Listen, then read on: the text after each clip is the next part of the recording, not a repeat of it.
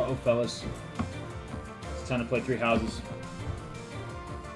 Let's get in here. What are we doing? What are we playing? Come on, guys. Okay. Finally, I can put on the freaking headset. Alright. Where are we? Who's in chat? What? I was in chat. Okay, Redux in chat. Kana, Mac and Cheese. Glad to have all of you in here. Cat183 and Cat Robot. Sorry, not 183.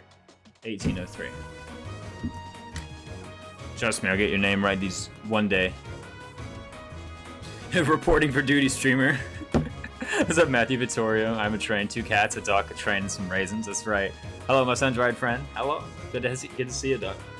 Good to have you back. Playing some Three Houses. I'm a macaroni noodle. Buddy Christ with this Edward emote? What is this? Oh, Karoy? Love that. That's right. Playing cool. Welcome back in, Kana. It's been a minute. But it's good to have you back in some Fire Emblem Three Houses. We're playing more Minimalist Maddening. That means, you know what it is, hardest difficulty in the game, Maddening mode. Azure Moon is the route. And we can't go to the monastery. We can't do ox battles. We can't do none of that crap. Can't even manually instruct. I've had so much work. Dang, dude. That sucks. People are like, hard work is its own reward. That's cap. I'm just saying, that ain't right. They're like, oh, if you just got like if you won the lottery, you would keep working, right? No. Hell no. If I won the lottery, I ain't working another day in my life. Get out of here. One of these days, Raisins will honor my Ash PMU. That's right. Guys, what were we doing? Right, we were preparing for the Lorenz paralogue. And I think I needed to consider whether or not I had any need to cert people into a different class if I won the lottery. You wouldn't know. Nobody would know. That's right. Get a lawyer. That's actually what you do if you win the lottery. The very first thing you do is you get a lawyer. The very first thing you do. Ooh. Sorry, I was like, let me take a coffee break, but it was a really good coffee. If I won the lottery, I do a lot of volunteering, but not an actual job. So yeah, that's better. It's closer to it. I ain't working though, that's for sure. Alright, where were we at? We're in the Lorenz paralogue. What's the deal with the Lorenz paralogue? We gotta kill this guy. Optional. We gotta kill this guy for his devil sword that drops. Optional. We gotta kill this guy for the advanced seal that drops. Not optional. Felix, where is he? Felix axe rank. I think he needs something like 8 axe rank. I can say with confidence of absolute non-misworking, so if I had to go on disability. It's for no specific Gaga games. Yeah, exactly. Do the map the way it's intended is optimal? Oh yeah, I don't know how it's intended though, actually. I've never read a dev interview about this map. We got Lord Dimitri. That's the point. We want Lord Dimitri. We're working towards this assassin cert. I'm also trying to get this B rank authority. Unfortunately, right? We don't have B rank authority now, so we can't equip Dusker Heavy for the map. Which means no model leader. That kind of sucks, but honestly, here's the thing. I could just take away model leader. Doubled battalion EXP at this point is like not really that important, I think. As far as I know, Stride Fire with the Lance of Ruin is the way it's intended. That's what I'm saying. That's what I'm saying. The devs didn't count on how good Stride would be. I think they did. Or they just didn't care. If I won the lottery, I'd befriend a girl from a poor village who likes taters and a loser prince with a hot brother. You go marry Lapis. Exactly. I don't think the devs intended Lunatic Plus to be playable beyond the first few maps, but here I am. There you go. Yeah, I really have no idea what the devs intended with all that crap, though. So I just say, I just play dumb. You know, we have exactly as much information that they intended you to just like make a Pegasus Knight and cast Stride on them and go 1, 2, 11 squares and then kill them. Which happens to be exactly how far a Pegasus moves with Stride, by the way. Just, you know, a fun fact in case you wanted it. I mean, who knows? Maybe that is. Maybe that is what they wanted. Okay, what am I looking at, though? Okay, we got some guys to deploy and equip. There's too much crap going on. We need to unequip. I know I'm just going to re-equip the same crap, but it doesn't matter. Wronghouse isn't here to yell at me for unequipping in this manner, so I'm going to unequip in this manner. And who did I say I wanted to bring? Okay, I did want to bring Anna Banana, because even though she sucks, she has Break Shot and Curve Shot, and that makes her pretty good. Raymond Redeemed Hydrate. I literally just drank some water, Raymond.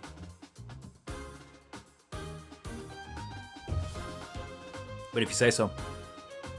I don't think they intended for Yuri to be peak male performance. Oh yeah, no. He's crazy. Look at him go. I saw flak myself a few times using these tactics. We'll continue to embrace the stupid mind mentality. Exactly. Just think whatever works in the moment, right? Why did I deploy Happy? She sucks. I guess she is, like, better than Flame. No. Who the heck do I even bring on? Do I bring Baltus? No. Baltus? To do? No. Actually, do I? Let's think about it, right? Okay. Let's take a look at some of these people. Because these guys, by the way, these enemies are actually pretty scary. Look at that. 10 attack speed? Holy crap. That's so much, is it not? And then this mage, too. It's not like... Wow, these mages actually don't even have that much more attack. They're like 2 levels above. And they have... Well, I guess like 2 attack for 2 levels is like actually pretty big compared to Flame Emperor Soldier. But at the same time, like only 22 attack? Holy smokes, that's really weak. What is this Happy Slander? Okay, maybe she's good. Maybe I'll bring her. What do you reckon? Oh, I undeployed Flame. Let's bring her. I got too many mages. Look at this. 1, 2, 3, 4. What am I doing with all these mages? It seems like not a very good tactic right now. Because a lot of them are just bad, you know? Let's forget about... Let's not even make a commentary on mages. It's just these mages. In particular, like Mercedes is alright. Constance is alright. Flame's kind of mid, let's be real. But she does exist, right? She has Heal Touch. I think I'm going to use that. Heal Touch seems like it would be a pretty handy ability on this map. Right, okay, I was thinking about this side. Okay, so imagine, right? Imagine we just put, say, like, Felix here. What can Felix even do, anyway? Besides, like, everything. Remember, I want him to get some axe rank if possible. I think 4 axe combats is what I need to do. Okay, let's see. Can I forge an iron axe? I mean, I can. Should I? Let's see what the forge gives me. Maybe I should be greedy and delay it just a bit. Okay, +1 might, +10 hit. That's pretty good. I think that's worth. Is that the one? Thanks a bunch. Come back. I need to buy door keys. Oh, you're a thief. Wait, when can you buy door keys? Because people are always like, oh, you need to buy more door keys, but I actually can't remember the shop that sells door keys. One of these days, we'll do an Iron Man of 3 houses, but Iron Man 3 houses scares me. It's so intimidating. I've never thought to do. Well, I've thought to do it, but I've never like committed to doing it. I already spend a lot of time in preps when I'm not Iron Manning. Imagine if I were. I'd be like trying to plan out everything, every single combat and every single chapter from preps. Okay, we have you. Is this a mercenary? Yeah, it's a mercenary. So you have Axe Breaker plus. Therefore, perhaps I should not fight you with an axe. Right? I think that's gonna be like the highest level of logic you guys will ever hear from anybody. Is that they have Axe Breaker, so I should not fight them with an axe. 3 houses Iron Man doesn't use Divine Pulse. I mean, it's all like self-imposed rule sets anyway, but most people I know who play Iron Man don't use Divine Pulse, yeah. Awakening not having purchasable chest keys is actually the devs telling you to bring Anna to every map, exactly. Usually by door keys a bit around after Tara. I don't remember the exact map. It's a shame the Cavalry Dragonbane is so stinky because otherwise Core and Fogata was pretty good. Core and Fogata was really good. The Cav Dragonbane isn't really like that awful, to be honest. Like Water's still good, you know? Giving you plus 30 hit on the enemies is still good. And then you have 6 move and 3 range.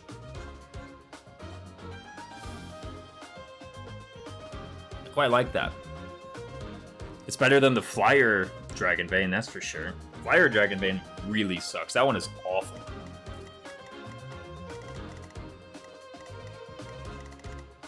And then you have 6 move 3 range, D-Hex and Dreadful Aura.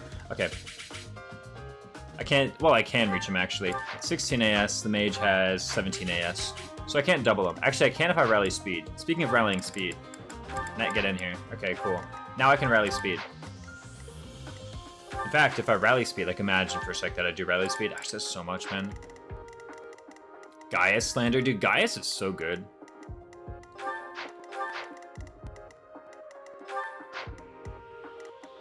I'm trying to think what to do about these guys. Because, like, okay, 15 AS, I can actually deal with that. Like, after I rally speed, I'm actually in business, you know? Like, I got 20 AS, they got 15, so I double them with the Iron Axe Plus. The issue is the hit rate, right? And for a moment there, I think I was trying to convince myself that not using a bat was the actual optimal play. But I'm suddenly not so sure of it anymore. I think I'd maybe rather just use, like, Saros Mercs. Not the J Mercs, right? There's no way it's Gerald's Mercs. Yeah, I need accuracy if I'm fighting Axebreaker Plus guys. I don't really mind it. Alright, so look at this. 31 avoid. Right, so 31 avoid, and then how much extra? 61 avoid. So 116 minus 61 is 55. 55 hit, and I double. Do I one round on the counter? Yeah, I do. Do I chance it? Yeah, I think I do. And then look at that. Yeah, how many enemies are coming at me? Maybe I do have to dodge tank, actually. You know, like, maybe I actually do need the J-Mercs. That's such trash, though. Right? I mean, it doesn't give me any hit, but it does give me some crit. Is that worth something? So let's do it kind of like on a case-by-case basis. I can either hit them twice or crit them once. So what's better, going from 55 to 45, which, by the way, is a massive swing in true hit. A massive swing. In fact, actually, if I'm suffering minus 10 hit, 55 to 45 is the absolute worst you can suffer, because that is 10 points of displayed hit going to 20 points of true hit. Heaven Awakening is OP and Anna is a Robin only until you get Tiki, which is so late in the game where you already have your main units. How goes the minimalism? Really good, Tenere. I mean, a lot, like, some of the para bonuses come from support, but most of it comes from just, you know, the class and the... Like, I'd say, like, once you're C, I think the support, the para bonuses from support are like an extra 3 stats spread around. And then when you're A, it's a bit more. TFH, only Martha's privileged enough to be able to bash you open chest with the Fire Emblem, leaving Crom to hire thieves, exactly. Well, doesn't Crom lose the Fire Emblem for a bit? Or no, I can't remember. You don't need to pair up Anna for her to use Rescue and pick locks. Robin has better pair-ups than just Anna. That feel. I thought you were going, like, for what it's worth. Okay, but here's the thing, right? Okay, am I really gonna try and dodge freaking Silver Sword Mercs with Axebreaker Plus? Yeah, I actually can't. They have 100 hit on me no matter what. Okay, now what? Let's think about this then. Because if they deal 31 damage to me, do I live, right? I mean, 31 minus 7 is what, 24? I don't live. I died to 2 Mercs. I guess I could... I don't know. Like, freeze one with a Banshee? Flame personal? Then they just stack Flame. This is why I'm really looking for that Armor Knight cert, you know? Do I have any stat boosters? Like, actually. Rocky Burdock, premium mana? No. Nothing that helps. I guess I can just try and look for a way to, like, lock them down. Like, I could just try to gambit them with the Blaze, for example. That leaves me in range of this Archer, but so be it, right?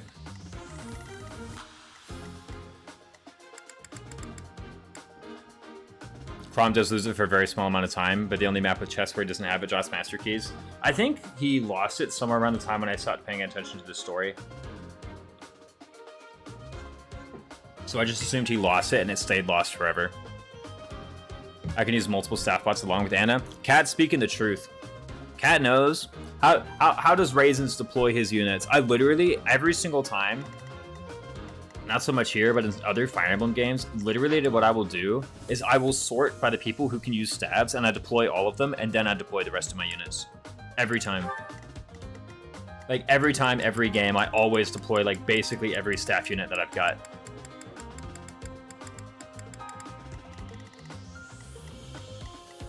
It's so good, just having all that utility. Oh, and then you funnel the EXP into fewer units. It's really nice. Okay, this guy has a lot of hit too. Maybe I don't need all that. Maybe I can lock them down with like, I was about to say with Fusillade, but I don't have Fusillade. I could be kind of funny and give Yuri like the mages. Maybe. Robin steals it back after the Grimly will think they've already won. Oh, okay, that makes sense. That makes sense.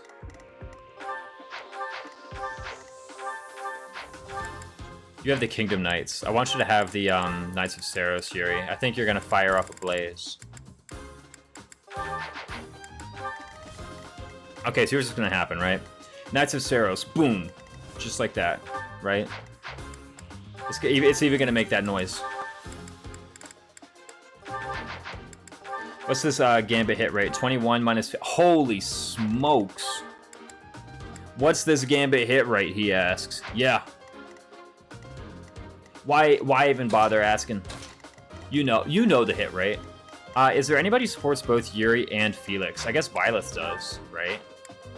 I mean, no reason not to just get him in there, right? I guess the reason is that Archer. That's a good reason. Because isn't this Archer just one round Violet? No, wait, what? Maybe not. So I want to... What are Violet's supports right now, even? They're so crap, honestly. Let's just find someone else who supports both Yuri and Felix. Felix one's easy. It's just any blue lion. Okay. Ingrid, really? I guess I could deploy, like, Adjutant Happy. That's always one thing I can do. How goes, like, the Felix Ingrid supports, by the way? We have Felix Mercedes. Wow, we have C Felix Ingrid. That actually does give me +1 might. Back a moment ago when I was wondering, I think I was like, oh, I'm one short of one rounding the guy. But now I just realized I have the Felix Ingrid support.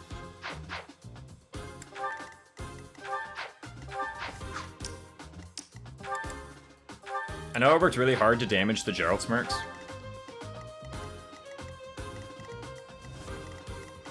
But I think I actually need to repair them for this map. Like, I think Felix is just gonna take a beating.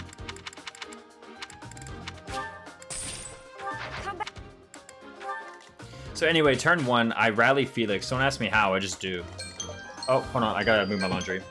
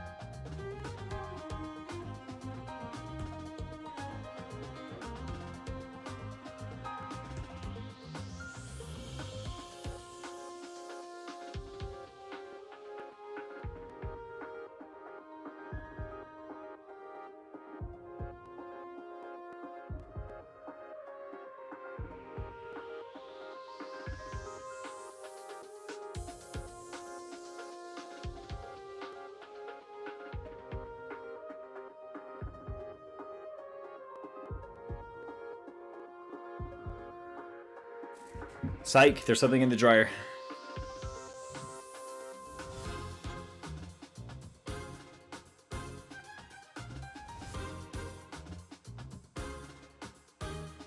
"17 minutes from now. I'm gonna have to do it again." Okay, so we kill this guy. Easy. Then what? What I hope after that point is actually that this cav goes over here-ish. Which means I think I actually want to try and hit somebody with a stride somewhere. So Yuri's going to be here. Felix is going to be here. I think that means we have to stride this square. So let's focus on having somebody be here. So who could be here? Well, nobody really has like 3-range magic. Not yet, at least. We will after this map, I guess.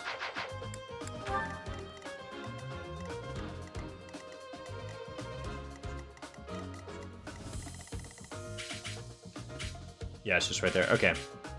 Because what I'm thinking about, again, is we're going to have a guy here, and then Yuri and Felix are going to be here, and turn 2, we're going to stride. Now, why am I going to stride turn 2 instead of turn 1? Well, turn 1, I can reach everybody I need to reach anyway, right? It's this guy, and this guy. That's all I need. I guess Constance can go around back. She has 10 AS. Maybe she'll get hit by the steel bow. Who cares though? Like, whatever. She can provide that support to Yuri. Does Yuri even like have actually support ranks built? No, he doesn't. Okay.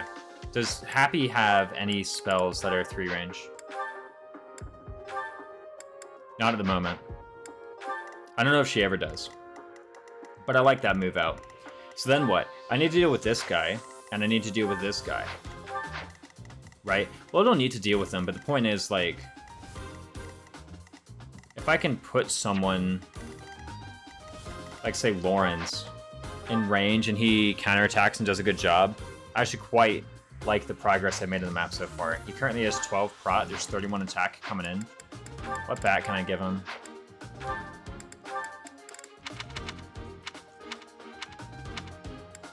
There's Church of Seraph Soldiers for +3. I think that's as good as it can go.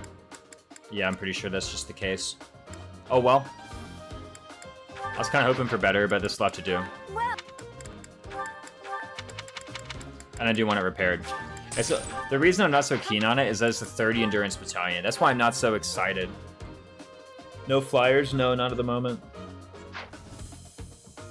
I've gotten Constance and Yuri.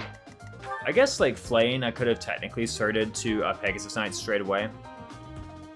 It was me, I was in the dryer. Yo, Cat Robot, why are you getting in front of my laundry? It's fair, my argument wasn't that Gaius has better utility, it's just Gaius has better overall unit.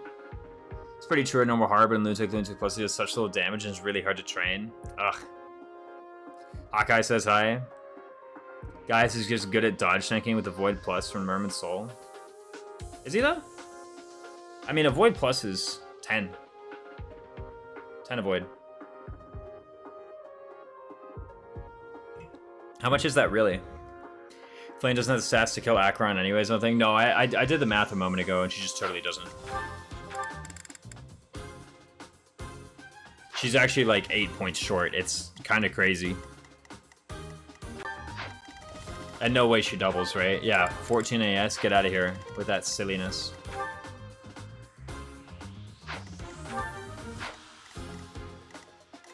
So I'm gonna have to play it a bit slower. Go here. Basically, Felix kills this guy. Cav comes up, dies to Felix.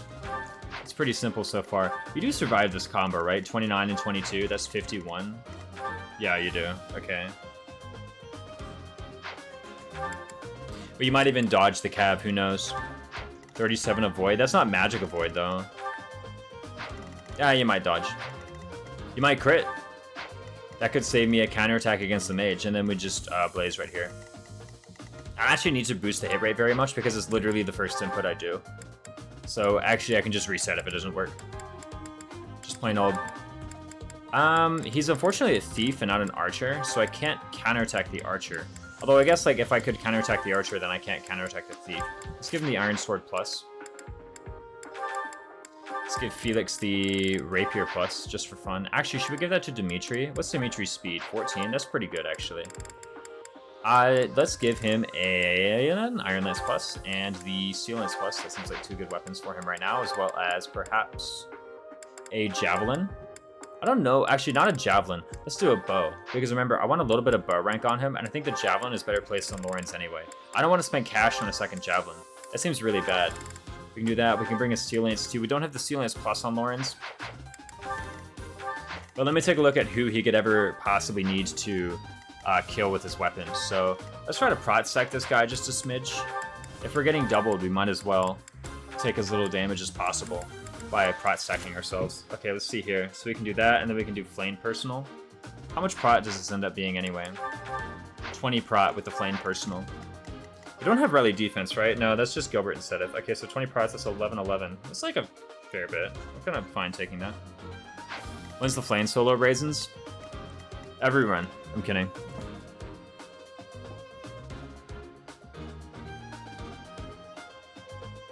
And I got an itchy nose, too. Okay, hold on a sec.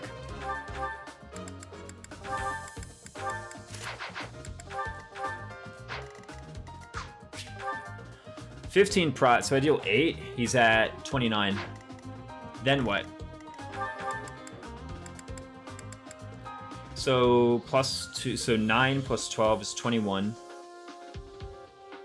Plus 14 times 3 is 4. It's 25. Plus 3 is 28. It's not enough. Yeah, it leaves him at 8 HP. So what do I do? Do I counterattack with a better weapon? Do I rally his strength? I guess I could. Do I just say, screw it, and use Felix for this instead?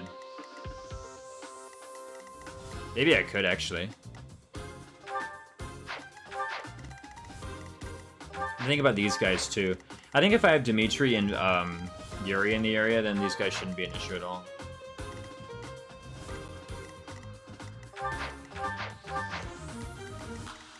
If guys in almost every map you bring them and you give them kills, like, that's the thing, though, that Kat said earlier, was that it's hard to give guys kills.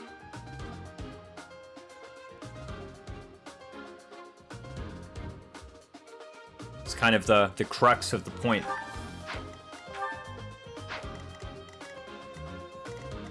What I really want to do is just see if I can't... Okay, actually, this is pretty good, because this baits the Pegasus over immediately.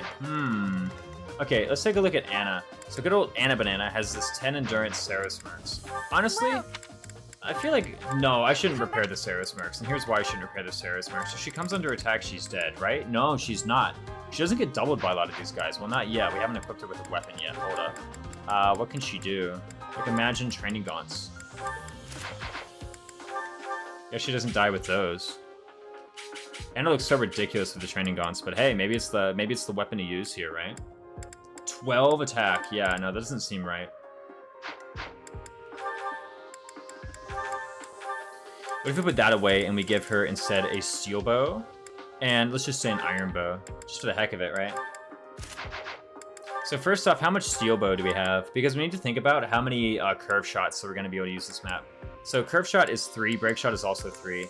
At the moment, this steel bow has enough for 4 curved shots, or the steel bow plus has enough for 4 curved shots. But how many Pegasi are there on the map? 1, 2, 3, 4. 5. Anyone else? 6. 6 Pegasi, and this one even has a bat. Alliance Pegasus go? Dang, plus 7 avoid. That's actually a lot. Wait, what? An Alliance bat giving plus hit? Since when? Can't believe it. I remember looking through the Alliance store the other day, the Alliance Battalion store.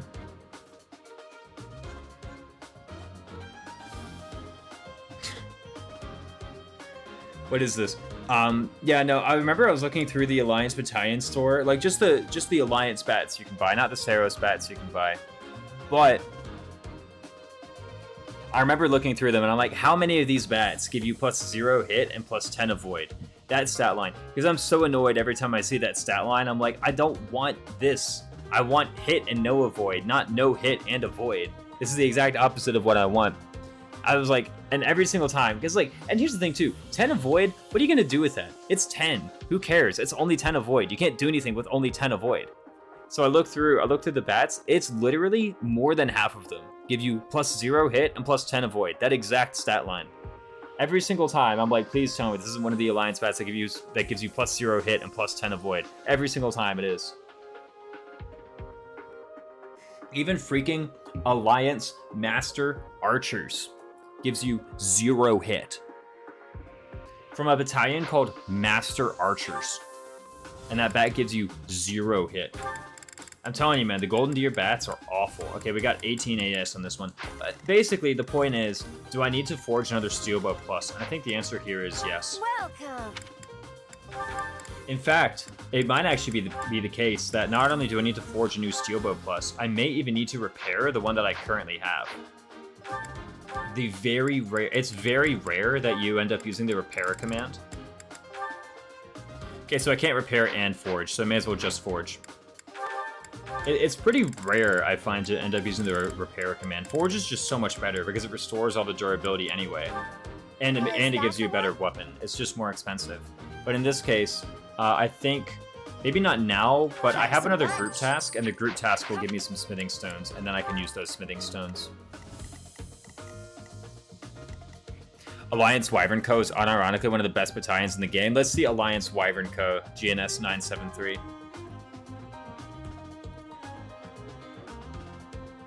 I vaguely remember not liking Alliance bats for that reason. I know, it's like they give you nothing, but it's like, can I offer you 10 avoid? No, I don't want 10 avoid. Who wants 10 avoid? I don't need that crap. Whoa. Game changing. I got 10 avoid. Let me see this bat. Alliance Wyvern. Oh, it's the impregnable wall bat. Yeah, it's flying and it has impregnable wall. Yeah, that's kind of useful. That's like their one good one. I thought it was going to be for the stats. But even then, like, I mean, I don't know. You can cast impregnable wall from the ground and then fly, and then the next turn fly and do your thing, right? You know, maybe that's maybe that's moving the goalposts a bit. I want 10 avoid. Get out of here, mac and cheese. Yeah, I'd much rather have 10 hit. Even 10 set. Yeah, 10 avoid is like, okay, if it was larger, if it's like 20 avoid, like, okay, now we're talking, right? If it's like 20, like if it's 20 avoid, like, okay, hold on, now this is like a real number, you know? Like, maybe I can do something with this, but 10 avoid is like, what? What am I doing? What, like, seriously, what are you doing with that? +5 attack with impregnable wall is nice. Yeah, it's okay. It's no Empire pegs in my opinion, but I guess like, and here's the thing, in a way this kind of feels as though I'm just trying to find ways to continue to be mad at, what is it, Alliance bats in the face of pretty good evidence that you've given me so far. But also it's the only impregnable wall bat that requires C. Don't both of the other routes, their impregnable wall bat only requires D? 3 houses is a tiny bit imbalanced, who knew? Yeah. Alright, that's gotta count for something though. Like, I understand in a way it feels like, come on, Raisins, you're really just grasping at the straws, trying to find something, some other reason to be upset because, you know, GNS in chat, clever as he is, has pretty well dispelled your current complaints, now you need a new one. But you know what, I'm just gonna double down on it. I'm gonna double down on it. The fact that the impregnable wall is at C instead of D, it's too big a deal. It's too big a deal. I'm kidding. I want 10 avoid. I think the extra rank is worth it for what you get. Yeah, the flying utility is there. Where was she running? The bench? Yeah, no. Hey, Empire. Doesn't Empire get reversal, though? They don't call him double down raisin for nothing. That's right. What's my favorite one? Hold on. The worst bat in the game. There's actually no bat worse than this one in the entire game. My favorite, Alliance Physicians. Have you guys ever seen Alliance Physicians? I've brought this up on stream before. This awful, awful bat. Where is it? Post it in chat. There it is. Alliance Physicians. B rank battalion at level 5. You get ready for it. 3 magic. Here it comes. 0 hit, 10 avoid, 4 resilience, 4 res, and 7 charm. Whoa, 7 charm. That means your gambit hit is really good, right? Resonant white magic. At B. At B. And the worst part is, you have to pay gold.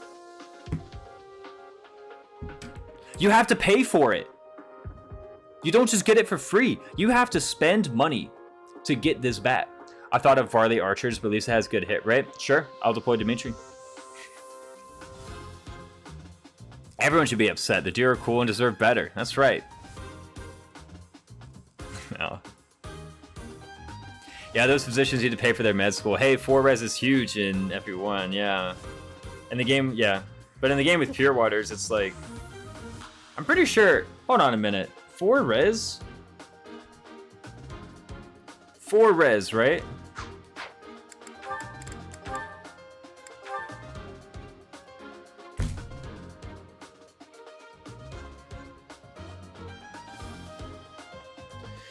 Okay. Varley Archers kind of base. They like... I think Varley Archers are pretty bad for like the time of the game that you get them. But like... Okay, how bad are they? Let me look at Varley Archers again. Let me just take a look. I remember there was like something about them that was like, okay, maybe they're good for this reason. 0 physical, 0 magic, 30 hit, -10 avoid. It helps you set up Bernie personal. 5 prot, 7 charisma, and Fusillade. Yeah, this bat's kind of awful. I mean, okay, here's one thing about the bat. It gives you +20 hit, untrained. That's like the nicest thing I can say about the bat, is that it gives you +20 hit, untrained. You don't have to level it up a bit in order to get that +20 hit, if you want it. There's probably better things you can do. Fusillade and 30 hit, though. 0 offensive stat. I mean, like, 0 offensive stat is pretty bad, though. You know? Like, that's pretty bad. Yeah, Fusillade's okay, but for B? No. If I'm thinking about, hey, I'm just gonna have a Fusillade bot, I'm just gonna get, like, a D-rank Saris Archer. It is 60 endurance, I guess, but who cares? Be right back.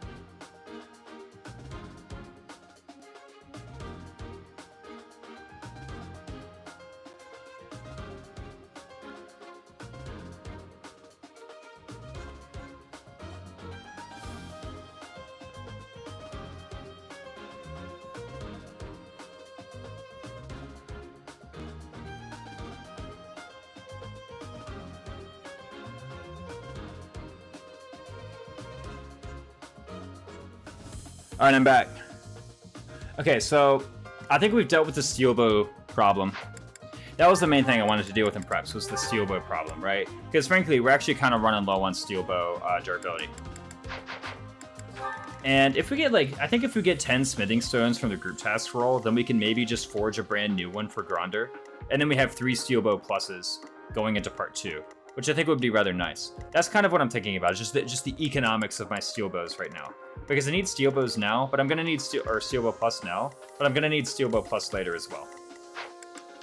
By the way, does steel bow plus actually get any plus hit? I need to see this. 80, no. Just plus might. But I don't mind the plus might because, I mean,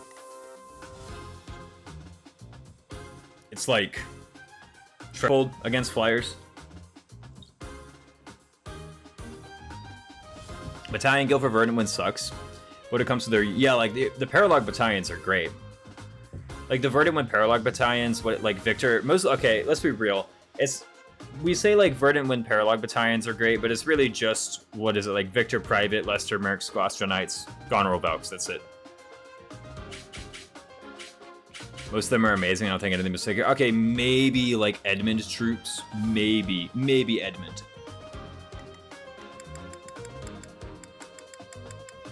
Sound Militia. I used to be a huge fan of Sound Militia, not anymore. It's hard for me to view those as Verdant Wind bats, though. No, that's kind of the issue, is that it's really hard for me to view them as verdant wind bat, because any root can get them. You know? It's not like Empire Pegasus, which is a really good bat. Like, Empire Pegasus Co. is a really good bat. I think it's fine for a C rank. Sound Militia. Yeah, but it's like, you gotta beat Turtle Paralogue for it.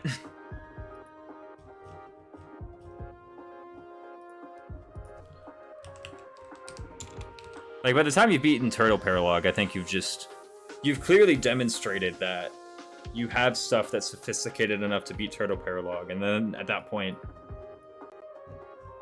I guess like 5 Charm on a Fusillade bat at C, or Poisoned Arrows bat, actually, that's plus 10 hit. Let's not forget Poisoned Arrows. But again, like the context, you've beaten Turtle Paralogue, which is like one of the hardest paralogues in the game. In my mind, at least, it's one of the harder ones. I used to be a big fan of it. Like, when I first did Verdant Wind Maddening, I swore by Sound Militia. I'm like, this is the best bat ever. And then I think the only thing that changed, actually, was in both Crimson Flower Minimalist and in Verdant Wind Force Attack, I did Turtle Paralogue, and I just never found a use for the Sound Militia. Keel Wyvern's super good. Yeah, Galatea Pegs. Galatea Pegs are pretty good. Keel Wyvern is like... Keel Wyvern is up there for, like, best bat. Like, okay, top 5. We all know what the best battalion in the game is, okay? We all know what the best battalion in the game. I don't even have to say it. Right? Sarah's Holy Monks. It's the best bat in the game. If you remove Sarah's Holy Monks from the game, holy smokes. Love me some Stride. Like, okay, here's the thing. If you were like, I'm just gonna remove Keyhole Wyvern from the game, that would stink, but I would find something new. You know? I would find something new to do. If you remove Sarah's Holy Monks from the game, like, holy crap. What do you even do? What do you do about that? You just lost Stride. I guess you could, like, do Sylvain Paralogue, Fembyleth Stonks Rising. Right, yeah. Or Anna's, or play Azure Moon. Just get Kingdom Cavalry, lol. Just get the second Stride bat. Alright, I'm pretty comfy with this turn 1. The only thing that remains to do is to just, like, put some items on people, I'm pretty sure. Some items and some bats. No, the bats are already sorted. Okay, although I think I want the Stride bat on... No, not Reclass. I want the Stride bat on Fergie again. Reason being, pretty simple. I want Annette to be able to cast Rallies both turns. Turn 1, I'm not going to cast Stride. I've already determined I'm not going to cast Stride. You're kind of good here. I don't need, like, a sword on you or anything, right? No. And make sure the arts are okay. Like, for example, I need to make sure... Who the heck even has depots in my army right now, anyway? Ash does, but I'm not deploying him. It's literally just Felix and Anna. So these guys are my people for taking out flyers. Turn 2, actually. I'd better have a plan for this girl. Do I have one? 48 avoid. Holy smokes. Okay, let's think about this. So I could curve shot, steel bow, accuracy ring. Whoa, no. How much is that? That's 150, right? Yeah, that's 150 hit. Minus 48. Oh, wow, that actually just does work. Okay, I thought there was some kind of complication. Like, I thought her curve shot, like, just didn't do anything. We have +1 attack. How much is this anyway? 33 plus 10 plus 3. That's 46 damage. That's pretty good. That's 30 damage. It's like most of the way there. Thief Rosado is even cuter than normal. Yeah, I love the poofy sleeves. The best bat is Gerald's Mercs because Gerald trained them. J-Merc, I'm gonna be honest. J-Mercs, that's the Jagan. That's the Jagan. They look good, but man oh man, they fall off. The best bat is a Louisville Slugger you can use to whack Akron in the face with, yeah. Is Anna starting to act like she's good? I don't like it. This is by far the most times I've ever deployed Anna seriously in a campaign. 3 Anna deployments. And not even like meme Anna deployments. Three Anna deployments where I'm like, she's the unit to deploy. Is she actually? She has 9 strength. How much does Ash have? If Ash has 9 strength, I swear to God. Okay, we're fine. Boy, for a moment there, I thought. And here's the thing too, she's actually kind of close to 10. You know, think about it. What if? Imagine she gets to 10. That'd be worth something, wouldn't it? Would it not? What other stuff we have? We have Wrath Strike, my Break Shot. I like those arts. Okay. Maybe we can ground her. Oh, gosh, but ground her into freaking Lance Breaker? No, I need a better, like follow-up than that. Dusker Heavy Soldiers, really not. Yeah, they're pretty good. I can't wait till I can actually like put them on somebody. Right now, Dimitri's defense kind of sucks. You know, I trained him in heavy armor. Wait, didn't I get him weight -3?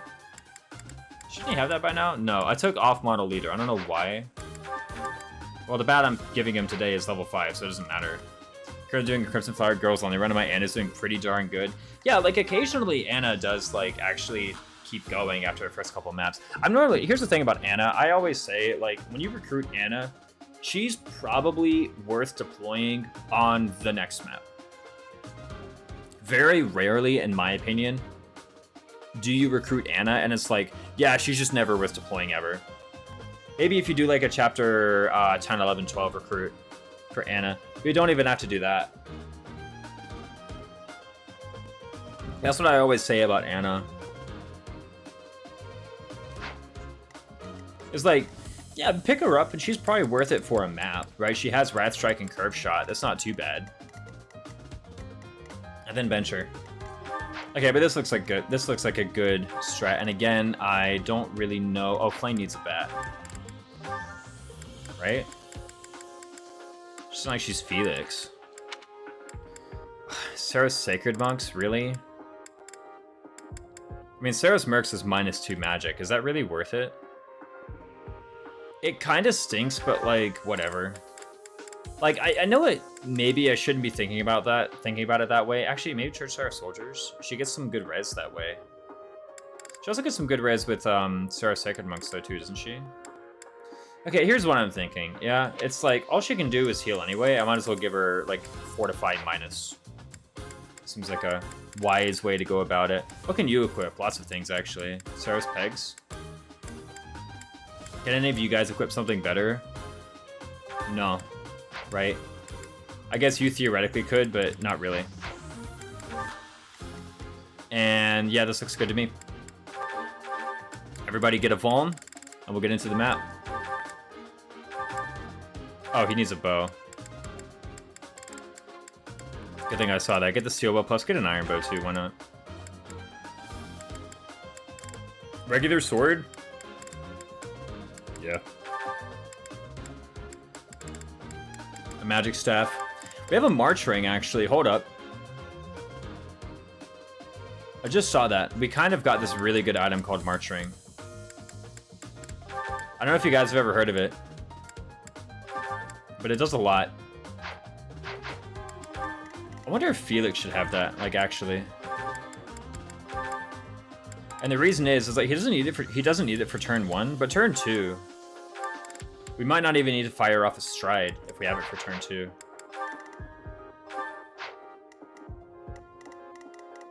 Yeah, this seems right to me.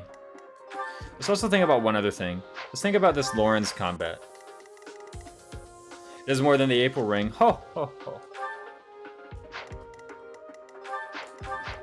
Let's think about this Lorenz combat.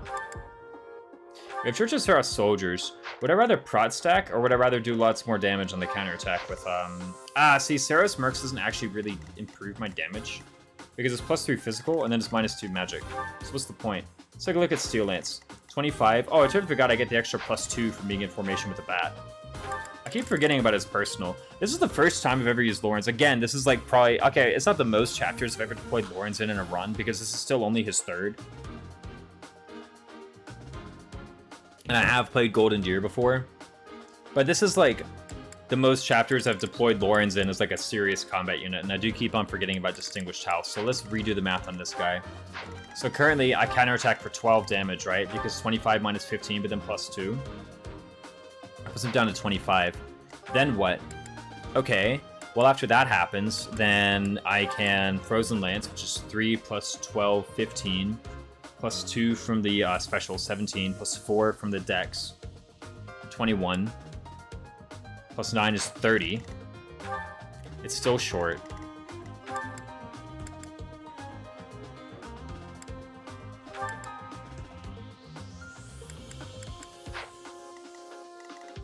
How short was it?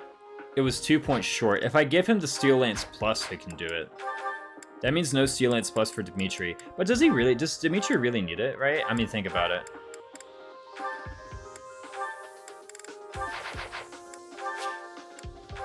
This should be good. Alright, after that little switcheroo, I think we're pretty fine. So Byleth, of course, doesn't really have the March Ring. But actually, I could maybe March Ring Byleth up here. And that just gives some plus EXP to Felix. Do I care about that? Not really, to be honest. It gives plus support to Felix. Do I care about that? Yes. So here's what I'm gonna do. Give me this just for a sec. Far more enemies than I expected. Oh, and well. That is Acheron. Good to know. I was like wondering why the heck is this taking so long to like resolve. Okay, I can't remember exactly the AI in this map, but I think just everybody is aggressive all the time. So I stand ready. It's a fair assumption to start with. Again, Steel Lance we're gonna have the 20 prot once we're in formation with Flame here. You know, I could actually go here. No, if I go here, I just get blazed. Okay, we've been over this. I can't go there because I just get blazed.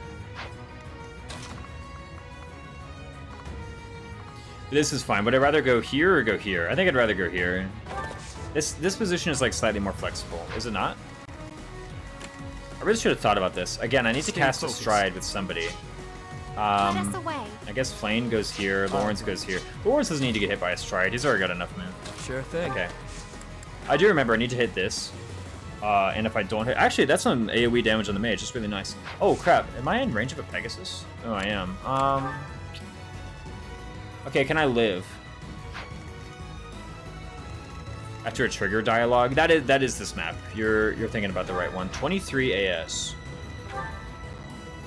19.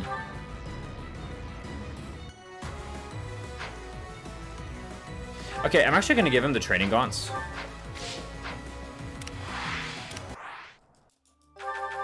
And that's the weapon that he's going to use to fight that Pegasus.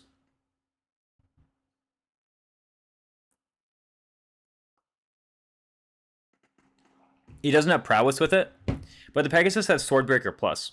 So he has more avoid with the gaunts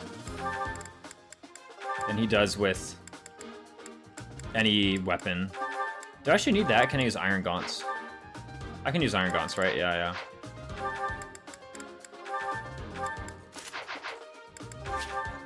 And the point of that is I actually need enough AS to not get doubled. That's kind of the really important part. You're doing the White Until EO and Light 1 Byleth. Or, yeah, I'm doing the Super Byleth.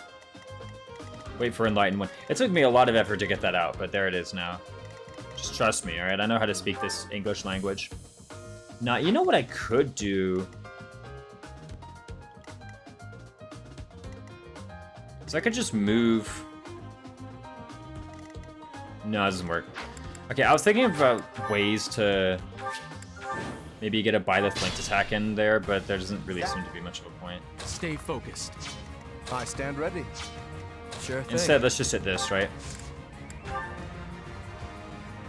You know what to do. You know what to do. Mentions poor enemy Pegasus Knights are way too scary in this game. Yeah, no. They have, like, the advanced class bases. I don't know if that's a maddening only thing or if that occurs in normal mode as well, where they have, like, advanced Pegasus bases, essentially. There is some crit coming in. Some. Not a lot, just some. Actually, only the Archer has crit, and they have 1%. It's 15, and then it's 17. Holy crap, they have so much hit, too. I guess, like, even without the prowess.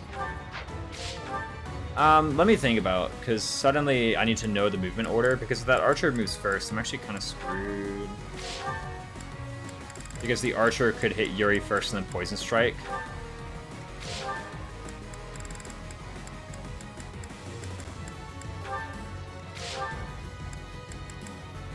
Trying to see here.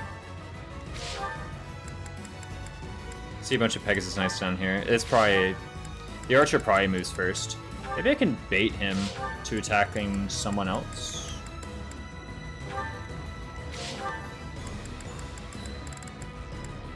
Yeah, looks like it. Okay. At the moment, he's moving after the archer. And the archer is a pretty good hit. Let me see if I can't offer up a more attractive target for the archer. It seems like it's going to be hard. Because, like, look at this Pegasus range. It basically controls everything that the archer does. Just tell Lear to summon Byleth and then fire the emblems against the enemy. Yeah, with your 3 houses. See, Spicy Cool knows how to play this game. I've heard of it, but never tried. I don't know if it's worth it. I've done it before with Byleth. It was, like, okay. The most immediate downside is actually that you can't recruit faculty for a really long time. Just talking about it, wish you a good stream. Have fun raising. For sure, Arford. Always good to have you in, even if just briefly. That's the main consequence of the choice, to be frank. Hold on a sec, let me think about this real quick. I'll cut through.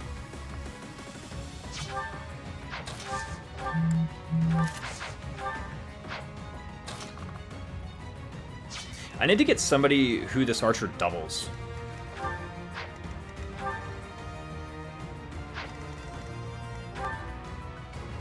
If I can get a leather shield onto Dimitri, then the archer will double him all of a sudden, which is what I want.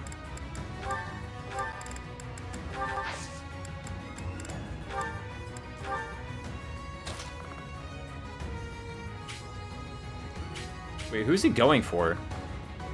Okay, finally. You guys saw that, right? Like, the line was like, where's the line going? You know? For remember there, it was like really ambiguous. But anyway, now that Dimitri's here and the archer doubles him, what this means is he will not attack Yuri, which means they won't have a combo kill. In fact, I can actually Iron Bow to get this kill. That seems pretty good, does it not? And then, well, someone has to come up behind to trade, but that can be Anna's job. This seems like a okay way to gain some bow rank. I must stay focused. And we need to keep him on the training gaunt so he doesn't get doubled, right? Now again, they're going for Yuri, but all we need to do is have Anna come up. Anna, good? What?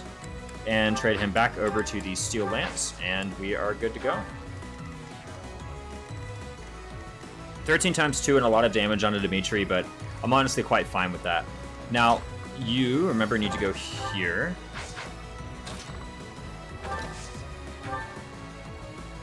With your Iron Shield out. Are there any faculty you don't need Byleth level to recruit? Theoretically, if you get them to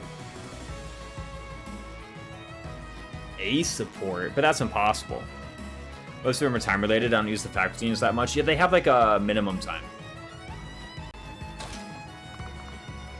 A day past which you can't recruit. Here goes. Yeah, you just outright need Byleth level to recruit the faculty. I don't even know if you can do the B support auto join thing. Anyway, the thing about Marching is that now I can grab Felix. And unfortunately, I have like a basically no good stride. Because remember, Flane is kind of involved in this whole operation. Is this even worth it though? Like, what if I just let him take the damage and then I heal it back? He needed this to kill this mage and then the cap, yeah. Oh. You're weak. I mean, the faculty units are still good though, right? Ingrid has a sword equip. Have I improved some?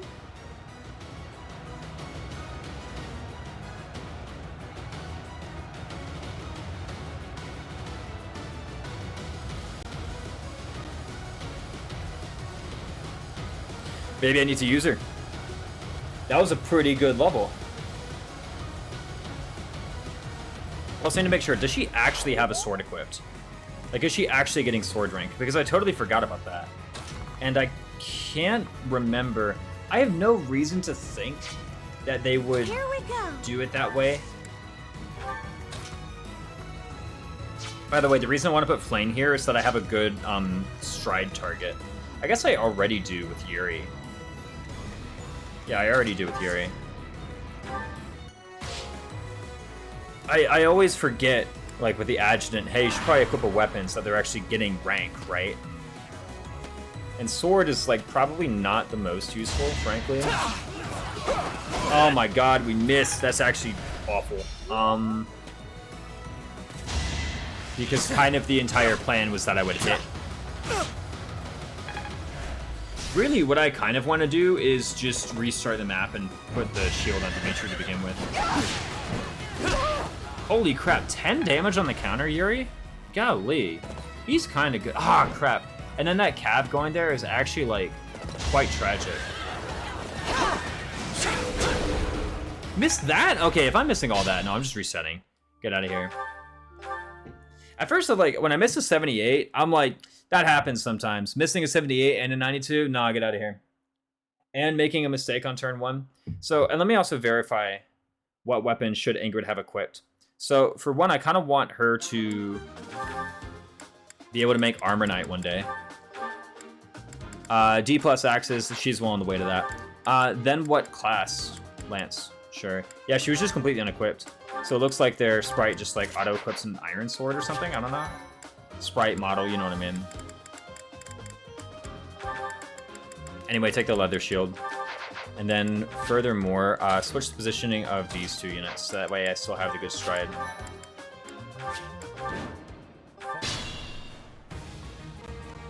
I'm so used to a Tano stream, the resets always surprise me. Yeah, no. This ain't no Iron Man. I ain't like that. Okay, this is just the first thing to do. Always, right? Missing a 78. Missing the 78 and the 92 was like, really, man, get out of here. I'm just gonna run it back from the top. Run it back from the top, yeah. I do like Atana's streams. They're like, they're very entertaining. Over already. Here we go. Here we go. Oh, Anna good. Again, switch him over to the Steel Lance. We need to weigh him down, right? Mercedes is going here just to provide stride. She can't do anything, right? Well, like, right now is what I mean. Like, in general, she can do things. Sorry, I'll go. Why am I even Much better. It's because I'm using the J-Mercs, right? Now, the thing is, I don't have to worry about missing the adjutant level because adjutant levels are actually, I don't remember when they're re-rolled, but they're not re-rolled on map start the same way that, is this still a caps lock on this stream? No, that was yesterday, or the day before. Regular levels are re-rolled when you start the map. Adjutant levels are not. I don't remember when exactly they're re-rolled. But the thing is, this is like just a perfect level, right? Oh no, no charm. Who cares? No magic. We can't do Frozen Lance Ingrid. I'm not doing Frozen Lance Ingrid. For one, right? Let's get one thing straight. I'm not doing Frozen Lance Ingrid. I stand ready. For two. Let us away. The sun. That's actually it. I've kind of said everything that I feel like I need to say on the matter. If not, I have no place here. No, you always have a place here. Maybe I should have thought about the cab positioning on the left. Because what's going to happen is this fighter's going to move there, yeah, see? And then the cab's going to move behind as opposed to moving towards the square to the south. And a nice dodge from Dimitri. There we go. I'm getting much luck here. I still get hit, so I still suffer the poison strike all the same. But you know what? It doesn't really make me too upset to have suffered that. Frozen Lance Lorenz kind of base. Oh yeah, no, Frozen Lance Lorenz. See, that's the thing. Like the cab moves to kind of an odd position, and I don't really like him over there, but yeah, so be it. Oh, crit. Just kidding. Ingrid support, right? There we go. And Lance rank. I was about to say maybe I should have made her like a soldier or something to start mastering a class. That is one thing that Ingrid can do, I guess, is just be like reposition flunky. It's kind of depressing to think about her in that way, but hey, it is a way that one can think about her. Okay, so let's think about this, right? Speaking of thinking.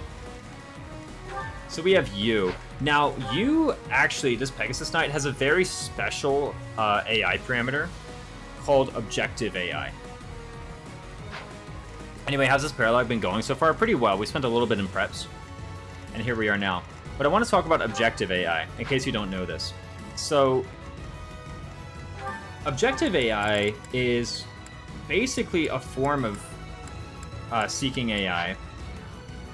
Or it's a form of like non-combat AI. And what they do is this Pegasus Knight, who I think started over here. What they do is they have a destination square. In this case, this guy is trying to seize the tile. Yeah, that's what this Pegasus is trying to do. She's trying to go over here and seize the tile. Now, why is this important? Because unlike other units who are, you know, maybe just looking for combat, a very important quirk about these units is that they will not attack you unless you are on the fastest path to that tile. So right now, this Pegasus, because she decided to move all the way here, the only path that she will consider from here on out is this one. That's all she does. And she will only attack enemies who are along this path. Not to be confused with Objectivist AI, which is AI that's a fan of Ayn Rand. Exactly. Heh. This guy, Pegasus Knight? Oh yeah, it's a guy Pegasus Knight. I don't know. Whatever. It's kind of interesting because if the Pegasus Knight had instead decided to go like this way, then like say instead of going here, right? Imagine it went say here. It would be so much more threatening because now it's still considering, you know, getting to this path, but now instead of everybody along this line being a target for its attacks, it's like it would have been everybody in this rectangle is like a valid target for it to attack. But again, it's only ever going to consider units along the shortest path, so it won't make attacks. Now, why is that important? Well, it's important because it means I can move Felix, or not Felix, this guy. I have like too many femboys, or not. I know I didn't call Felix a femboy, but you know he's the type, right? He's like he's close enough to Yuri. I have Felix and I have Felix too. All right, let's be real. Can never deploy too many femboys. Ugh, I know, right? The point is, I can go over here and I can actually blaze this slot. And even though it says I'm in range of the Pegasus, I'm not, because the Pegasus is not going to come and attack me. I have too many femboys. I know, I can't keep track of them. Treated with class gender locks, someone likes femboys. And in Rosato's case, he still has the... Well, he's not transgender, I guess. He's just... he expresses himself very... in a very effeminate way. But he still can't go he still can't go basic flyer, which is the only gender locked class in Engage is basic flyer. But the point is, I can go here and I can blaze this and I can blaze these guys, and I don't have to worry about this Pegasus. Linhardt probably counts. Nah. Linhardt is literally as manly as they get. I don't know what you guys are talking about. Holy smokes. His desire to be the cutest, exactly. So I think this is a fine turn for a stride. I guess as well though. What if I just like go here and like? That seems okay. I feel like I would really rather just, you know, lock all of them down for real, right? So if I blaze this whole lot, then what?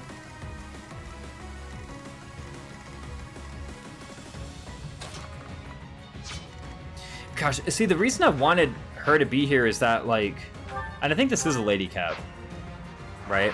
It's hard to tell, but I'm pretty sure this is a lady cav.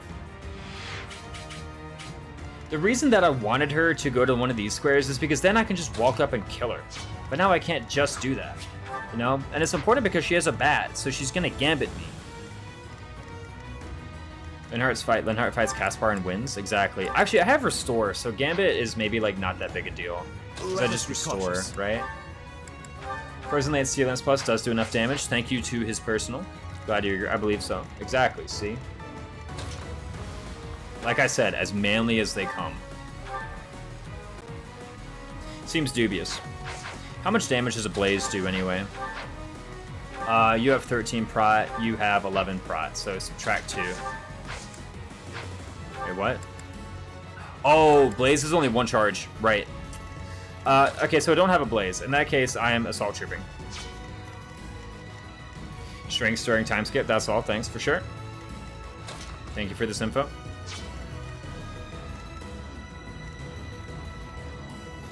I guess Dimitri could like go up here and fire off a assault troop. I gotta say, these guys have pretty low charm, these enemies. Like, they're rather easy to hit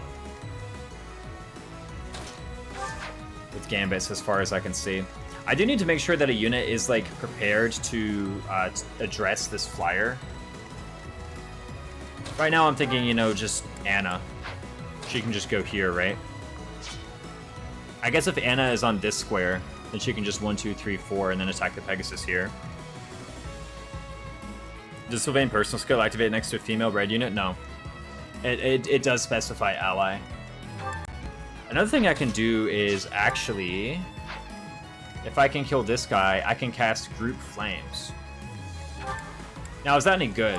I have 17 resilience, and this guy is the only one who can attack me. He doesn't have a bat, but he loses 2, so I take 3 twice. Yeah, that seems pretty good. Like, you can attack me and you can attack me, which I don't think, like, I don't think either one of you matter. What about the Gambit hit rate, though? It's not really that good off this Group Flames. This might be a... Like, what I was thinking about is there a way that I can get away with not using a stride? And I think the answer is no. I think I just always use a stride. I also totally forgot to trade over the March Ring last turn. That was actually a pretty important part of my strat, because now Felix can't go into this forest.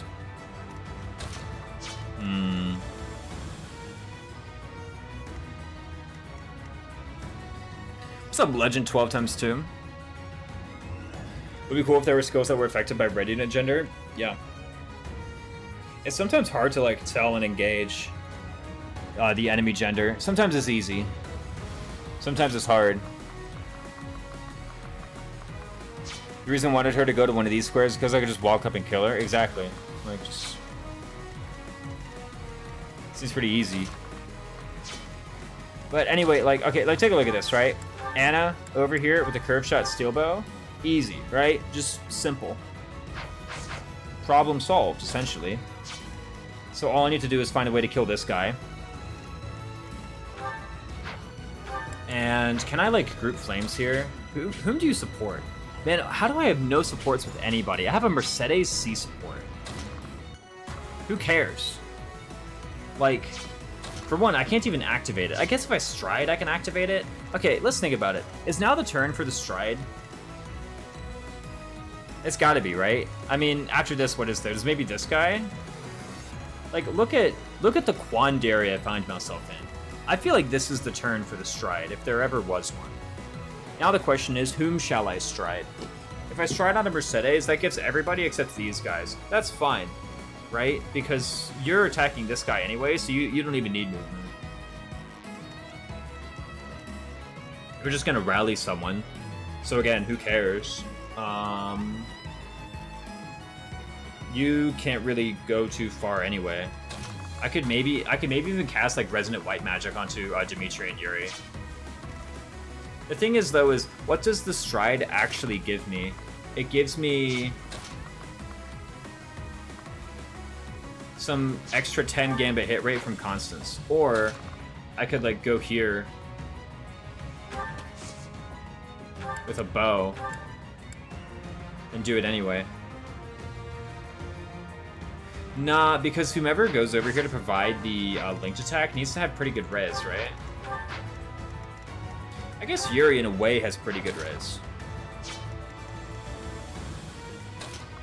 Or I could just chance it, right? It's pretty bad, but I could. It is a 60-hit gambit.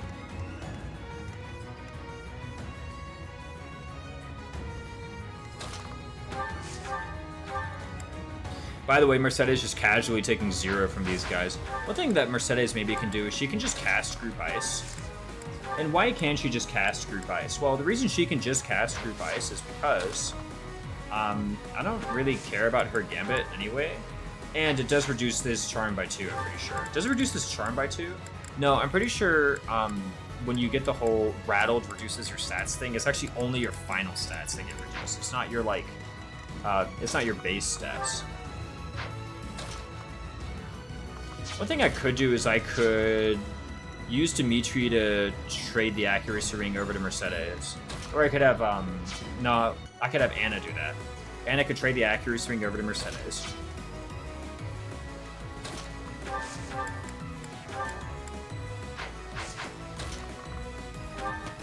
It's pretty rough, actually. No matter what, I'm kind of... Actually...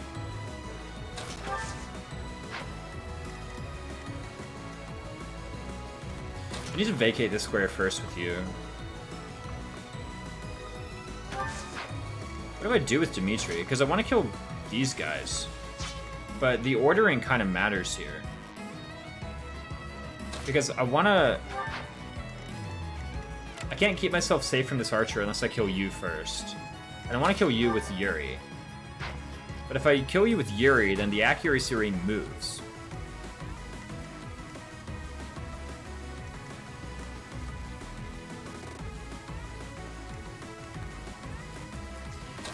If I could just vacate this square with Dimitri, if I could find maybe something else useful for Dimitri to do. Wait, here's what it is. Is it not? Ah, okay. Here's what it is. Okay, you're at 23. You're at 24. So what happens is we're actually going to do a bit of a crisscross. So ordinarily, I said Lorenz is going to Frozen Lance this mercenary, and then Dimitri's going to like kill this guy. However, what we can actually do is we can just crisscross. So I can instead just Tempest Lance, Steel Lance this guy, right? Or can I use Night Kneeler for this instead? Can I use Iron Lance for this instead? Yeah, this looks best. And then Lorenz can, after all that, 1, 2, 3, 4, 5, 6, 7, and then check this out. He's not going to do it from this square, but just to demonstrate that this combat does actually work. Look at that, see? Now I do need to hit, but let's not get entangled in such details. I grew a 1/4 inch taller after starting testosterone, having top surgery. I think it's mostly from less slouching. That's right, posture growth. I really ought to quit slouching as much as I do. It's an awful habit. Now this means nobody is rallying anybody. Do I care though? Oh my gosh, all of my other magic attacks are really crap, right?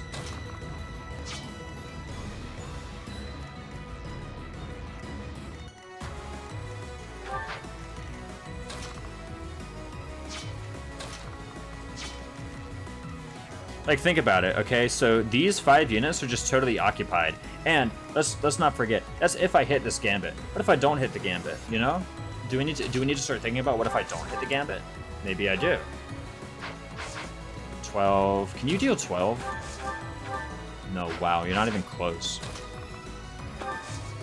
What about, can you deal 12? You can with the magic staff, actually. Okay. So what I can do then is I can actually just move Flame here and just grab the magic staff and point blank Nosferatu this guy. So gravity out for about a week. Yeah, I can imagine. It's like, what the heck? But now I'm thinking like, okay, what's actually going to be done about this lot over here? 1, 2, 3, 4, 5, 6, 7. That's still pretty dangerous. Are we just going to let this cav roam free? What do we do? Attack him with a bow from Felix? 1, 2, 3, 4, 5, 6. We can do that. How good is that bow attack anyway? Like, imagine we do that. Not really that great. I guess, like, Steel Bow still kills. It looks worse than it is, by the way, because remember, I'm actually going to be here. After the March Ring is moved. I really should have just moved it last turn. Because now I actually have, like, Byleth's positioning is really restricted this turn. Because I forgot to trade the March Ring last turn. In Lysithea's case, I blame the crests. Exactly. Okay. I figured it out.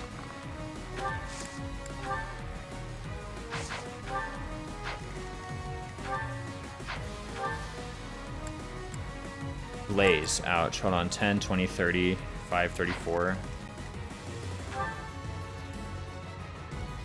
He actually dies to the Gambit if it hits.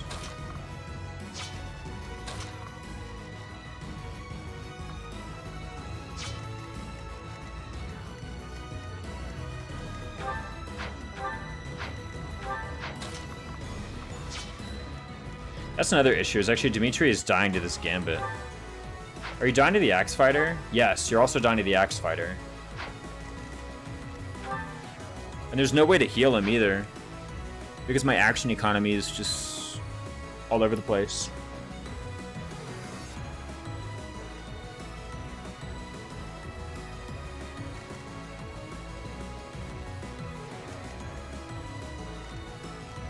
BRB, yeah.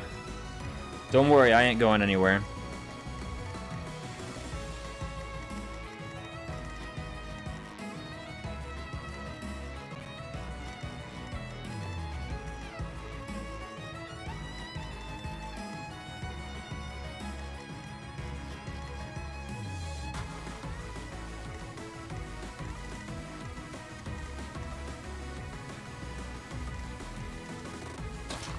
What about if Felix did this kill as opposed to Mercedes? And then Mercedes still traded over the ring.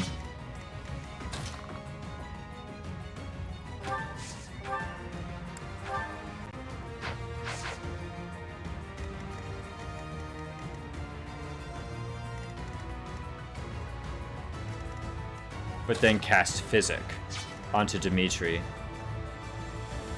But then both of these guys move and fight Dimitri.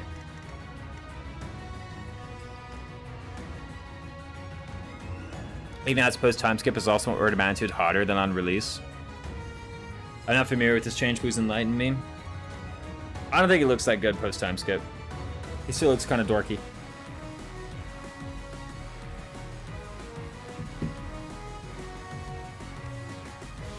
That's the thing, you say he's an order of magnitude hotter, so that's 10 times hotter, but 10 times 0 is still 0. Sorry, Ignat's appreciators, I just don't see it.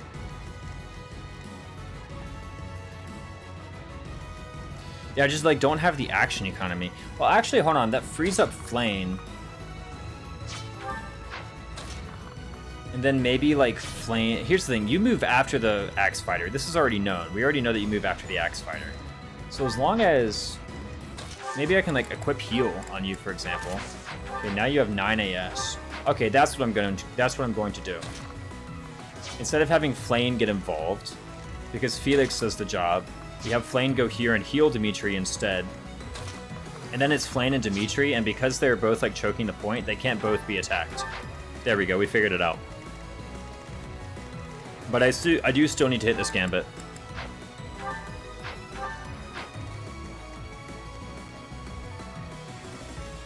You know, also, what am I worrying about this accuracy ring for? I could just trade over the brooch.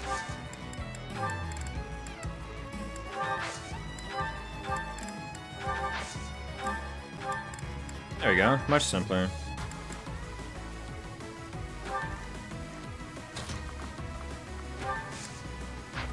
In fact, now that I've done that, I can actually have you be here as opposed to Dimitri. Is that meaningful at all? No, right? I'd rather have Dimitri and Flame. And then Lorenz down here. First off, it looks cooler.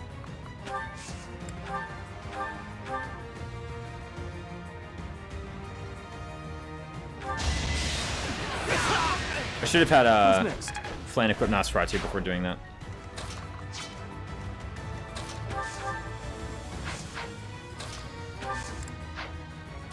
Zero plus 10, that's 10. Infinitely larger, multiplicatively, that is. What if 10 is added? That's not an order of magnitude, that's plus 10. I still want the accuracy ring on you, though, actually. Because now this curve shot is 100% hit. Let's go, Anna. Boom! Who's next? That's right. Who's next?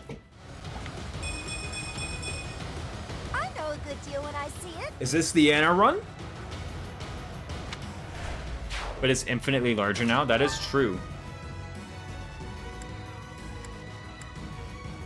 Okay, Iron Sword is guaranteed to kill here. May as well. Not too shabby.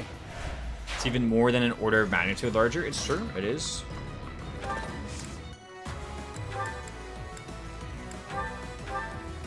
These hit rates are kind of sus. Doesn't matter, though. A trivial victory. I know, what the heck is this Anna? I was just deploying her because I thought her arts were good.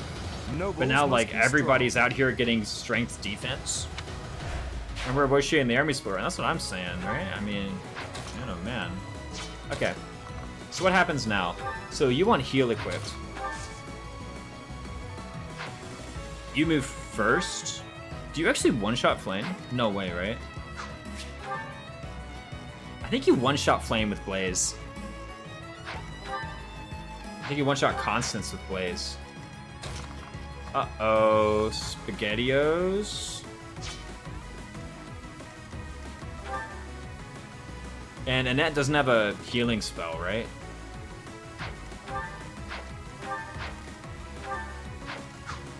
Can we rally anyone's speed? Because I was training her authority before I was training her faith. Which, to be fair, did give me rally speed. Oh, here it is. If I take off the Steel Lance, then the Axe Fighter no longer doubles Dimitri, which means he'll target Flame. Aha, we found it. Okay, cool. Wait, does Flame live the Axe Fighter? 35? Yeah, she lives the Axe Fighter by 1.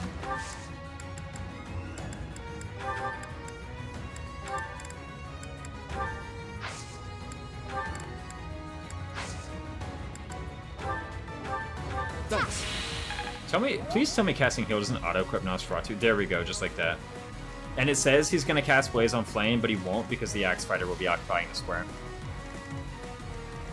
It's just an anti kind of world, exactly. This is what we do to survive in these harsh conditions.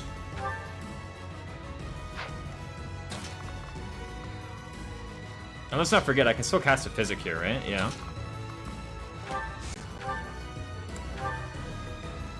It seems like the easiest way to do it. Just like that, right?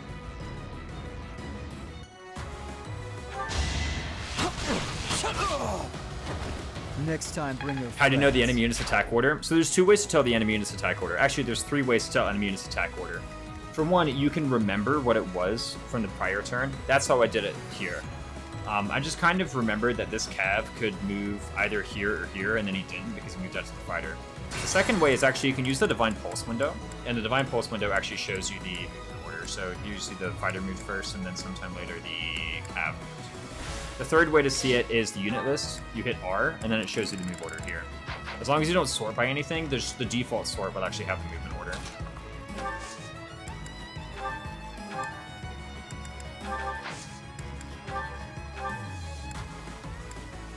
Thanks.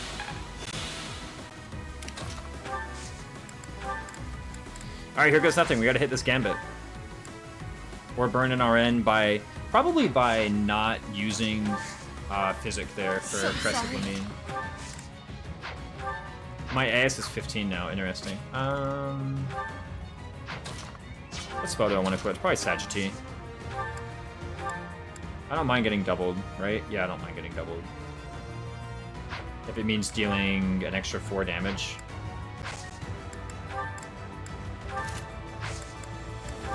Alright, here goes nothing. You say so.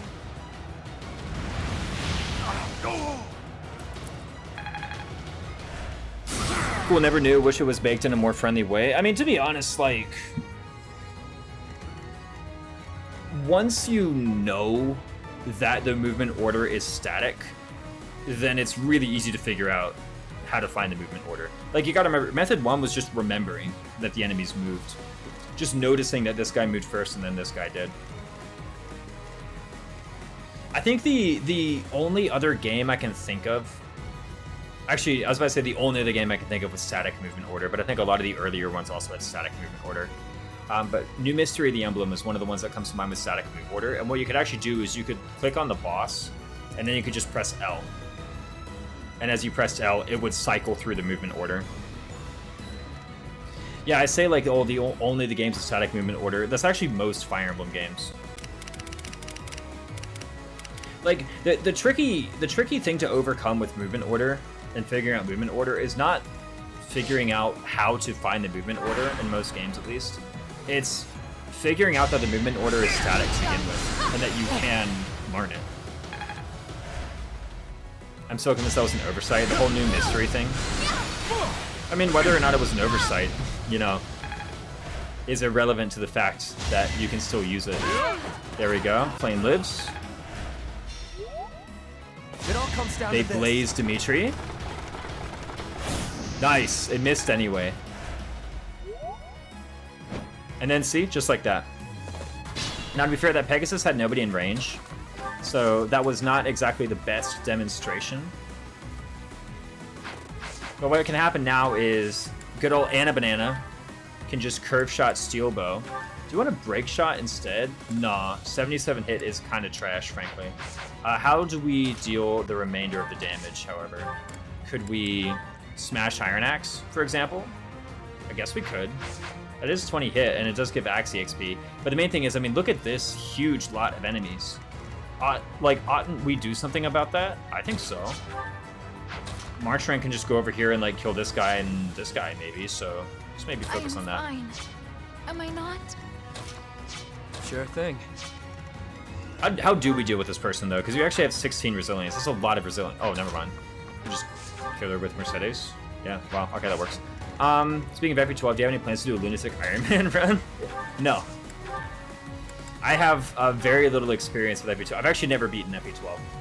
I've beaten FP3. FP3 was a lot of fun, but I've never beaten FP12.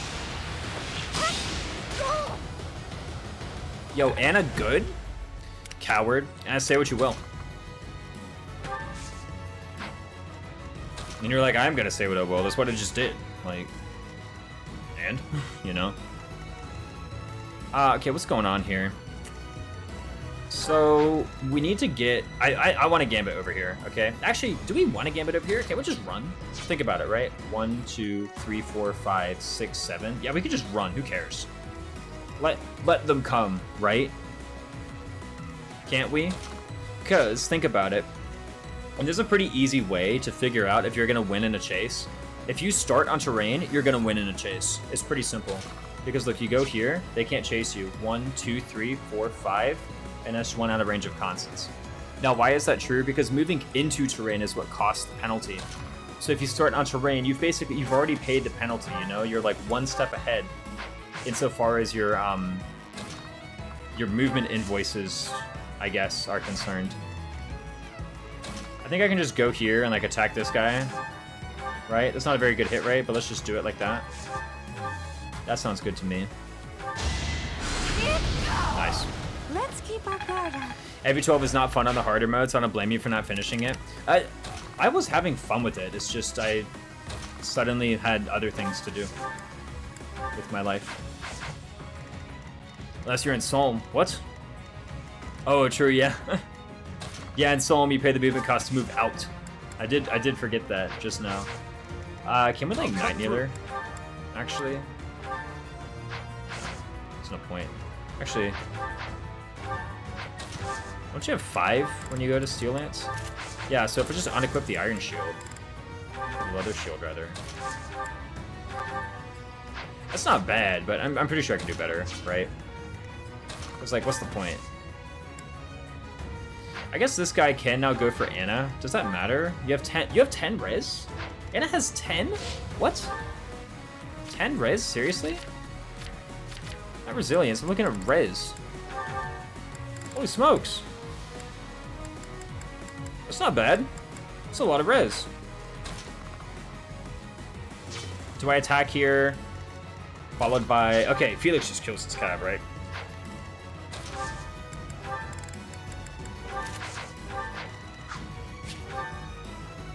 $18-18. Oh, I'm one short. Oh wait, I'm not one short because I have Angered Support. We're good to go. FP3, however, is my favorite FP, so FP12 is a hard time competing. Yeah, it's always like that when you're playing, you know, the remake of the game you really like.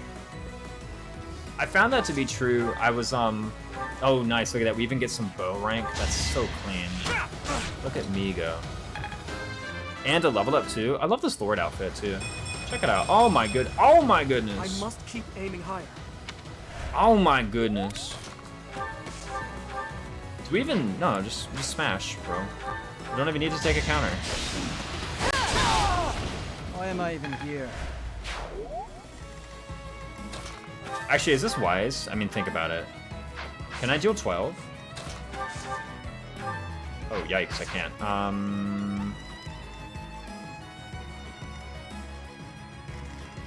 Should I have maybe done like a crisscross? You can't live.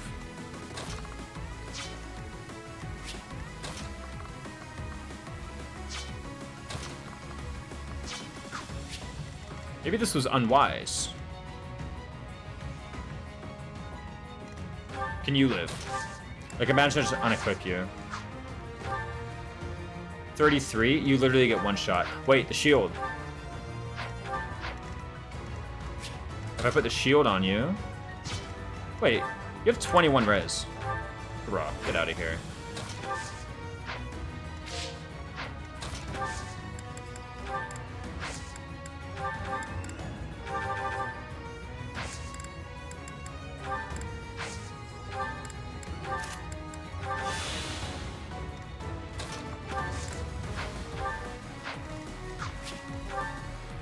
Look at that. 34 minus 6 is 28. Oh, but I died. Just kidding. Plain personal. 2 hops this time. You on the stream delay? I said crisscross a long time ago. Or did I? Did I say it pretty recently, actually? Maybe I did. No, don't equip Sword of the Creator. Just sit. Take it, right? Yeah, just like that.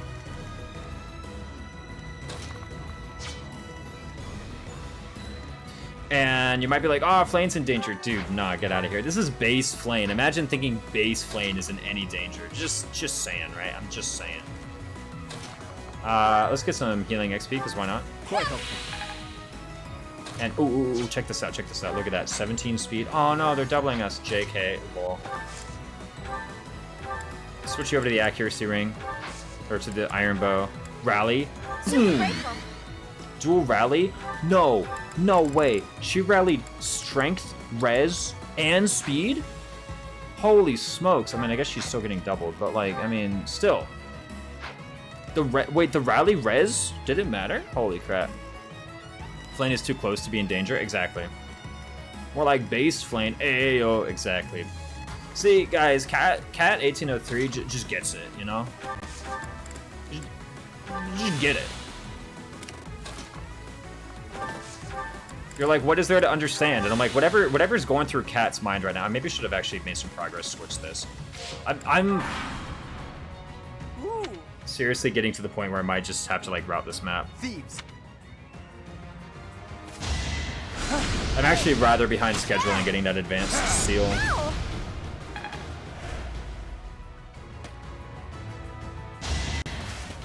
Okay, cool. We didn't get crit. Hey, the Flame personal, check it out. Like, that thief is just going through us anyway, so... You know, what's the danger? Careful okay, now. we need to actually... I need to cast Stride this way, and the reason I need to cast Stride this way is because I need to get over here to this thief. Do I need to, or do I want to? I want to. Let me think about right now whether or not I can actually do it. I think the answer is no, to be honest. Like, look at it. Next turn, he's going to be all the way over here. In range of that? Get out. There's no way, right? Unless, what if instead of trying to cut him off by going this way, I cut him off by going this way? You know, think about it. I just, like, sit over here. Oh, no, I'm in range of Acheron. Whoa. I just, like, get my forces over to this tile, to, like, these tiles, and, you know, jump on the thief one day. That seems pretty good. It seems like a good way to do it. Okay, we have this fighter who's just kind of, like, big chillin', trying to kill our guys, and then we have 1, 2, 3, 4, 5 guys over here. Good looking out. There's no way Anna's getting another kill, is she? Holy smoke, she is so good, by the way. Our Saros Mercs almost died as well. I should just point that out. Actually, you know why the Saros Mercs didn't die? Rally Res. Rally Res gave us permanent +3 attack because it kept the Saros Mercs from dying. Fellas, I'm telling you. Why don't I have freaking... Oh, I don't have a sword. I'm like, why don't I have Rat Strike equipped? I do have Rat Strike equipped. I just don't have a sword. That's the issue. Does it matter? I mean, I can just, like, curve shot Iron Bow, probably. I'm running out of Iron Bow, but... Does it matter? No. Right? I mean... Okay, so... Let's think about making some progress in this direction, actually. basically, there's two things I need to do. I need to kill this group. That's the really pressing concern. I feel like, however, this is actually going to be really easy. Because I have Mercedes with a massive gambit. If I desire. Right, I can just go over here, pull out the accuracy ring, and just boom. And then they're all good.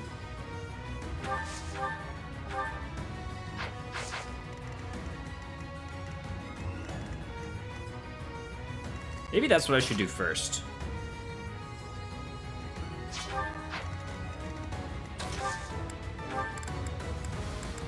Well, you have 8 AS with fire. Yeah, I feel like the Gambit is just your strongest move.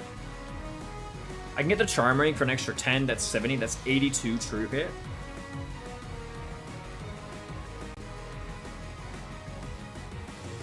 If I get a support in here, like say Byleth, that's another 5.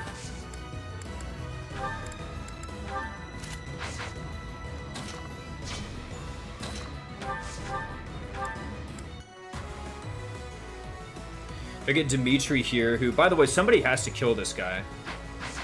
Like, somebody's got to do it. Unfortunately, Annette can't quite deliver the rally strength to Dimitri this turn, unless she has the March Ring. I can't get her the March Ring this turn, though, right? That's foolishness to think I can. I guess, actually, I can if I trade it over to Anna, who then curb shot kills... Well, kills is a strong word. But this actually... Okay, I've got it. And then I just need to find a way to kill you. Found. Well... most of the way found.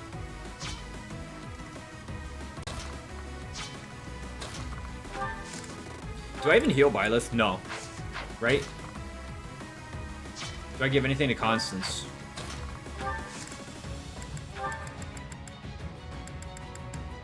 A sword. Because who knows? Who knows? Wait, this is the square that Dimitri needs to occupy.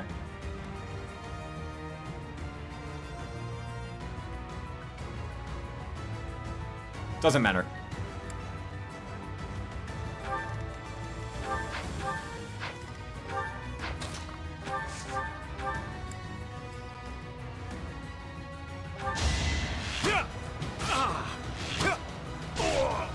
Is that all? Doesn't matter.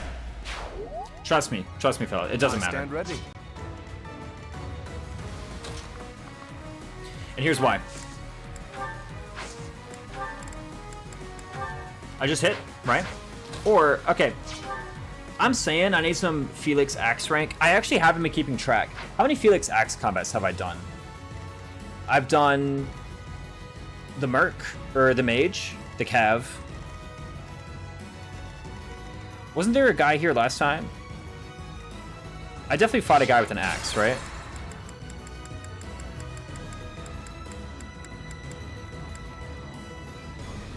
Yeah, I definitely used an axe for that. By the way, oh, it's turn 4 right now. What? Oh, yeah, it is turn 4. What happened on turn 2 with Felix? Okay, so I've killed 1, 2, 3, 4. I've actually done 4 axe combats, so I've done as many as I need to do. So I actually totally can't afford to... Here you go, have the March Ring. Wait, I don't need to trade the March Ring over to Annette anymore, because I don't need to rally anymore. Which means I don't need Felix anymore. Which means I just fire the Gambit? Doesn't seem right.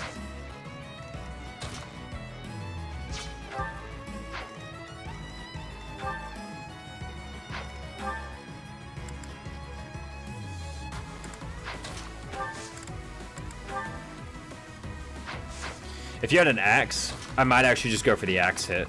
Doesn't even seem that bad. This is okay, right? Not really. If we just keep ourselves in a big clump, then we can open the bridge next turn, right? I really shouldn't be concerned about opening the bridge. I feel like opening the bridge is literally the least of our troubles at the moment.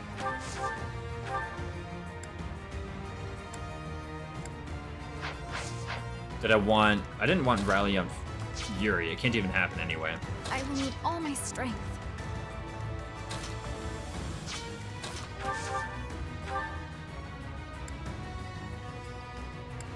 I really do want to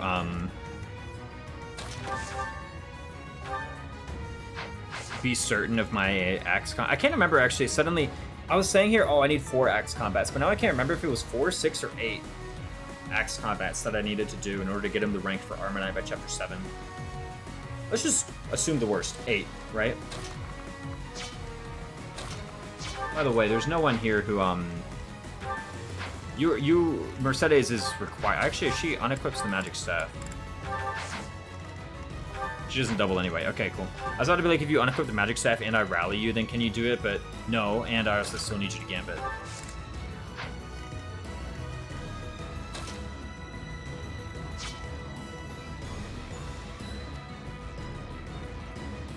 Or do I actually need you to gambit, right? Think about it. Because there's 1, 2, 3, 4, 5 enemies, and I have 8 units who can go. You can get 1. You can easily get this guy, right? That's just trivial. Who gets this guy? Constance? Okay, who gets him? Yuri? Lorenz? Lorenz, gotta be, right? I mean, come on. There's no way it's not Lorenz.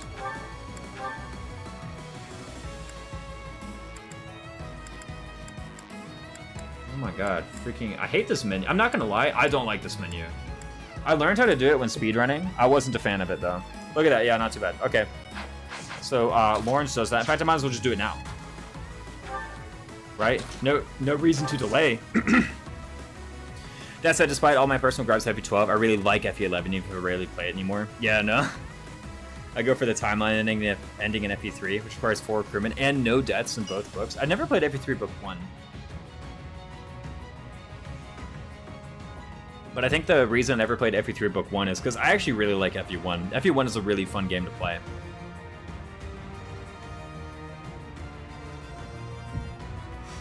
And so, half the time when I'm playing FE3 Book 1, actually not even half the time, every time I think about playing FE3 Book 1, I'm like, why don't I just play FE1 instead? That makes more sense to me. Yeah, I just kill. Constance kills this guy. Yuri plus, I don't know, Mercedes. Mercedes can actually come down here and assist with the kill this way. Yeah, sounds good to me. Flame can, I don't know. Let's kind of like make sure we're packed together for a stride next turn, I think. That's another important thing we can do. I guess one thing is that we can't, if we do Felix killing you, or sorry, if we do Yuri killing you, I'm going to keep on mixing up Yuri and Felix all the time. I'm sorry, guys. You're frankly just going to have to get used to it.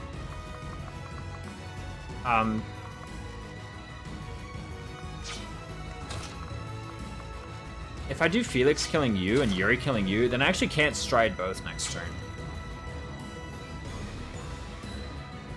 Having to be unmounted indoors makes Book 1 different from FE1 more so than you would think. I guess so, yeah. Book 1 the most, because like FE3's unique mechanics with dismount and FE3 dragons. Yeah. I mean, the FE3 dragons, I'm sure, like really change those units as well. Yeah, I'm pretty fine with this. Honestly,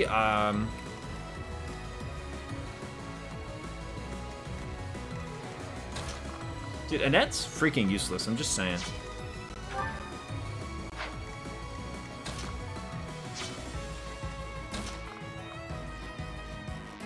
Aha! I see it.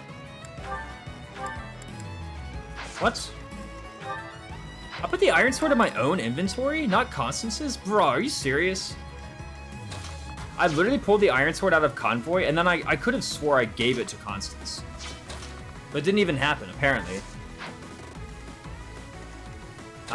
It's fine. I can just trade this Iron Sword to Flame.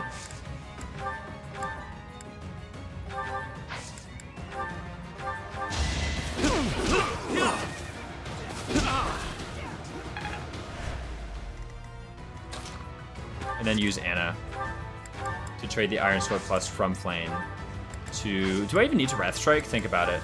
No, I can just hit. Cool. forever an FE3 hipster. It's FE3 or nothing, as far as you're concerned, right? And then before we really get entangled in all this, boom! Why waste it? Resonant white magic. Look at that healing. That's so much healing, man. That's so much. What a bounty. Preach, brother. That's right. I think it was it Tempest Lance? No, it was Night Kneeler Steel Lance Plus. That's what gave me this very reliable kill. Oh, dude, Lorenz is actually kicking butt. I gotta say. It's been pretty good. And then Iron Axe just like thumps this guy, right? Oh no, we might take a counter, but like who cares? Just kill him. Next time, bring your friends. Another Ingrid level. This one was way worse. Why is Ingrid doing this? Every other level is like amazing, and then she gets a real stinker. It's literally like a perfect alternation is what's going on here.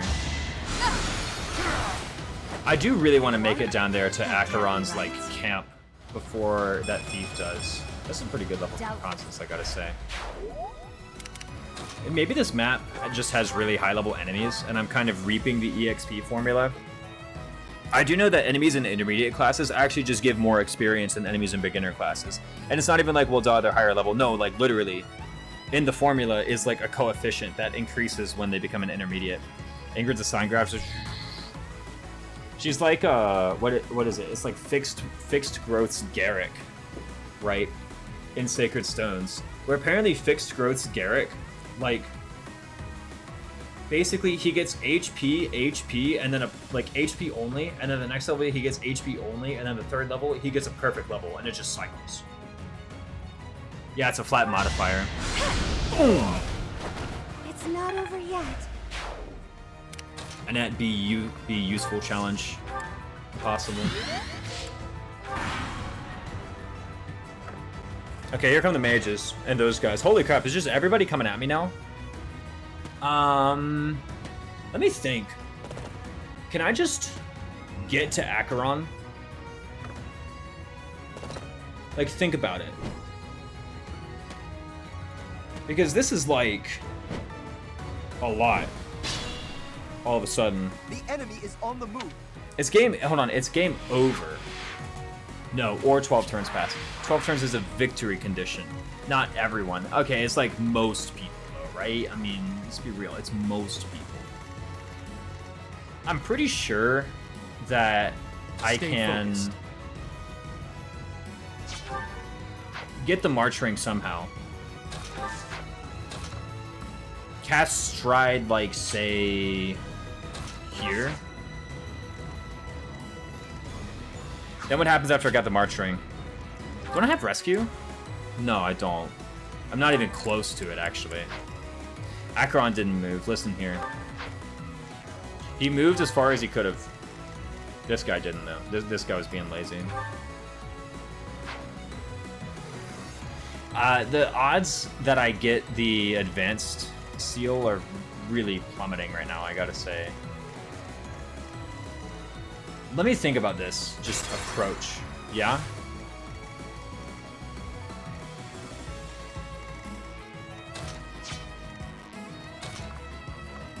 Because it's pretty possible with the stride. Okay, there we go. I can go over here, and I can somehow deliver the March Ring to Byleth, right?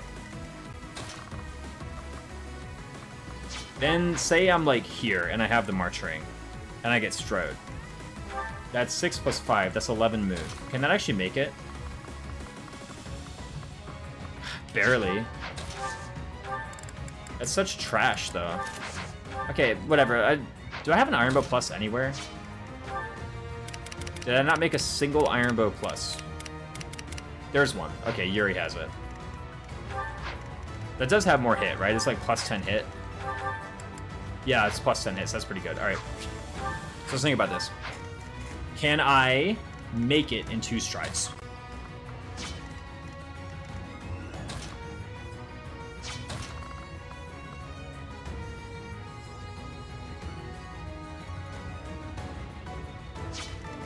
If I have Felix here and like Yuri say here, then I definitely can, right?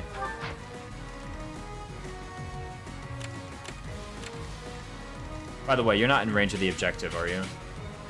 Ooh, one off, right? Check it out. 1, 2, 3, 4, 5, 6, 7. One away. So we'd have to do it next turn. One thing about FE12 making Chris a Roy XP, so I can say Marth and Roy in this game. Oh, true. And Roy is good, actually. Well, Roy's good in FE6, too, so, you know, nothing changed. Deny it all you like, but Roy good. Just saying, fellas. This is a pretty good stride, I think. I mean, it doesn't move Dimitri, but it doesn't have to move Dimitri, I don't think, right?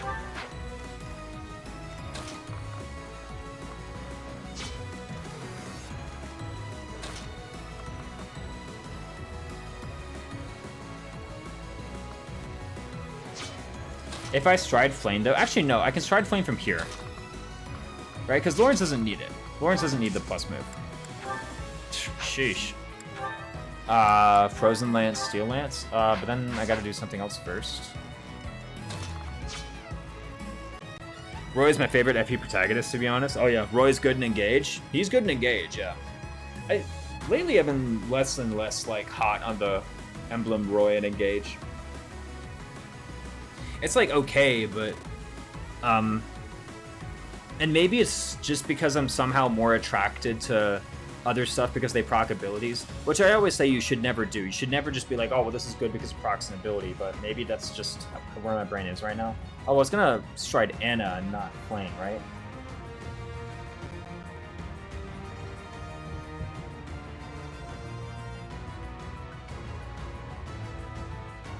Roy Emblem or Erica Emblem?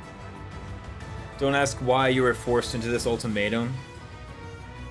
I mean, it really depends. Like, I hate to give that answer, but it does really depend. Mostly on whether or not you already double. If you do already double, then basically Erica is just strictly better. Because she still gives you plus attack and plus defense, right? Hold out, kind of funny for disrespecting the enemy. Luna Gokus makes Ulcris better than Fogado 3% of the time in late game. Yeah, exactly. I tell Roy, but I'm also biased. Like, if Roy makes you double, then Roy's better. If Roy doesn't make you double, then Erica's probably better. Because Erica is still giving you plus attack and plus defense, right? I guess she doesn't give you HP like Roy does, but... Does she? No, she gives magic, luck, res. No, that's Micaiah. I know she gets magic and res. Like, as the stats. And I know that Roy gives HP, strength, res.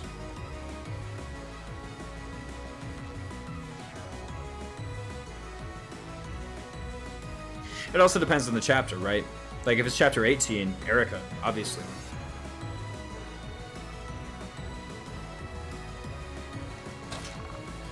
Okay, what I'm trying to think about is how do I set up this stride for next turn? Because I think I want Byleth here, and then 1, 2, 3... And then I go, what, 1, 2, 3, 4, 5, and then I target a stride on someone here. Trading a March ring back to Felix, who's over here. But that means I need to get the March ring over to Byleth now. At least I don't need Lorenz's square. So I can just do this now, right? Like, I don't need to wait or think about it any longer, I can just do it. There's no way Byleth is under attack if he goes onto the square, right? No. Right? So this is fine. She gives magic, dex, luck. Okay. 3, 4, 10 at cap. Okay, somehow I thought res. I guess I got the magic and luck right.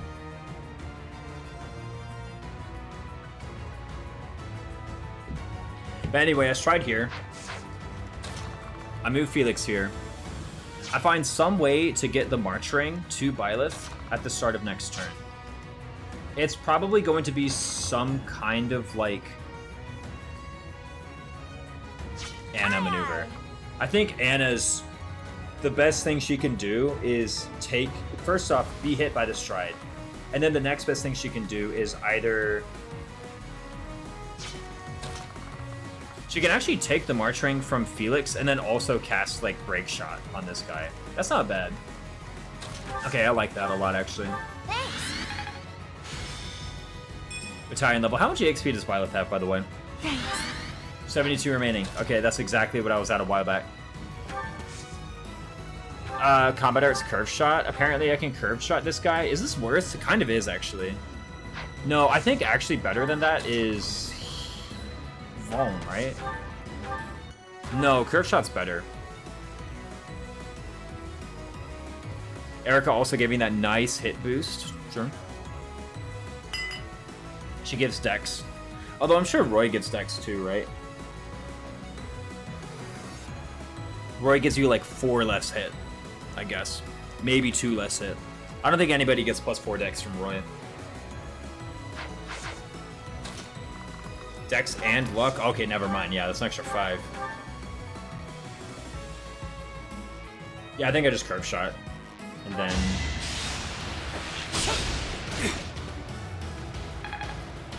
Nothing's actually stopping me from still casting Break Shot with Anna here, right?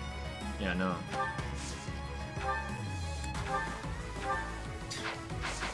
I guess maybe the fact that it's not good is gonna stop me from doing it, but...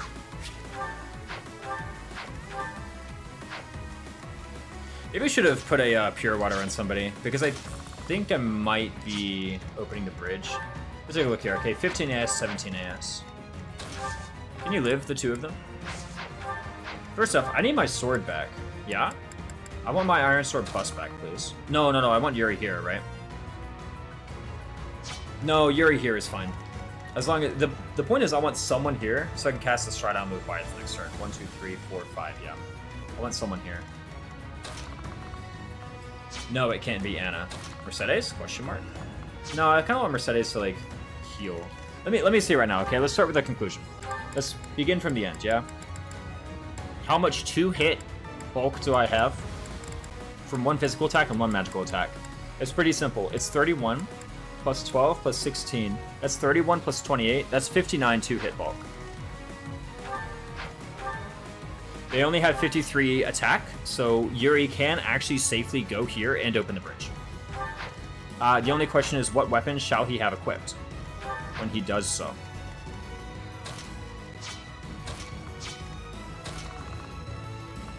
Well...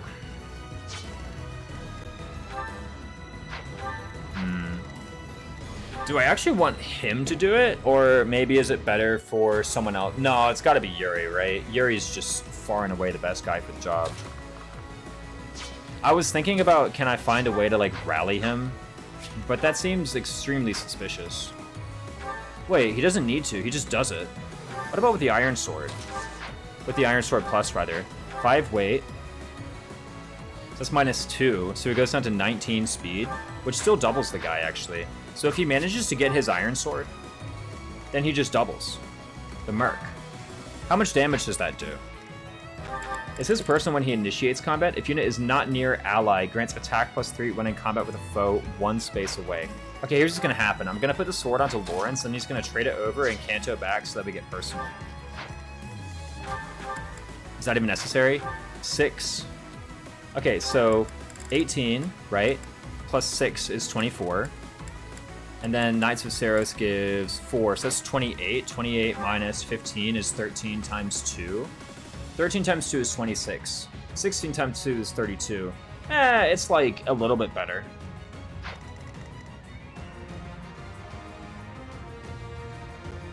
Yeah, because the guy with the best dex class has average personal dex. Calling you a coward. It's done in jest if that was not made clear. Oh, fair, fair. Back in the FE12 lunatic discussion, yeah. Yeah, Alker's dex is like not even really that good. You know what's this is the thing, right? This is the thing with the dex that you got to keep in mind. By the way, who actually can give a sword over? Actually, who is the rapier? That's the real question. Okay, I think what's going to happen is Dimitri's actually going to trade the rapier to Lorenz, and then Lorenz is going to trade the rapier to Yuri. Then I'm pretty sure we won around the Merc.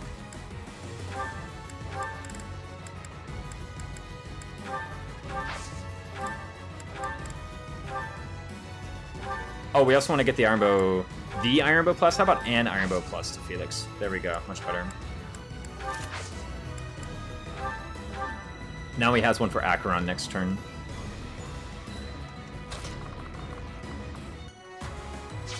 Now we kill you in our favorite way. Oh, should have also taken the March Ring while I was at it. Drat.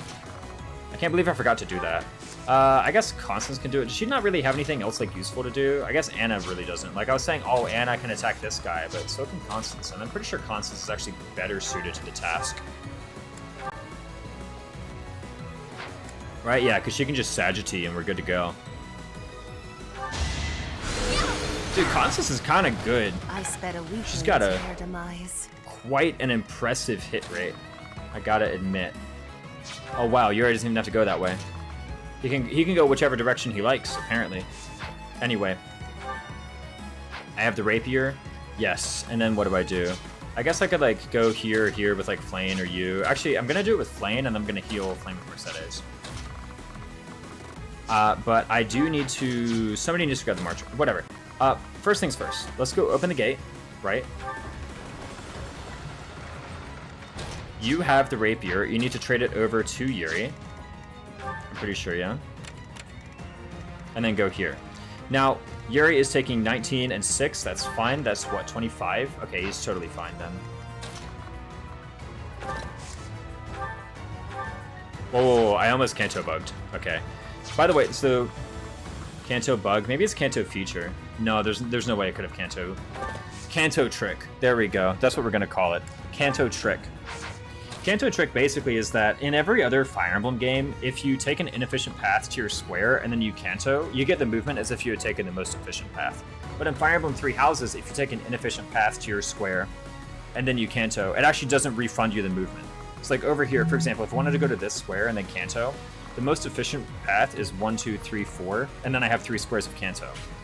But if I desired, I could go 1, 2, 3, 4, 5, 6, and then I would have 1 square of Kanto after. And Three Houses actually would only give you the 1 square of Kanto. Apparently it's different than that though, because I thought it was 1, 2, 3, 4, 5, 6, 7 I'd be able to do, but apparently Thicket is 4 move for Cavs. I didn't know. You learn something new every day about this game, apparently. And then I want to go here. Okay, now what? I do want to grab the March Ring with Anna. And as I said before, I'm pretty sure the most useful thing that Anna can do is actually just have the March Ring and then trade it over to Briar's next turn. Let's also give Felix the Accuracy Ring. Why not? That seems like a smart thing to do. Thicket is thick. More news at 11. Exactly. And then let's cast Heal on Felix. And they even have a support, so they're getting support points from this. Mercedes and Flame, I'm pretty sure, do not have a support, unfortunately. But we still get a Mercedes level up all the same. Seriously? Alright, I'm benching this unit, man. She sucks. And then, I don't know, Rally Violet, sure. Get some support. Yeah, I think the odds of me getting that Master Sealer pretty slim. That, what's it called?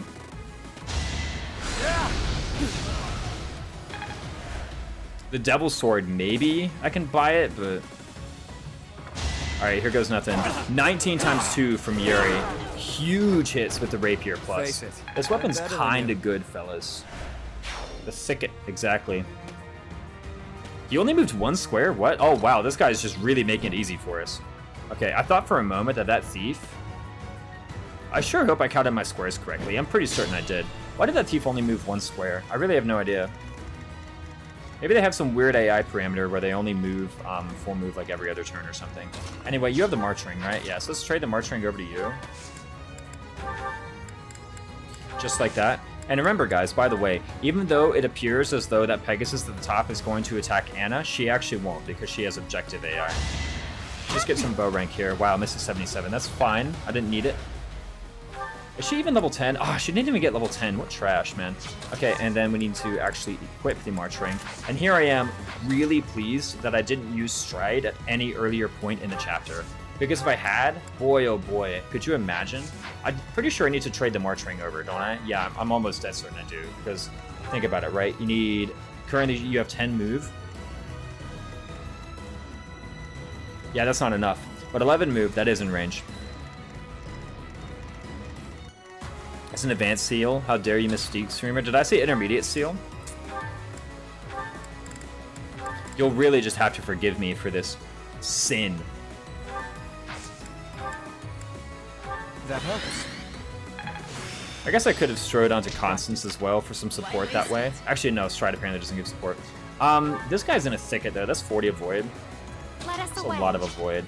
I don't actually know the best way to like get past these guys. Okay, maybe do that followed by like Constance just attacking with Sagittee. That seems okay. What's then my strat for you? Also, I can actually cast a rally onto Felix in case I need extra boss killing power. We'll see if that ends up being necessary.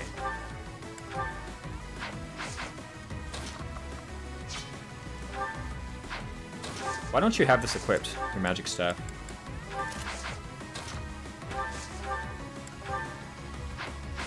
How much damage do you do with your Nosferatu? Ugh, still not enough. Dang. I guess I can always just try to, you know, flush him out with a good old Tempest Lance. Why not? You know, the hit rate sucks, but may as well try. You said Master Seal? Oh, whatever. I thought promotion item, and I'm like, that must be a Master Seal. I may actually need, Flame Heal Touch kind of coming in pretty handy here, I gotta say. Because I may need all 24 plus 16, 40. Wow, I didn't need any of it. Dude, what is with enemy mages and just being weak as heck? They just can't do anything. Holy smokes. How do they even advance a seal? I don't know.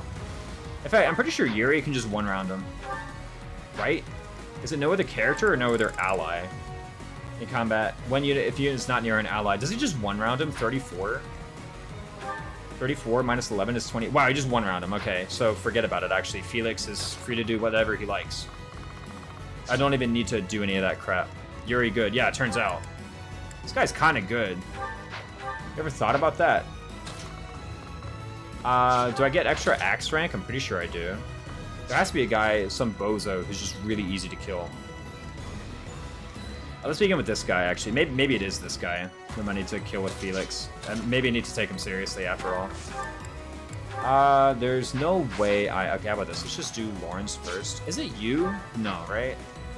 Okay, let's think about it. So we have you I want to kill, you I need to kill. We have Constance. We have Lorenz. We have Mercedes.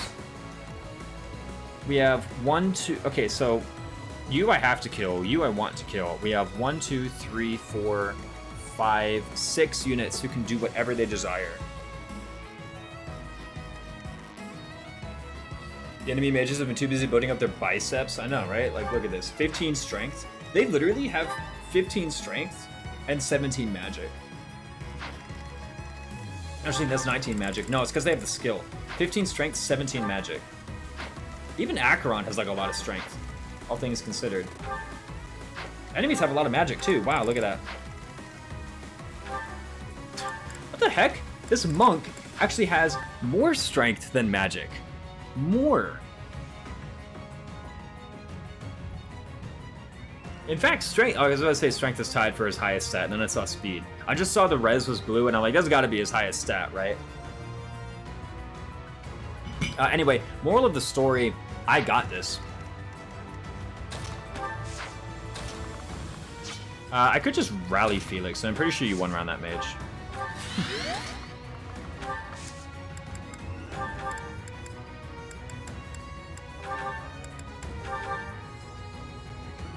I'm gonna give Yuri the accuracy ring just cause. I was about to say you one-shot, right? But no, actually, you don't one-shot. 3 hours, 3 tons of boss stat, and everyone, bro, is hitting the wrong gym. I know, right? We need to hit the Mathnasium, right? Sure? That's a real place. There's a business called Mathnasium. Whoa, not unequip. It's basically like a math tutoring center. They're pretty good too, actually. I used to work at a Mathnasium, and I remember receiving the training, and it was like, you know, it's like any other job. There's like, you know, a couple hours of training before you really begin, and I remember being like, ah, great, the corporate training where they're gonna teach me how to or they're gonna tell me their special way to teach math to kids or whatever. But then they started showing me like, hey, here's how you explain addition to kids, here's how you explain subtraction to kids, and it was literally every single step that they explained was the stuff I was doing in my head anyway. Like all of the shortcuts and like tricks that I'd found out. I was like, holy crap. Like I'd never seen before someone actually articulated how I do math in words. But Mathnasium was like, Mathnasium did it. Like I was super skeptical. I was like, there's no way their Mathnasium method is any good at teaching math. And then literally it went through and it was just it was literally as if someone had like popped open my brain and everything I knew about math, and it was like all of the tricks, and it was like, all right, we're just gonna teach him this. It's like, holy crap. Never mind. I'm on board with it. Okay, I think he has 24 HP, which still dies to a crit. But I shouldn't do that first. What I should do first is some kind of Constance and Mercedes thing. And I should mention, by the way, when I was going in there, before I just sound like I'm making vain and empty statements about my math ability, at the time, I was going into the Devil's Sword Health. At the time, I was in a PhD program for math, so I knew a little bit about what to do. I won? That can't be right. And I saw it and I was like, holy crap, this is actually like really good, this math instruction. Anyway, that's my plug for Mathnasium. They're a great business. If you ever have a kid who needs math tutoring, send them to a Mathnasium, they'll do them right. I could do this. There's always the crit. Yo, Young Bob 1. Welcome in. Actually, it's Limler's class skill, not Ivy's personal, that does that. Yeah, bonus 20 damage. For some reason, General has magic. Exactly. Young Bob, welcome in. What were you streaming, man?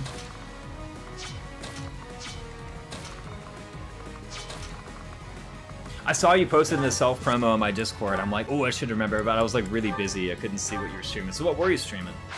Tell me about it. Sorry, I'm a fake gamer. I don't know these things. Yeah, we've actually just exposed you as a total fraud. And guys, Young Bob 1, really fun streamer. I popped in a few times. He has great personality. Still attempting the Engage No Somnial Iron Man. That's right. You've been doing a lot of Engage Iron Mans, right? Yeah, lots of Engage Iron Mans coming from our man Young Bob. Youngest of the Bobs. Let's just fire off a gambit for fun, right? Attempt 11 right now. Wow. I mean, I guess you move faster than I do. I haven't even completed like 11 runs, period. It's all coming together. Youthful Robert. I don't actually think I've started 11 games of Engage. Like, I don't actually think I've gotten past the character creation screen 11 times. Apparently that was a good auth level, so I don't even need to do auth goals anymore. I actually just got my B authority and the defensive tactics. By the way, the real reason I did that is just so that I can now like poke him with a lance. Apparently though, it's not enough. Don't worry guys, I promised I would break a javelin. So let's start using combat arts with the javelin. It's not enough. What about on this guy? Knight Neither Javelin, 98%. No papaya. A trivial victory. Do draft test runs count? I think even with those. Because I didn't even do like heaps of them. I did one, right? I did one draft test run. Just to be like, okay, is like the one, and Justin's gonna come in here any moment now and be like, you prepped for what we agreed to be a no prep race. All I did was boot up the game on normal mode and just screw around to see how strong the enemies were. That's all I did. Now, did I learn something from it? Yeah, I learned, for example, that the enemies in Chapter 5 are still worth taking seriously. That's what I learned. There's no way Iron Gaunts does it. Holy crap, Iron Gaunts like kind of smokes him, but Rapier's better. Has better Sev. I care more about sword rank than brawl rank. One of these days I'm going to do Grappler Yuri, guys, trust me. It's going to be the next meta build. Just kidding, I'm never making a Grappler. That class sucks. It's a crucial hit on one boss in Chapter 7. Lost all Chris Louis and knock it in one turn. Oh my god. You heard it here, Raisins did preps. Oh. I got you.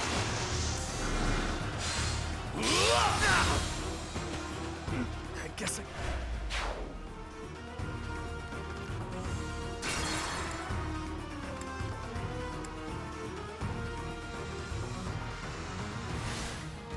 I'll cut through.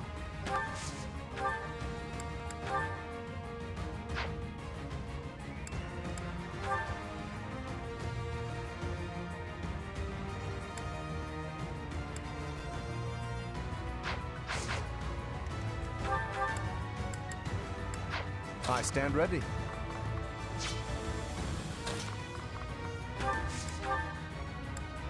I don't have an... Oh, I have an unforged steel lance here, right? Okay, let's just use this.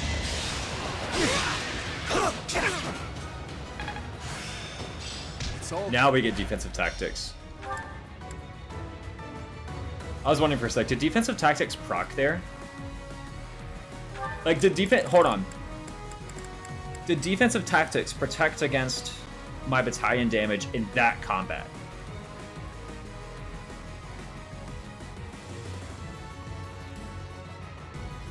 Because think about it. I just took how much? 36? So I lost 18. Except I didn't lose 18.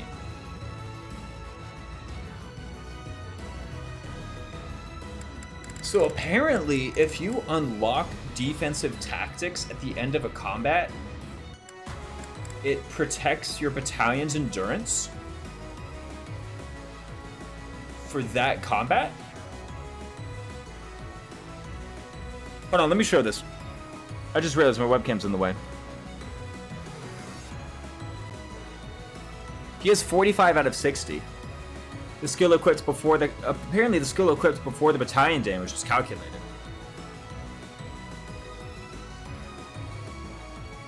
Yeah, that wouldn't have happened if I had 5 skills. But because I earned defensive tactics, it actually saved me bat endurance now. Wow. What a strange interaction. Yeah, if you can't equip the skill, it won't work. Yeah, no, but it's like, it's the fact that it procced on the combat where I earned defensive tactics. Because I would have thought that, like, I would have taken the damage and the battalion endurance and then earned defensive tactics. But apparently it's the other way around. Like, I didn't know the ordering.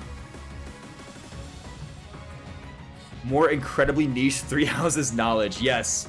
If you earn defensive tactics in a combat, then defensive tactics apply. Because, like, that doesn't work for Deathblow. Right? If you earn Deathblow at the end of a combat, you don't get +6 strength in that combat. Yo, what the heck? Dunkmaster with the sub? Thanks so much, man. Big. That's right, it is big. Big knowledge. Boom! The guy's hitting him right in the attack set. Let me actually move. Oh, wrong thing. I don't know what I just moved. I think that was the chat box.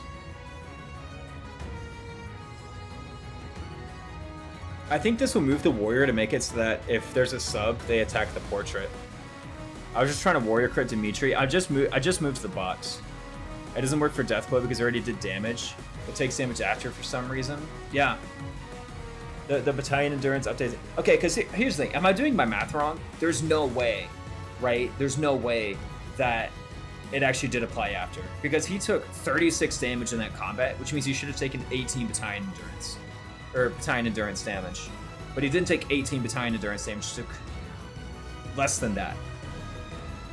He took 15 or less. Less than 15 because he got hit by an archer earlier, but he took 15 or less battalion damage as opposed to 18. Which means defensive tactics procced. Wow, I just had that thought. I'm like, did that actually just happen? Totally did. Okay, and then Lorenz gets the kills, same as always. I think we just bonk him, right? No need to be all fancy. Magnificent. Magnificent. Sure And then we thing. go down and kill Acheron this time. And because I think we slid the RNs. Enough that we're not going to get crit. Better accept it.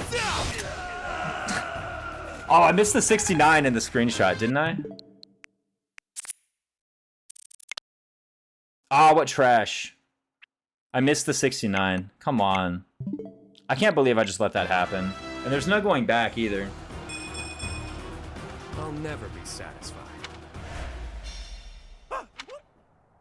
You have my thanks, Professor. See you back at the mon.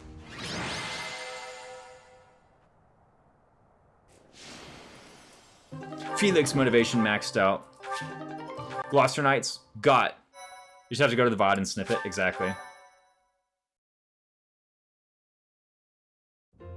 Your assistance in this incident with thanks. What will become of Acheron? Of course, but to remove. Oh, we get an item, by the way. Oh, I should have said that as a prudent Indeed. decision. Have the map. It seems a pet. He has doubtless. I will. We get a kind of cool... Oh, crap. I keep on pressing A to crap, but it doesn't really matter. It's Lawrence Now, for support. the Like, who moment. cares? What are we gonna do? Magic range +2, baby. That's right.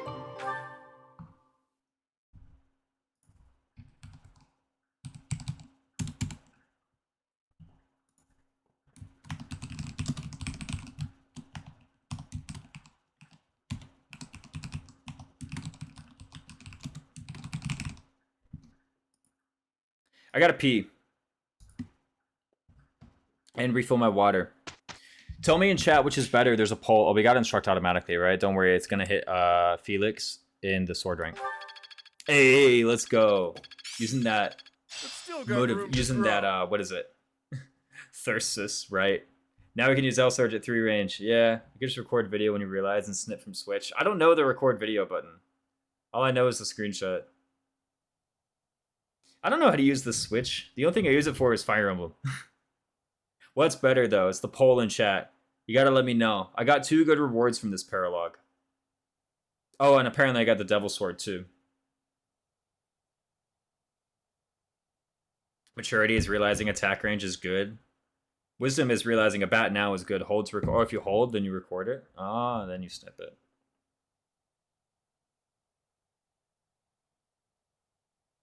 If you hold the screenshot. But yeah, I gotta pee. Be right back. Answer the poll. I gotta know what's better, the Gloucester Knights or the Thyrsus?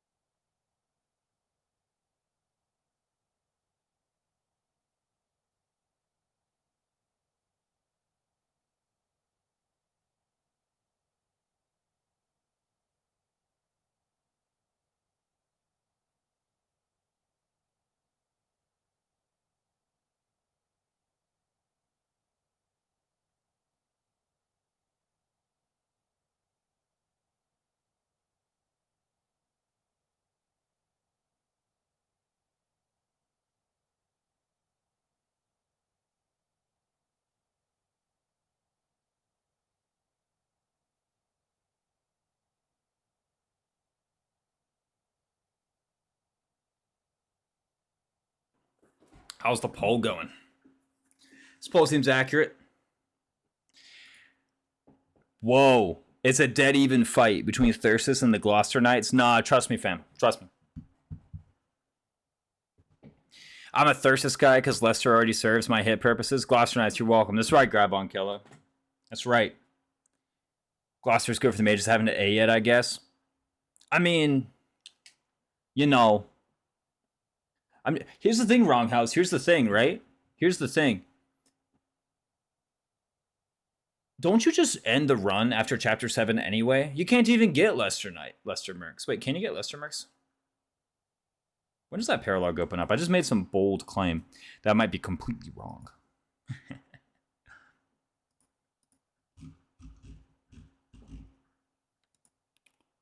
Nope, available Chapter 8 to Chapter 11. That's right. It's available after you've already reset the game. Thyrsus is better. Holy smokes. Just blew it out the water. OMG, what the heck? I know, right? Come on, where's Team Gloucester Knights when I need them? Yeah, Gloucester Knights way better.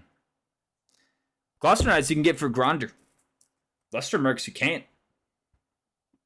Yeah, then Thyrsus is way accessible in Chapter 7 than Gloucester then. Someone's going to have B, Wronghouse. Let's face it, someone's going to have B.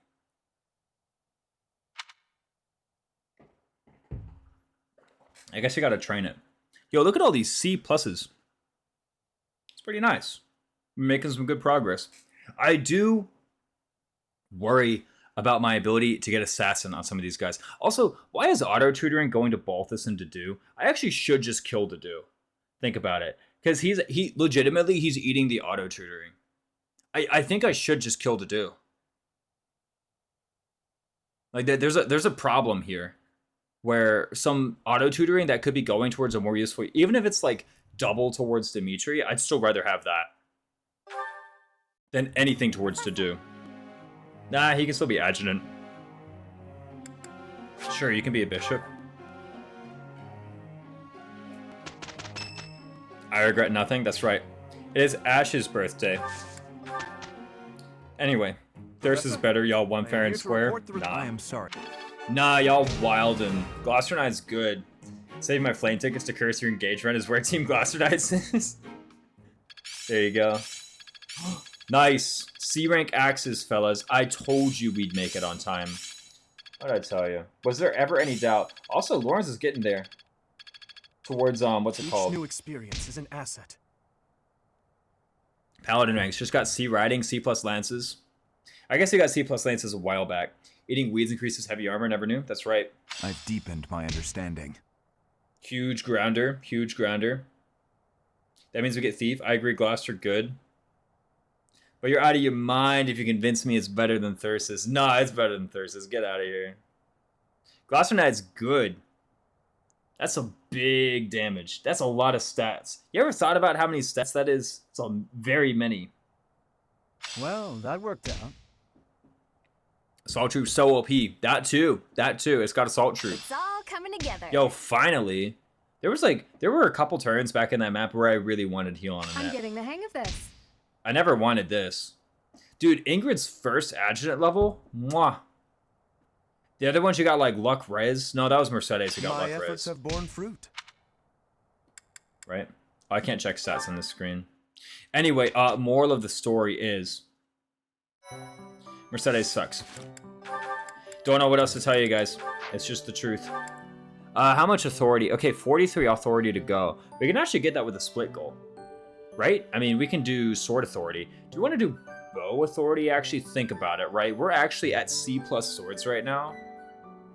We're close enough that we can like get the assassin sword rank pretty easily.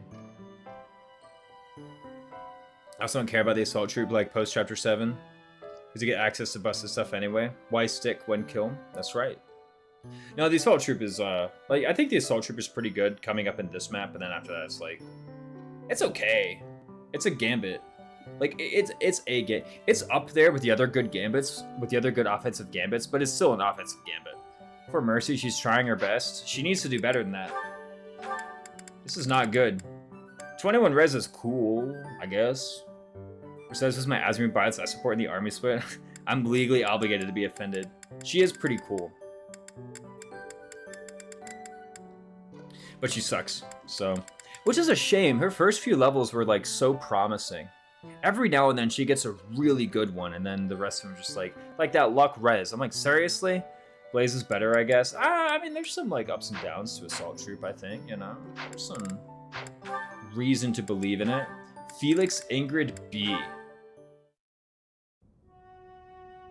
But Felix had all the good levels, yeah. Hello. Hello. Uh-oh. I'm here about my brother. You're wrong.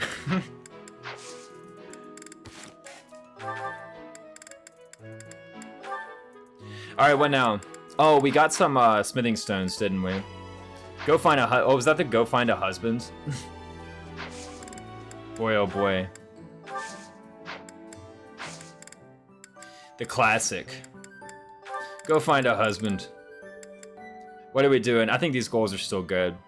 Right? The thing about this whole Assassin Dimitri thing is once you have embarked down this path, you gotta stick with it. It's because you keep doing runs that hold back the power level when double gambit charges matter, kinda. Yeah, that's the thing with Blaze, is like, once you fire it off the one, you're kinda good. Although, actually, in last chapter, I did fire off a Blaze, and then on the very next turn, I was like, I need another Blaze, and I forgot that it only had one charge. But normally, then the power level doesn't really require double gambit charge at this point. Yeah, true.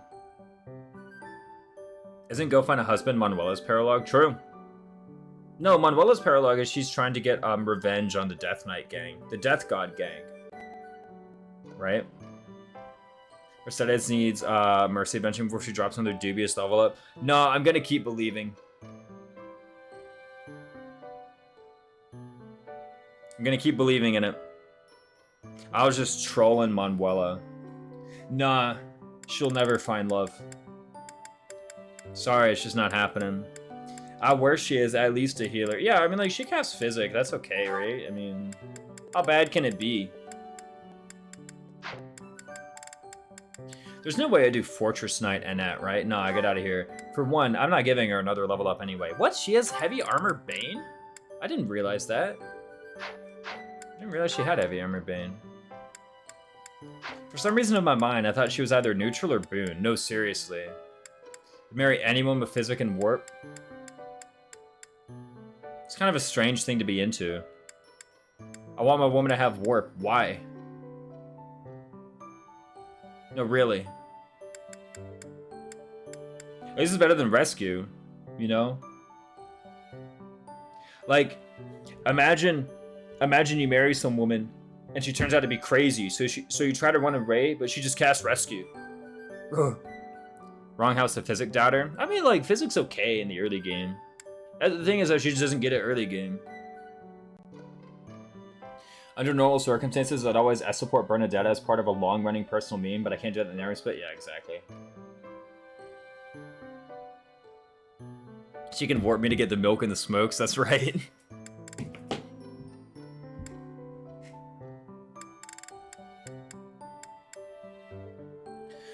She can start Armor Knight one day, but she's already got 8 defense, right? So what's the point? Dude, she has 9 strength. Come on. Like, seriously, 9 strength at level 6? It's not even better than Caspar. Caspar's better than that. Like, come on. This is some foolishness. And you gotta, yeah, don't gotta pay for gas on the way. You gotta pay for gas on the way back, though. Well, that's the thing, actually. How are you gonna get back?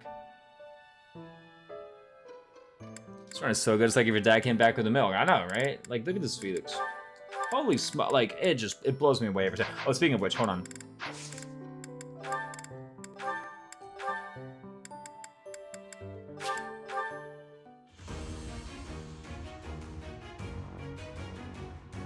Every house has an 8 strength and 9 strength Tempest Lance. I was planning to pick you up. That's right.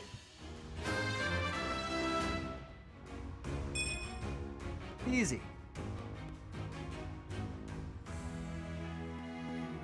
Wait, how many Lance users in not Golden Deer, the Edelgard house? Is it just Ferdinand? The other Uber? What if Happy's running the gas station? Happy would be a gas station attendant. She would be behind the counter. That's what she would do. That was a roundabout joke of Ferdinand being bad. Ferdy bad. Yo, in the Mecha Let's Play, we talked about Ford, and I talked about Ford syndrome, and I said Ferdinand's got Ford syndrome. Boy, the comment section did not like that one. YouTube comment section said I was wrong. Sorry, fellas, Ferdinand's got Ford syndrome, and he's got it bad. He's got it bad. He is short on everything. Yeah, I mean, here's the thing with Ferdinand. If you're playing Black Eagles Ferdinand, give him a level, you know? The thing with Ford syndrome, so what's Ford syndrome, right? Constance would be the bookkeeper accountant. That's right.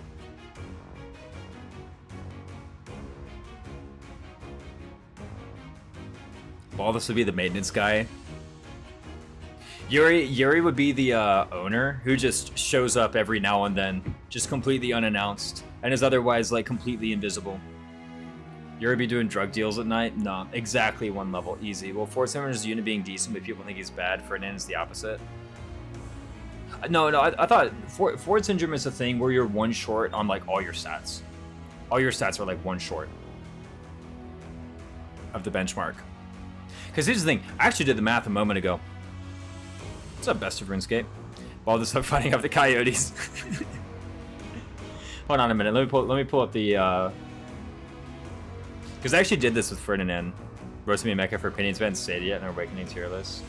Gosh, where the heck was this sheet? I actually did it. Never mind. I'm gonna have to pull it up. So here's the thing about Ford Syndrome. So Ford Syndrome is when you're one short on all your stats, right? All of your stats need +1, and then you have what you need, right? After all of your stats get +1, then you're good to go. And by all of your stats, I mostly mean like, you know, strength, speed, defense. You know, those kinds of things. I don't know. I see Ford Syndrome as people think he's the worst paladin, but the second paladin just uses the 8 move to walk anyway. Yeah. Like, I don't really think Ford is all that bad in the context of Sacred Stones, because I really, my opinion of Franz and Kyle has lowered tremendously. Consider Donald sucked. Yeah, exactly. Donald's F tier. Get out of here. But what was I saying? Hold on a minute. Freddie Rhodes. I need to do some math. I really should just done this math some other time. Yeah, what's his so here's the thing, right? So Ferdinand, Ford Syndrome is when you're one short on all of your stats, right?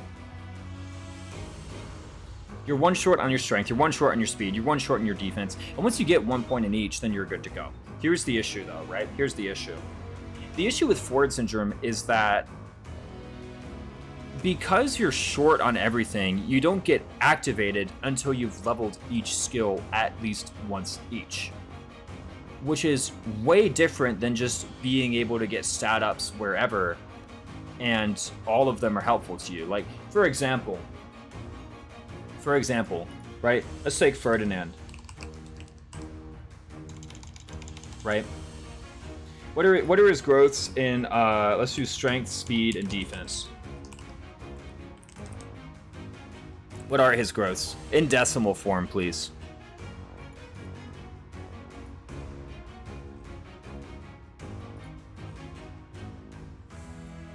Nope, not base stats. I'm looking at growth rates. Ferdinand. Okay, it's 45, 50, and 35. So it's 0.45, 0.5, and 0.35. Okay. And so that's the expected. And what's the variance? The variance of a stat is actually really easy. It's just equal to the chance to succeed times the chance to fail. And I need to calculate this for something else.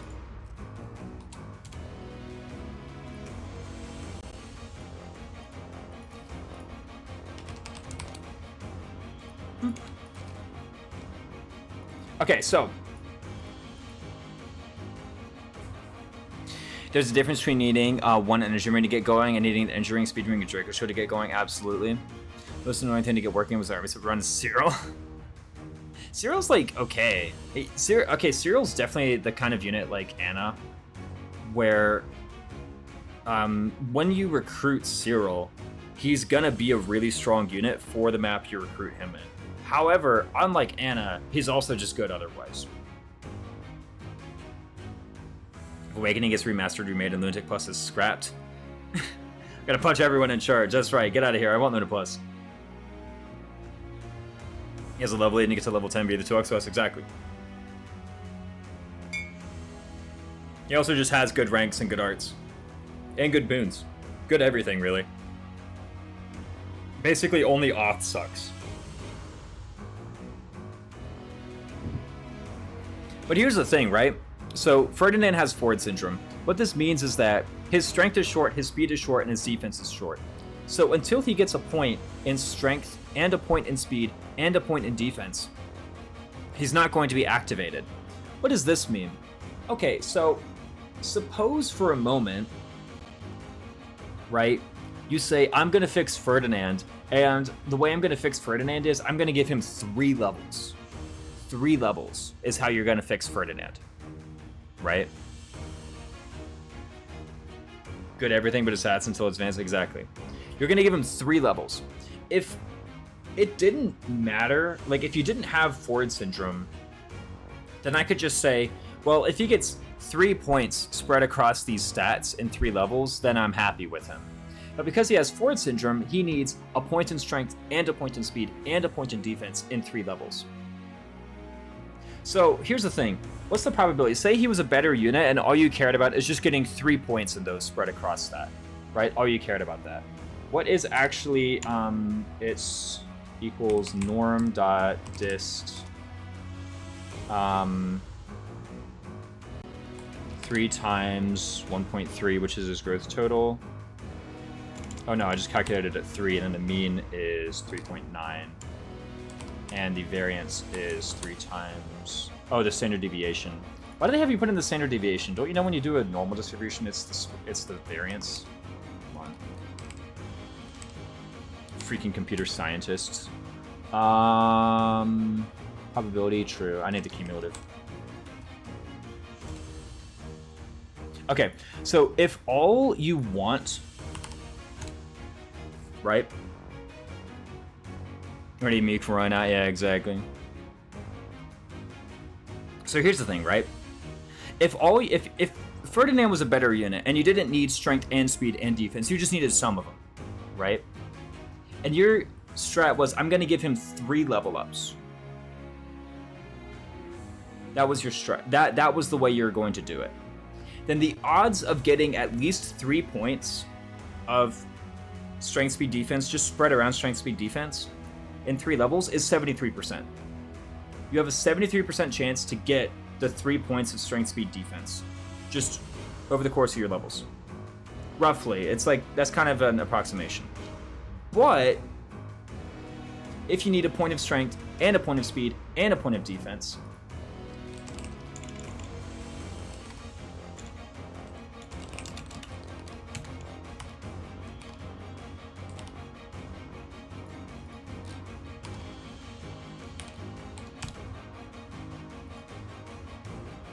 what is it?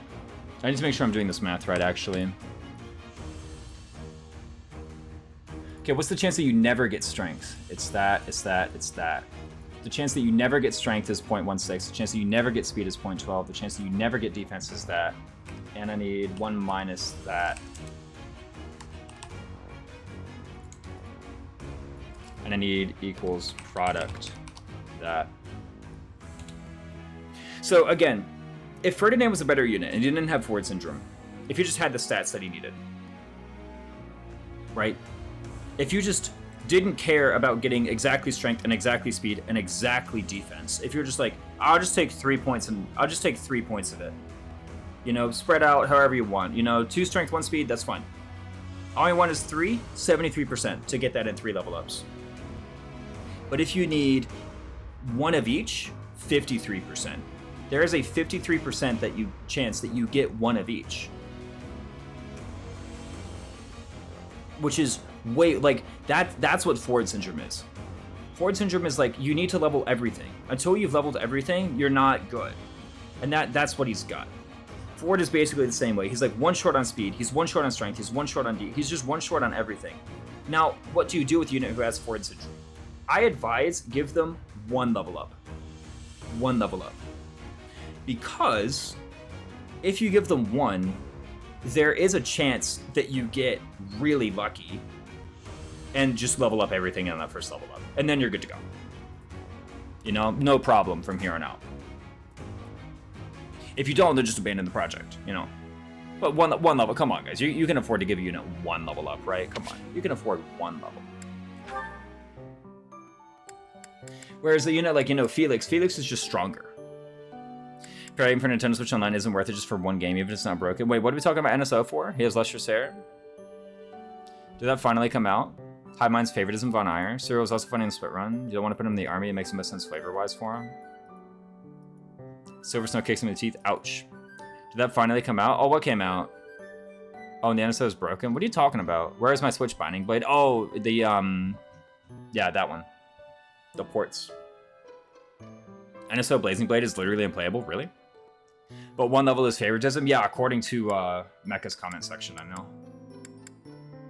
Do we do anything here? No, I think we'll just stay Lord, right? I'd like to stay Lord. Game-breaking bug on starting Elliewood mode? What's the bug? Due to pre-chapter cutscenes? What's the bug? The game just crashes. Oh, okay.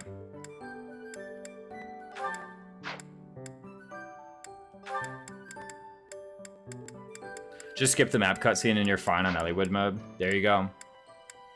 Try using Ferdinand for Lobot anyways, who's the default time user. Yeah, like, he's fine. Like, he's definitely deployable in 2. He's probably deployable in 1 as well. And Black Eagles, yeah. And Black, like, he's a pretty fine deploy in 1. He's a pretty fine deploy in 2. So, like, he's gonna get some levels. And who knows? Like I said, who knows? He might dig himself out of the hole. He might not, but, you know. Like, be open-minded, give them 1 level, because you can get lucky. And you shouldn't be like, Raisins, you shouldn't rely... Raisins, your strategy shouldn't rely on getting lucky. Well, here's the thing. Your strategy shouldn't rely on getting unlucky either.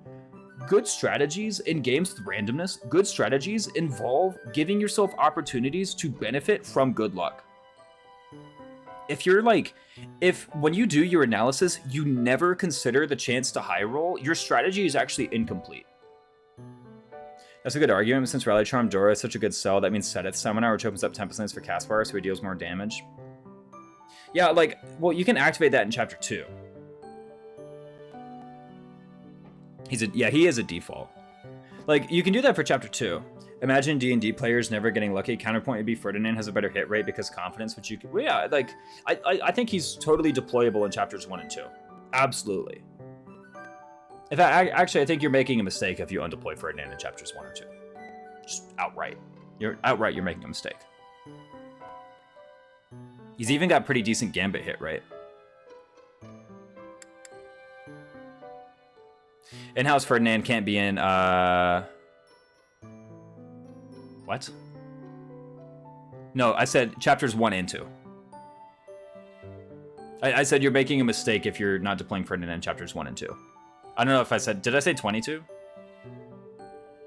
I don't know what I said. Lamau, I heard Chapter 22. I think I said Chapters 1 and 2. Which, if I said Chapters 1 and 2 really quickly, you could hear Chapter 22. I think, yeah, Chapters 1... I said Chapters 1 and 2. Whatever. Point is, you did say 1 and 2. Look, let's not linger on the point, okay? We know it now. Now we know. Okay? Yeah, I think you're making a mistake if you don't deploy him in Chapters 1 and 2. Monk? No, just kidding. There's no way we ever do Monk, right? Priest is actually kind of good. I actually kind of like Priest right now. Let's keep the heal. The heal touch is pretty handy. Oh, Yuri Thief. He's actually got to be Thief for this map. We're going to steal some rings. He has 22 speed. We're good to go. Dude, Chapter 6 Recruit Yuri was a freaking amazing idea. Go me. I am so freaking clever and good at this video game. It's actually just astounding. Anyway, I can split Goldust. Let's do Bow Authority. I want to get his rank up high enough to do Assassin one day. That's my goal here. Chapter 1 is pretty good comp. Okay, actually, yeah, you know what? I said it like, oh, you're making a mistake not deploying him in Chapter 1, but you know what? Actually, there's some pretty good other deploys in Chapter 1. What's the big positive of waiting that long on Yuri? Enemy Thief growths. He just has really good stats. And here's the thing, he auto-levels Authority anyway, so you're not really missing out on what is, in my opinion, his really stellar mid and late game role, which is having high Authority. Pumps fist in the air. Go Raisins, that's right. Woo! Like, it doesn't really... So the Chapter 6 recruit... What's the usual disadvantage of a late recruit? Worse weapon ranks. However, because he levels Sword and Authority, he's not really compromising what I planned for him anyway. Maybe his bow rank, because his bow rank currently is at like E.5, right? Where is it? There's his bow rank. His bow rank is going to be a bit delayed. That's basically the only like trouble that I'm encountering as a result of recruiting Yuri as late as I did. But even this can be fixed. For the most part, the things that I need him to do, which is steal the rings in Chapter 7, he has the stats to do that, and he's Thief already, so he has it. The other things I need him to do, which is like basically be an authority bot in the mid and late game, he's still auto-leveling authority, so he can still do that. None of the projects I had for Yuri are being compromised, and furthermore, because he got the enemy Thief growths, he still has really good stats in the mid game, which is another thing that I really look for in Yuri, is having great stats in mid game. I've never deployed Caspar except sacking him for the Death Knight. Hey, that's a good thing to use him for. Again, the general rule is the later you recruit, the better the stats and the worse the weapon ranks. In Yuri's case, the only time the weapon ranks have been inhibitive to me in any way is this bow rank for getting to Assassin. That, I won't lie, has been a bit troublesome, but I'll just find a way to fix it. Even better, deploying Yuri adds to your femboy count. That's right. Yuri has good stats, and he has good stats in Chapter 1. He has good stats in Chapter 6. After a while, I generally think his combat stats start to fall off a bit, but he still ends up being pretty good. Like, at the end of the day, his combat stats fall off, but he's still a stealth gambeteer, so, like, whatever. Stats better than weapon rank? It really just... It depends, I think, whether stats are better than weapon rank. I think there are some units whom you can recruit very late who just have awful weapon ranks. An example of that is Hilda. Hilda, when you late recruit, has great stats and probably the worst weapon ranks imaginable. Hilda has like all axe and all lance and nothing else. You can't even get into an advanced class with her stats. You could have thought about Recover Stealth Trickster, Yuri. I could have, and here's the thing, like, that's still possible, right? I mean, he has Faith Boon. You know? I could still do that. What is Trickster anyway? What's that rec? I don't know the Trickster rec off the top of my head. I just know that Manuela satisfies it. B and B, it can be done. I mean... Nah, C Bows is closer than B Faith. Is it? Here's the thing, though. The bases. 10 defense? Get out of here. Don't tell me 10 defense is the way to go. And no fair, no A's.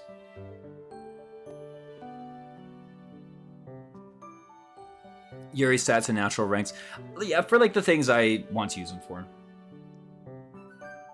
B Faith on Yuri? Yeah, I mean, he has a boon. Right? He's got a boon. D to B with a boon versus E to C neutral. Yeah, I'm actually like wondering now which is faster. The DLC classes are pretty bad, but yeah, they have awful bases. That's the thing is like, you know, when I was making the class tier list a while back, I said the most important thing about advanced classes is that you get an advanced class at level 20. That's the most important thing, is that you get it doesn't have to be the best one. It doesn't have to be your end game one. It just has to be an advanced class at level 20 in order to get the bases. Because advanced bases really are just a before and after for any unit. And I said, even though the DLC classes also have a level 20 rec, they don't count towards that rule. Like, if you say, oh, I hit level 20 and I got a DLC class, it doesn't count. You still ought to get an advanced class for the bases. Maybe your unit is just higher than the bases anyway, in which case, okay, go ahead and keep winning the game. But, like, really, the big point is when you hit 20, get an advanced class. Except Warmonk Cleric. That one has good bases, does it really? B plus and C plus? Get out of here, bro. I'm not learning anything about this. Holy crap, 14 defense. Wait, just a smidge. Okay, but B plus brawling? B plus C plus? Bro, how? I'm just saying, like, how? This actually, I'm gonna say, this is the hardest class to cert. I'm serious. Raisins, what about Great Knight? You have until level 30 to build those ranks. This one, level 20, like, certing Warmonk at 20 is literally how? How? How is that happening?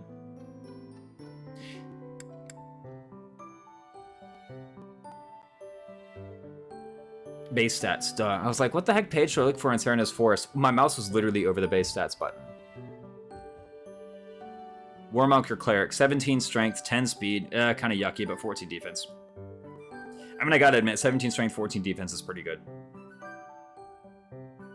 Is 10 speed under advanced class bases? Yeah, but who cares? 14 defense is above. Yuri kind of looks good in the Warmonk trick. Yeah, Warmonk trick pretty good. Warmonk is pretty good. Yeah, 14 defense is pretty good, I gotta say. Base Yuri Warmonk, OMG. The thing is, though, actually, I got it. This is the hardest class. This is the hardest class to start. I never Warmonked anyone. I too have actually never made a Warmonk. Does not have arbitrary rules like me. Okay, fair. Maybe I'm thinking about 100% cert chance only, right? But even then, like, I guess because it's double rec, I guess that means you only lose. Is it? I've already forgotten the rule. Is it 32 per rank because it's a double rec? Warmonk, that's true. It's only C plus Faith. You can get like C plus Faith and B Brawl. That actually might be easier to start than Grappler. I just said a moment ago, this is the hardest class to start. But like, for Mage Movement Punch for all 2 desert maps, yeah. And however many times that the 2 desert maps are used, right? It's just Seth's Flame Paralogue and Claude Paralogue, right? For like actual story. I know there's a quest at some point that's like a bunch of sword masters in the sand. Is it a quest that's a bunch of sword masters in the sand, or is that just an ox battle? Because I swear I always get the sword masters on the beach ox battle. Is that like a quest? Okay, that's an ox quest. I always figure. I'm like that. I always get the sword. Yeah. Okay. Everybody's getting sword masters on the beach. You know the one. Is it like a part 2 one or a part? I don't know. But you just show up and there's sword masters on the beach. We've all been there. We all know the one. Yeah. Part 2. Okay, it's a part 2 quest.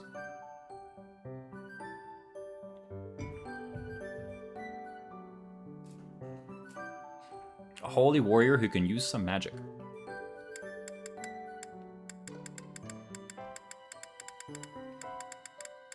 Pirates in the north. I'm torn. Want to do Silverstone Maddening and feature Yuri more strongly? Struggling to overthrow data more fun than just Sniper and a battalion bot? I mean, Assassin's always fun. Like, taking more advantage of stealth is always more fun. I remember something about pirates. Yeah, you get the pirates bet. Too bad it's a half magic use class. Half rounded up. Isn't it? Yeah, Flame Scythe's Paralogue is also there. Yeah, it's halved rounded up. Don't forget. I don't think halved magic uses is a really big deal in late game, to be honest. I think if you have good spells, then like, okay, it depends. Halved magic uses obviously doesn't matter for warp. Obviously just doesn't matter. I mean, it's not doubled, but halved is like, I mean, half of 1 rounded up is 1, so like, who cares? You still get the 1 cast. And the thing with warp is like, for me, usually one is enough, right, from a unit. If I want a second warp, I'll just train a second warper. That's better, in my opinion. Like, I'll just train a second person to have warp. Had magic gets incentive to play faster 70% of the time. Yeah, like, from time to time I talk about Trickster Manuela and people are like, halved spellcast. It's like, I never run out. Like, it never happens. I just don't run out.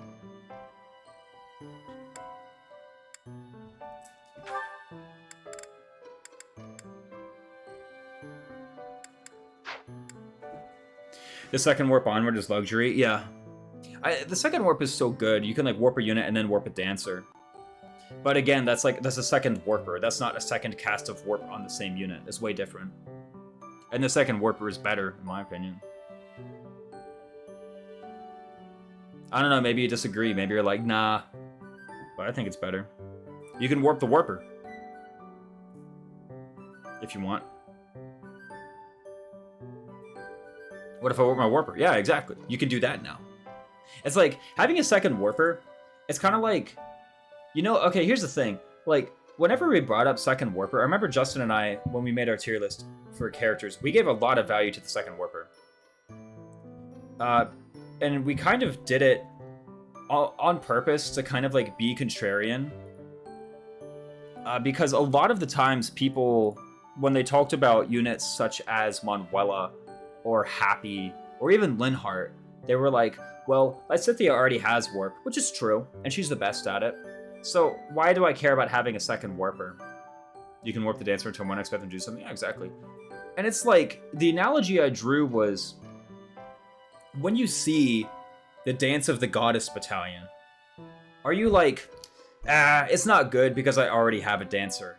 No, are you kidding me? The best thing to do, one of the best things to hit with the Dance of the Goddess Battalion is the dancer.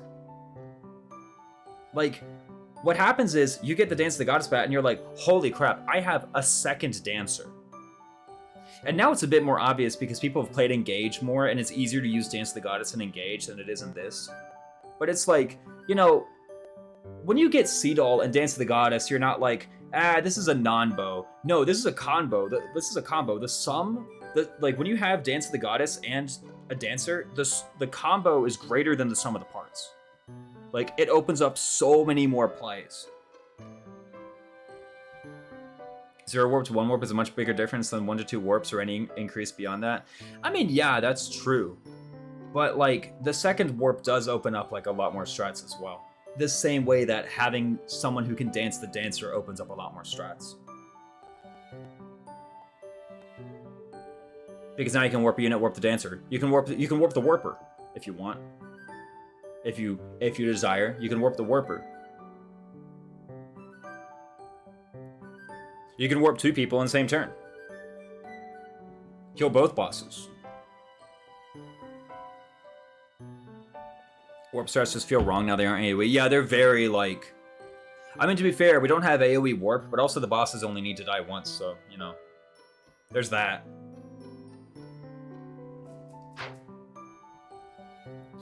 Maybe I should think about Trickster. Nah, that's not happening. He's gonna go Assassin. Same as usual. Raisins don't make like 5 Assassins challenge. Literally, I'm doing like Dimitri, Felix, and Yuri all into Assassin. Warp the Rescuer and rescue the unit for a bigger... Yeah, exactly. What? Who said that?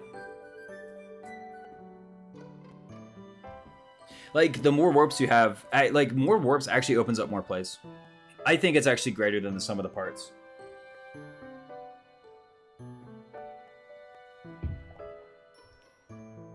Meanwhile, Visteria too, just give you 5 dancers and you know where to look. Yeah, here you go. Just dance the dancers.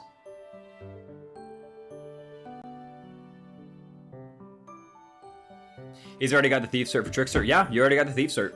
It's right there. I always forget you need the Thief cert for that. It's kind of a niche knowledge. No one has ever had a problem with Assassin. I don't want to say like I was a hipster and like I found the nugget in the rough, but people dissed Assassin a lot back in the day.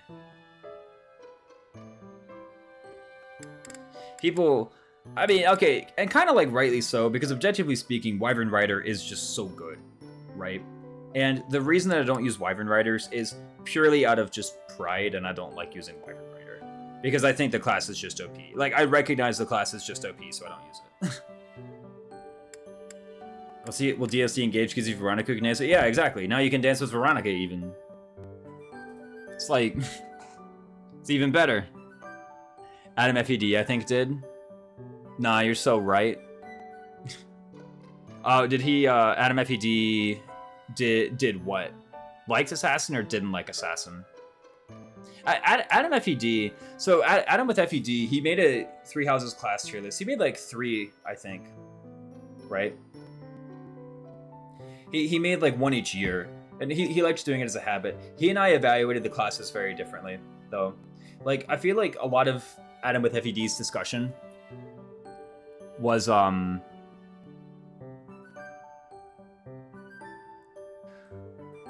not the problem, because the problem...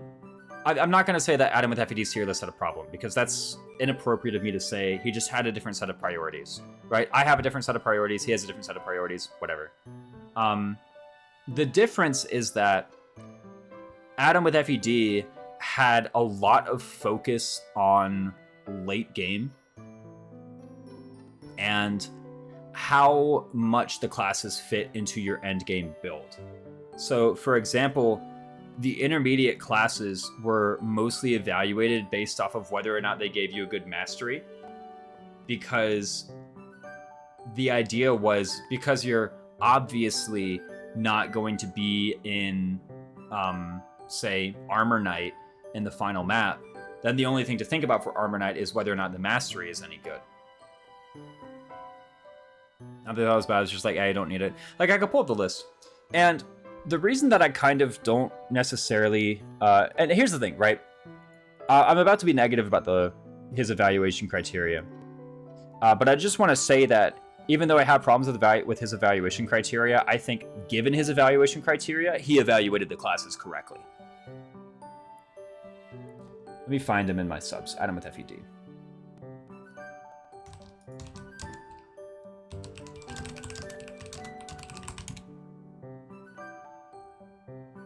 Class tier list 2022.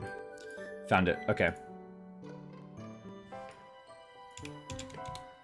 Like, let me just say straight away that even though I disagree with his evaluation criteria, I think, given his evaluation criteria, he evaluated the classes correctly. Yeah, and exactly, like advanced classes, you kind of evaluate advanced classes differently because it's like, okay, well then how good are these for, like, let me just pull up the list that he made.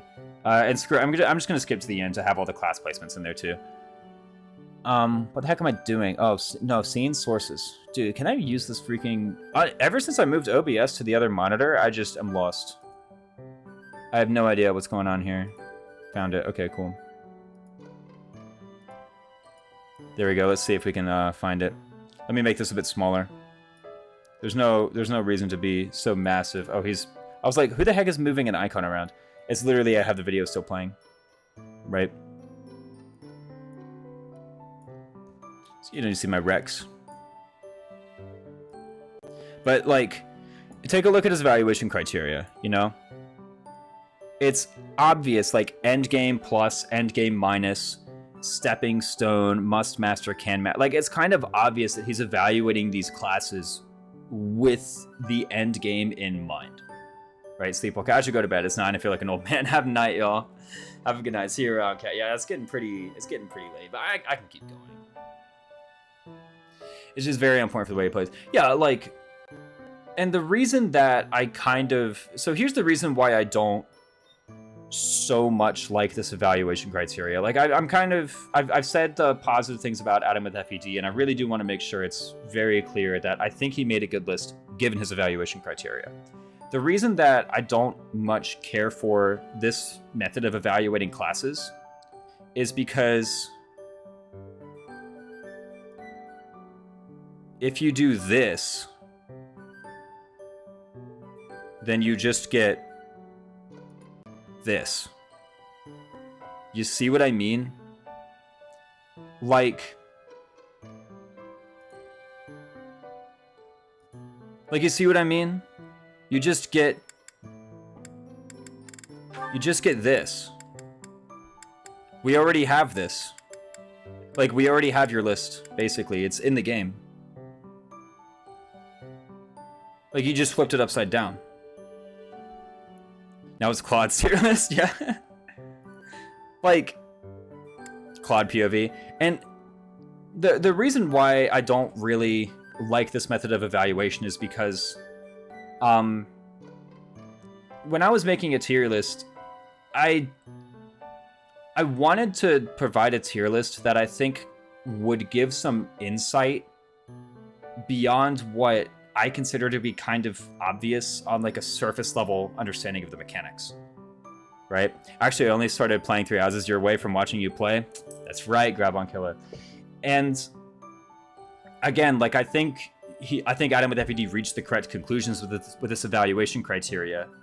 But I think choosing this evaluation criteria meant that he was kind of set up to say something that, in my opinion, was like pretty evident from the beginning. If you know what I mean? Like, you don't have to be a Fire Emblem expert to kind of understand that you spend time in these classes to get skills, and then you end up in these classes at the end of the game. But Brawler's S tier because it's a hot outfit. Brawler pretty good. Grappler, double F minus. Grappler sucks. It is negative drip.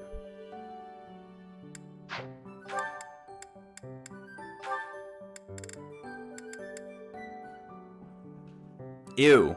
Gross. Drip tier list 1. We've done that like 10 times on Stream Wronghouse. I think my natural instinct was to play the game according to adding FED's unit development. And again, like, here's the thing.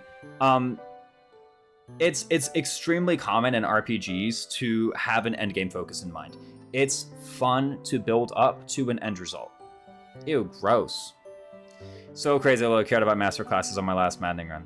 Yeah, well, like, a lot of them are just hard to cert, right? And also a lot of them are mostly side grades to advanced classes, right? Some of them are upgrades. Like, Wyvern Lord is just an upgrade to Wyvern Rider. That's basically the only one. Deathblow is good, but, like, Brigand is kind of stinky. I actually really like Brigand. Because Brigand has... Let me hide the webcam briefly. Where the heck is Brigand? I'm actually not looking at my screen. Wouldn't it be useful if I did this? There it is. Brigand has +2 strength modifier. Where the heck is it? Hide the freaking webcam. Boink. Drip tier list across all games. The master classes cannot compare to Darkflyer. Not every character must be in master. I mean, like, that's how I thought my very first run. Like, obviously you go into master classes, right? Like, obviously. Of course you do. And I think that's a lot of the reason why, like, because again, like, very commonly the discourse is, oh, 3 houses meta is all Wyvern Lord. Frankly, 3 houses meta is all Wyvern Rider. Wyvern Rider is the way stronger class, let's be real. Yeah, technically Wyvern Lord has higher stats, but, like, here's the thing, right? Here's the thing. And this is kind of like the same sort of argument that I brought up for the, what's it called? When I was talking about Seros Holy Monks being the strongest bat in the game. You know, if you ever myself had noticed Sagros works, felt like Masterclass was the only way to survive endgame. I mean, like, they're pretty good at the end of the day, using Wyvern Rider for thrice as long as Lord. Like, yeah, the thing is, imagine for a moment, right? Imagine for a moment that your goal was to make the game more difficult, and the way that you could do it was you could remove one class. Not Noble or Commoner, right? Come on, be fair. You can remove one class from the game. If you remove Wyvern Lord, who cares? You just use Wyvern Rider. And, like, is it a little bit worse? Yeah, sure. You miss the +1 move. You miss some of the stats. You miss the avoid 10. Yeah. But it's not, like, that much worse, right? You can still get by. You can still get by. Everything that you were doing with Wyvern Lord, you could probably do with Wyvern Rider. You might have to stack your stats a little bit harder, but you can probably still do it. If instead of removing Wyvern Lord, you remove Wyvern Rider, what are you doing in Chapter 8? What are you doing in Chapter 9? What are you doing in Chapter 10? What are you doing in all of the Part 1 paralogs that you normally use Wyvern Rider for? Now you're on the ground, or if you're in the air, you don't have fair. You don't have access to an easy B and C class with 21 strength. How much? 18? No, wait, it's 18 speed. Get out of here. It's not 18 speed. 14. Oh, 16 speed. Never mind. 17 speed? Is it really 17? Oh, 17. Yeah. What are you doing? No longer do you have flying class with fair, right? If you want to be flying, you gotta be 6 move, no fair. I am crying. Removing Wyvern Rider alone would make more... Yeah, actually, removing Wyvern Rider would be the biggest difficulty, like... And here's the thing, too. Okay, you remove Wyvern Rider, Wyvern Lord still exists. How the heck are you starting Wyvern Lord? Because not like how they look. Just remove Noble. Now, after since I said removing Noble or Commoner is cheating, dang sad face. That's what I would be doing. Oh, I'm crying. I would be crying. Yeah, it's like... Well, like, what are you doing? What are you doing in chapters 8, 9, 10, 11, 12, 13? What are you doing in Hunting by Daybreak? Wyvern Lord doesn't help you in Hunting by Daybreak. Wyvern Rider certainly does. Wyvern Lord, nope. Doesn't do anything. You know that really hard map? You know, people are like, oh, 3 Houses Part 2 is so easy. All you do is warp skip. You can still warp skip with Wyvern Riders. The real Maddening difficulty. Who said I play by the rules? I mean... Remove Lord, no one will notice. I like Lord. OMG, hi, big fan. That's right, yeah. Can we shout out Young Bob won.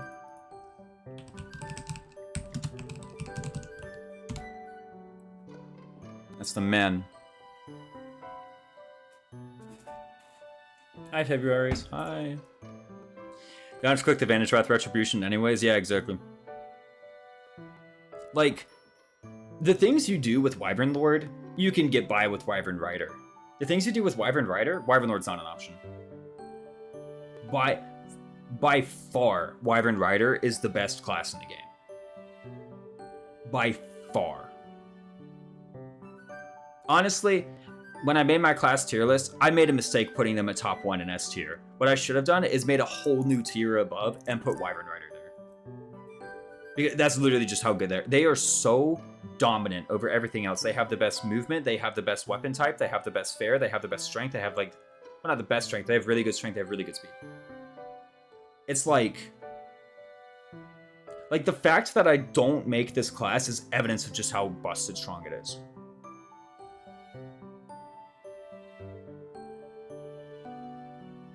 Moving Enlightened 1 would be the most difficult for me. Yeah, like, I do think Enlightened 1 is a bit underrated because of the fact that it gives you that easy access to a fair class. But again, it really does depend. Like, if you're using a lot of Byleth, you could probably get into a fair class at level 20 anyway. Who needs goals? If you're using a lot of Byleth and not playing under what I will agree with Wronghouse, all of the rules that I play under are just, frankly, completely arbitrary, self-imposed restrictions. Right? Like, if you're just playing plain old Three Houses, you can do Ox battles. Yeah, Enlightened 1 probably isn't really that good. I agree, but the metrics can feel kind of arbitrary at a point. I mean, I think, like, if you're gonna make a tier list in Three Houses, because there are such extreme levels to which you can grind, you do have to define how much the tier list is allowed to grind. Right? 'Cause here's the thing, right? If you can broken weapon grind, have you ever seen how fast you gain EXP when you broken weapon grind? If you allow that, nothing matters. Literally nothing matters. You just have, you might as well just be playing New Game Plus. No, seriously. You might as well just be playing New Game Plus with how fast you gain Wex. It's ridiculous how fast it goes. So, like, you have to set a line somewhere. You can't just be like, anything's allowed, because that broken weapon grinding is allowed, and now nothing matters. You could be a noble all game long, and then, like, you're fine. You still kill everything because you broken weapon grinded.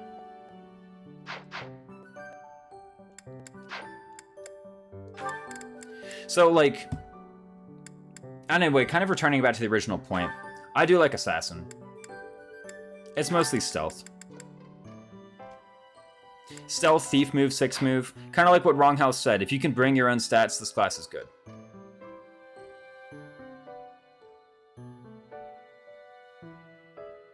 There's a difference between methodical broken weapon grind versus defense force side broken weapon grind. I mean, actually, what's the difference?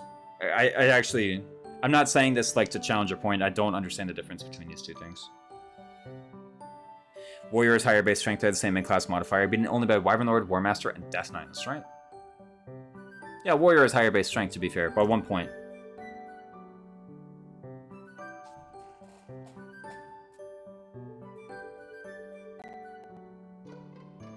Nothing ever matters. Exactly, everything's numbers. And Enlightenment has a lot of magic, kind of good with Levin Sword as Sniper. Yeah, it's pretty good. I like Assassin because the battle pose, like the backhand sword, it looks really cool. I mean, kind of like what Wronghouse said earlier, this is a nice, like, bring your own stats kind of class. Right? If you have good stats, this really enables you to use them. 6 move. Being grounded is pretty important too. Like, use broken weapons and impregnable walls so you, like, grind for 5 turns, and then broken weapon is just so you don't insta-kill them. You don't insta-kill them with impregnable wall anyway, right? If it looks cool, I'll use it. I mean, I guess that's, like... I don't know if I would categorize that as broken... Like, broken weapon grinding, to me, it's extremely clear what it means. It means you just use a broken weapon and you fight enemies for however many turns you want until it says game over from 99 turns. You know? It's the kind of thing... I said this, I think I said this in Mecha's Discord, when it comes to grinding. It's kind of weird. When it comes... Like, me personally, when it comes to grinding in video games. Because if you, like, take Conquest, right? Conquest gives you, like, what, 3 grinding maps? Like, 3 invasions? Is it 3 invasions or is it 2 invasions? I can't remember. Right? Conquest gives you like 3 grinding maps. And if a game gives me 3 grinding maps, I do 3 grinding maps. Right? Bernadetta Fortress Night 1? Yeah, exactly. 3 invasions. Yeah, 3 invasions. Like basically 3 grinding maps. If your game gives me 3 grinding maps, I will do 3 grinding maps. Vision 3 is definitely not a grinding map. Yeah, that was kind of hard. Whatever, 1 and 2. You get the point. You know, you get the point. If your game gives me 5 grinding maps, I'll do 5 grinding maps. If your game gives me 20 grinding maps, says, hey, you can grind 20 times, and after that, like genealogy style, right? You can go into the arena 7 times per character in genealogy. You tell me that, I will go into the arena 7 times per character in genealogy. Something nice about Marianne. Her magic combat arts are actually really good, I gotta say. Even like for a mid-game stretch, very strong magic combat arts. Soulblade Rapier, big, huge. Does it fall off after a while? Yeah, sure, but she just solved mid-game for you, so who cares? But yeah, no. Yeah, genealogy arena, it says you can do this 7 times per character per map. So I do it 7 times per character per map. You give me 100 grinding maps, I will do 100 grinding maps. If you give me infinity grinding maps, if you say grind as much as you want, no limit, I will do 0. 0. Because it's like, I can grind however much I want, so there's no point. Like, I know I'm just going to do it forever, so instead of doing it forever, I'm just going to do it 0. Does it say something about society? Who knows? It says something about me.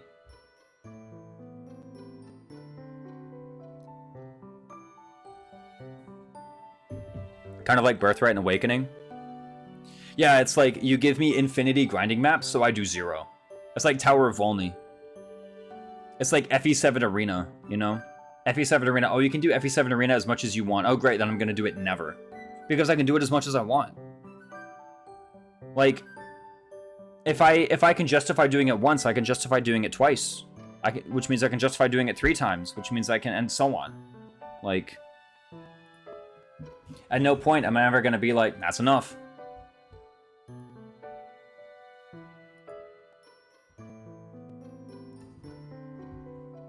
Like, but that's just how the grinding goes. Anyway, why the heck do I still have Adam with Heavy D's tier list open? That's okay.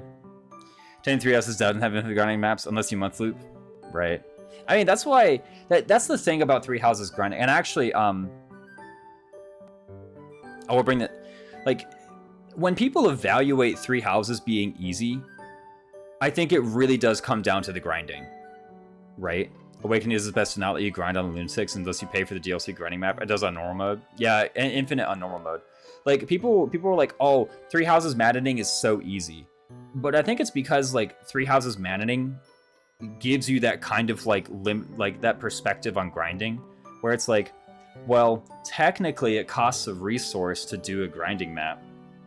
So, is it really grinding? Like, here's the thing, right? Okay. With Sacred Stones, right? GB Arena lets you save states. There's some incentive to not do it indefinitely. Yeah, like at some point you'll get a unit killed, right? And it kind of like stacks up. But here's the thing about 3 houses. And like, people are like, oh, 3 houses is easy. And they're just like, just get Deathblow and get Darting Bow and get hit plus 20 on everybody. And it's like, okay, well, you need grinding maps to do that. It's like, okay, if you say I'm doing an FE8 challenge run, and part of the challenge is that I'm not using Tower of Volney, it's like, duh. Like, yeah, of course you're not using Tower. It goes without saying that you're not just doing Tower of Volney as much as you want in an FE8 run. It just goes without saying that you're not doing Arena as much as you want in an FE7 run. It just goes without saying, right? Like, yeah, of course you're not using Tower of Volney. But in Fire Emblem 3 Houses, when you go and you're like, I'm going to do Fire Emblem 3 Houses and I'm going to do 0 Ox battles, people are like, you're crazy. No. How are you going to get Death Blow and Darting Blow and hit plus 20 on everybody? It's like, it's more assumed in the Fire Emblem 3 Houses meta that you do the grinding. Because again, like the grinding does technically have a cost, right? It has a cost. You have to spend your week doing it as opposed to, what, exploring? And then you can only do it so many times, but let's be real. If you ox battled every single time, holy smokes, your units would be good.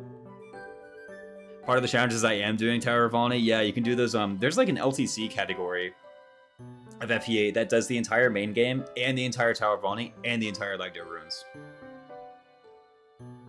You can pull off builds with lots of master skills without auxiliaries, though, to be honest. Yeah, and holy smokes, your prof rank is gone. Okay, like, you know what I mean. Like, you raise your prof rank to optimize your ox battles, and then you do your ox battles. Right? I mean, like, you saw that broken weapon cast bar. like, part of the reason that the Three Houses meta is the way it is because people don't really view the grinding as grinding in the same way they view the grinding in Three Houses is not treated the same as the grinding in other Fire Emblem games. Explorer is clear, yeah. You say that, but I technically do include Tower of Volney and FE8 challenge runs, because one of my requirements for FE8 army display is doing all 10 floors, the Volney and the Ruins. Yeah, there we go. I like Tower of Volney. It's fun. I think Three Houses Maddening is tough enough, especially if you're going in the first time. Maybe I'm just saying this because I'm still bitter about the time that Mecha said that Maddening Three Houses is easier than Hector Hard Mode FE7.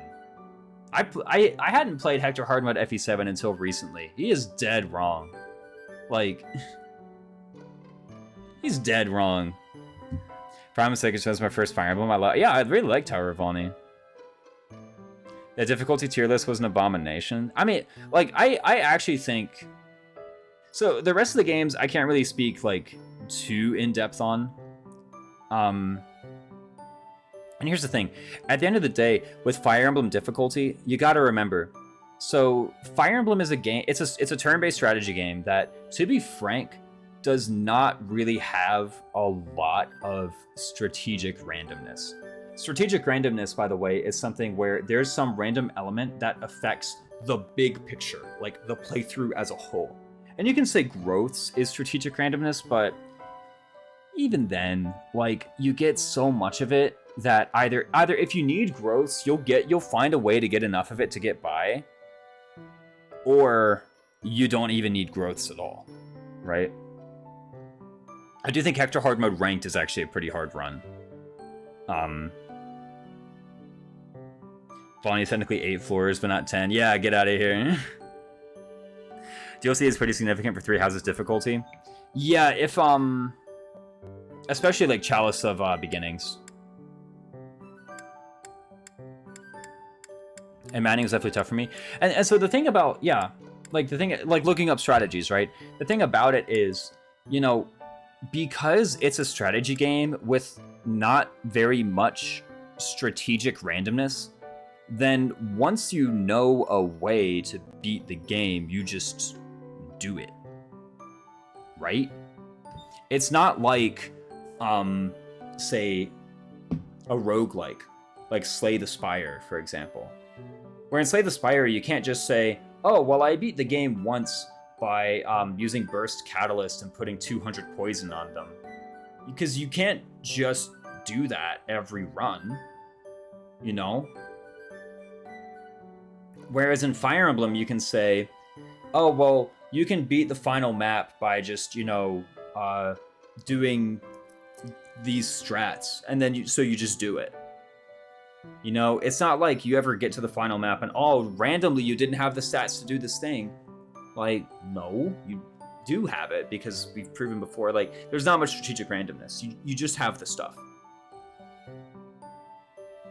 And so, you know, when I'm evaluating a game based off of difficulty, it's hard for me to really say, oh, well, this game is really easy, because maybe it's only really easy because I just have played it so much that I know so many ways to beat it.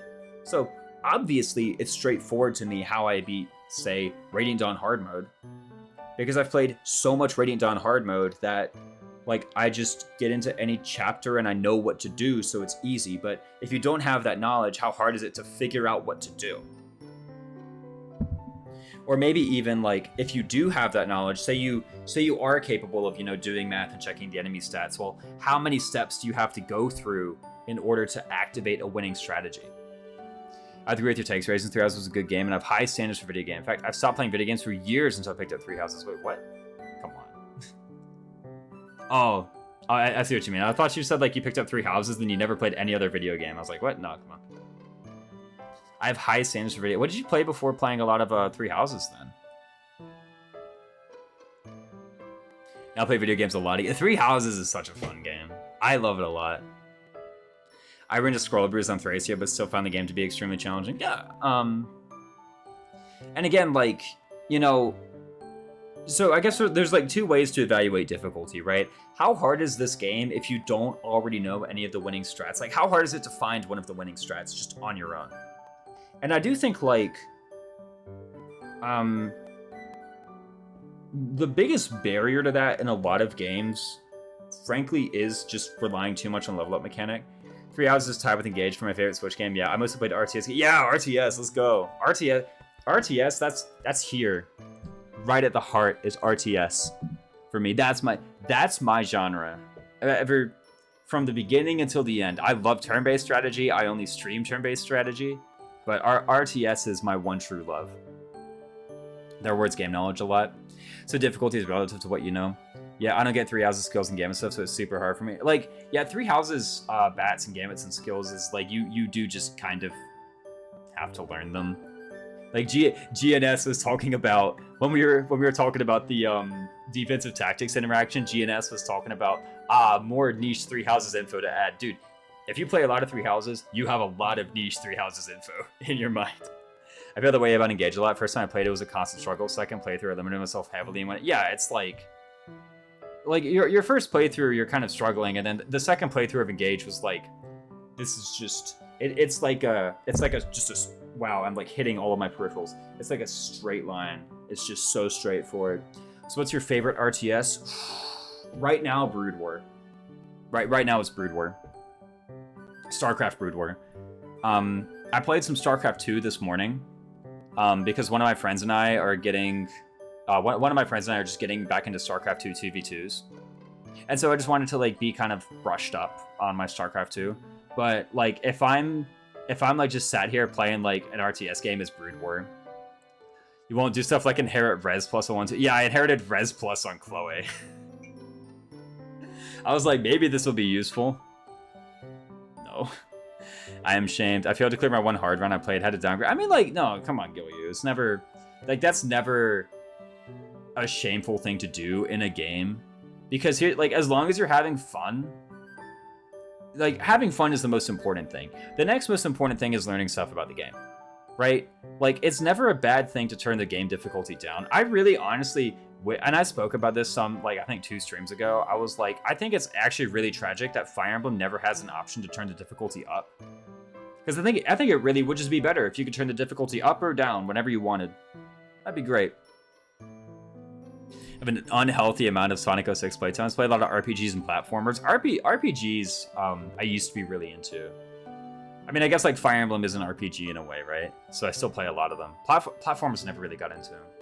Unhealthy amount of Sonic 06 playtime. It is a pretty good speedrun game, right? Conquest completely kicked my butt right at the end where I stopped having fun.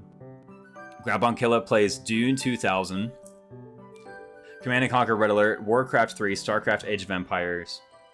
Like, and Grab on Killa, you didn't omit the numbers because you just wanted to state the series. You omitted the numbers because you played those exact games. Oh, what's yeah, my favorite RTS right now is probably StarCraft Brood War. My favorite single-player RTS is Command & Conquer 3. I think Command & Conquer 3 is an excellent first RTS, especially if you just want single-player campaigns. Also, Command & Conquer 3 is just like one of the best game stories and like best game like lores ever.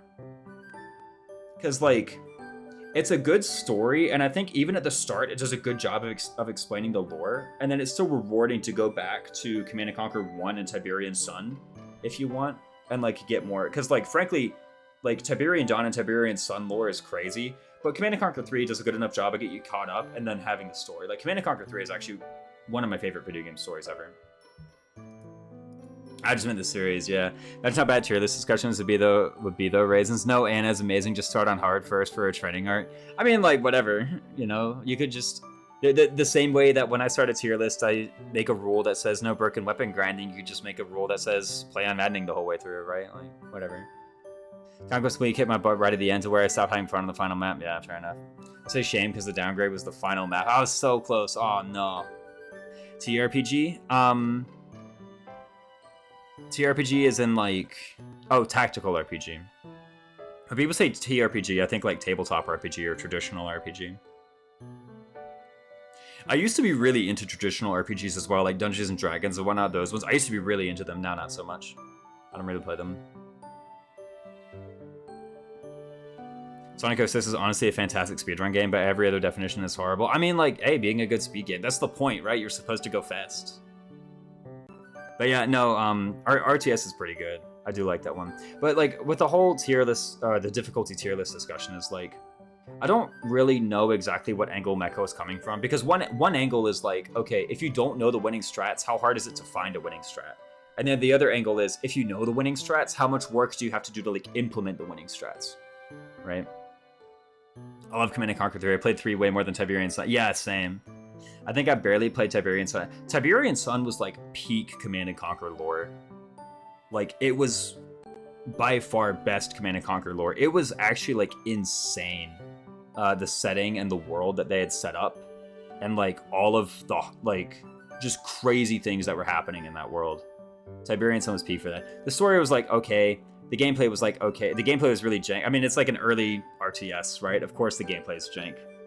You know, you don't go booting up StarCraft Brood War expecting it to control like StarCraft 2. Okay, you boot up StarCraft Brood War and you see you can select 12 units at a time. And you just have to accept, this is part of the game, all right? Part of the game is the fact that you can only select 12 units at a time. Is it good? I think it's just because I'm old and I was getting out of CNC. Yeah, it's really good. I only ever played through the Nod campaign because I just found Nod so much more interesting than GDI. You know? GDI, I respect the, like, purpose that it served in the world, because I think it does make sense for the world to have just like a sort of global good guy military type organization. But Nod is just so much more interesting to me, of course, so I only played the Nod campaigns. Nod is like, it's so ridiculous, but that's kind of like where the interesting part of the world lies, is just how outlandish the Brotherhood of Nod is. Also, they were more fun in gameplay. No, Tiberian Sun is really good. But yeah, like, and I think the thing is, if you evaluate, like, say 3 houses versus 76, because that was really the best. You know, let's just pull up this mecha tier list. I keep on talking about it. Let me just pull up this mecha tier list. Wow, mecha tier list? No. Mecha. I need mecha difficulty tier list. Brood War days. Nobody played Tiberian Sun when it came out. No, people played a lot of Tiberian Sun. The reason people didn't play a lot of Tiberian Sun when it came out is that Red Alert 2 came out pretty shortly thereafter, and just frankly speaking, Red Alert 2 had way better multiplayer. Yeah, yeah, exactly. I didn't know it existed because I started with Red Alert 2. I never really got into Red Alert. I liked Red Alert 3, actually. I really liked Red Alert 3.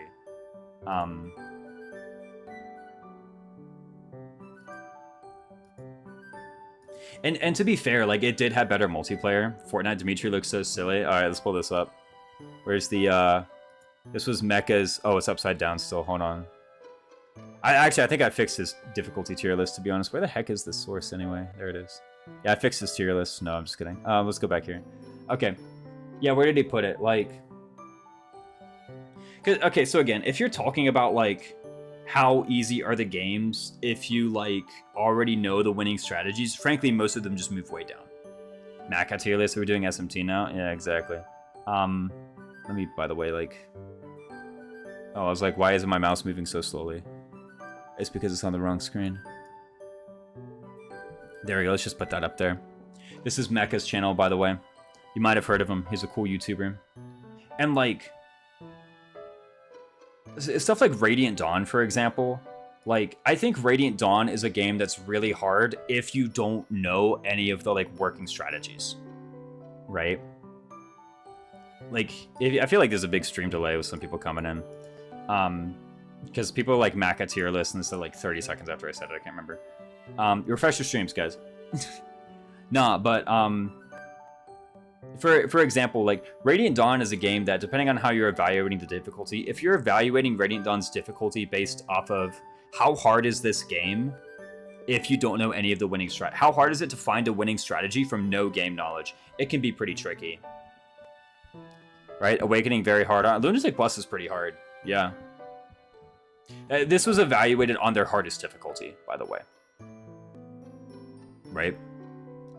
After that lull. Yeah, I was playing some Shadow Dragon. I'm actually have like a run going through Shadow Dragon Hard 5 right now. It's pretty fun.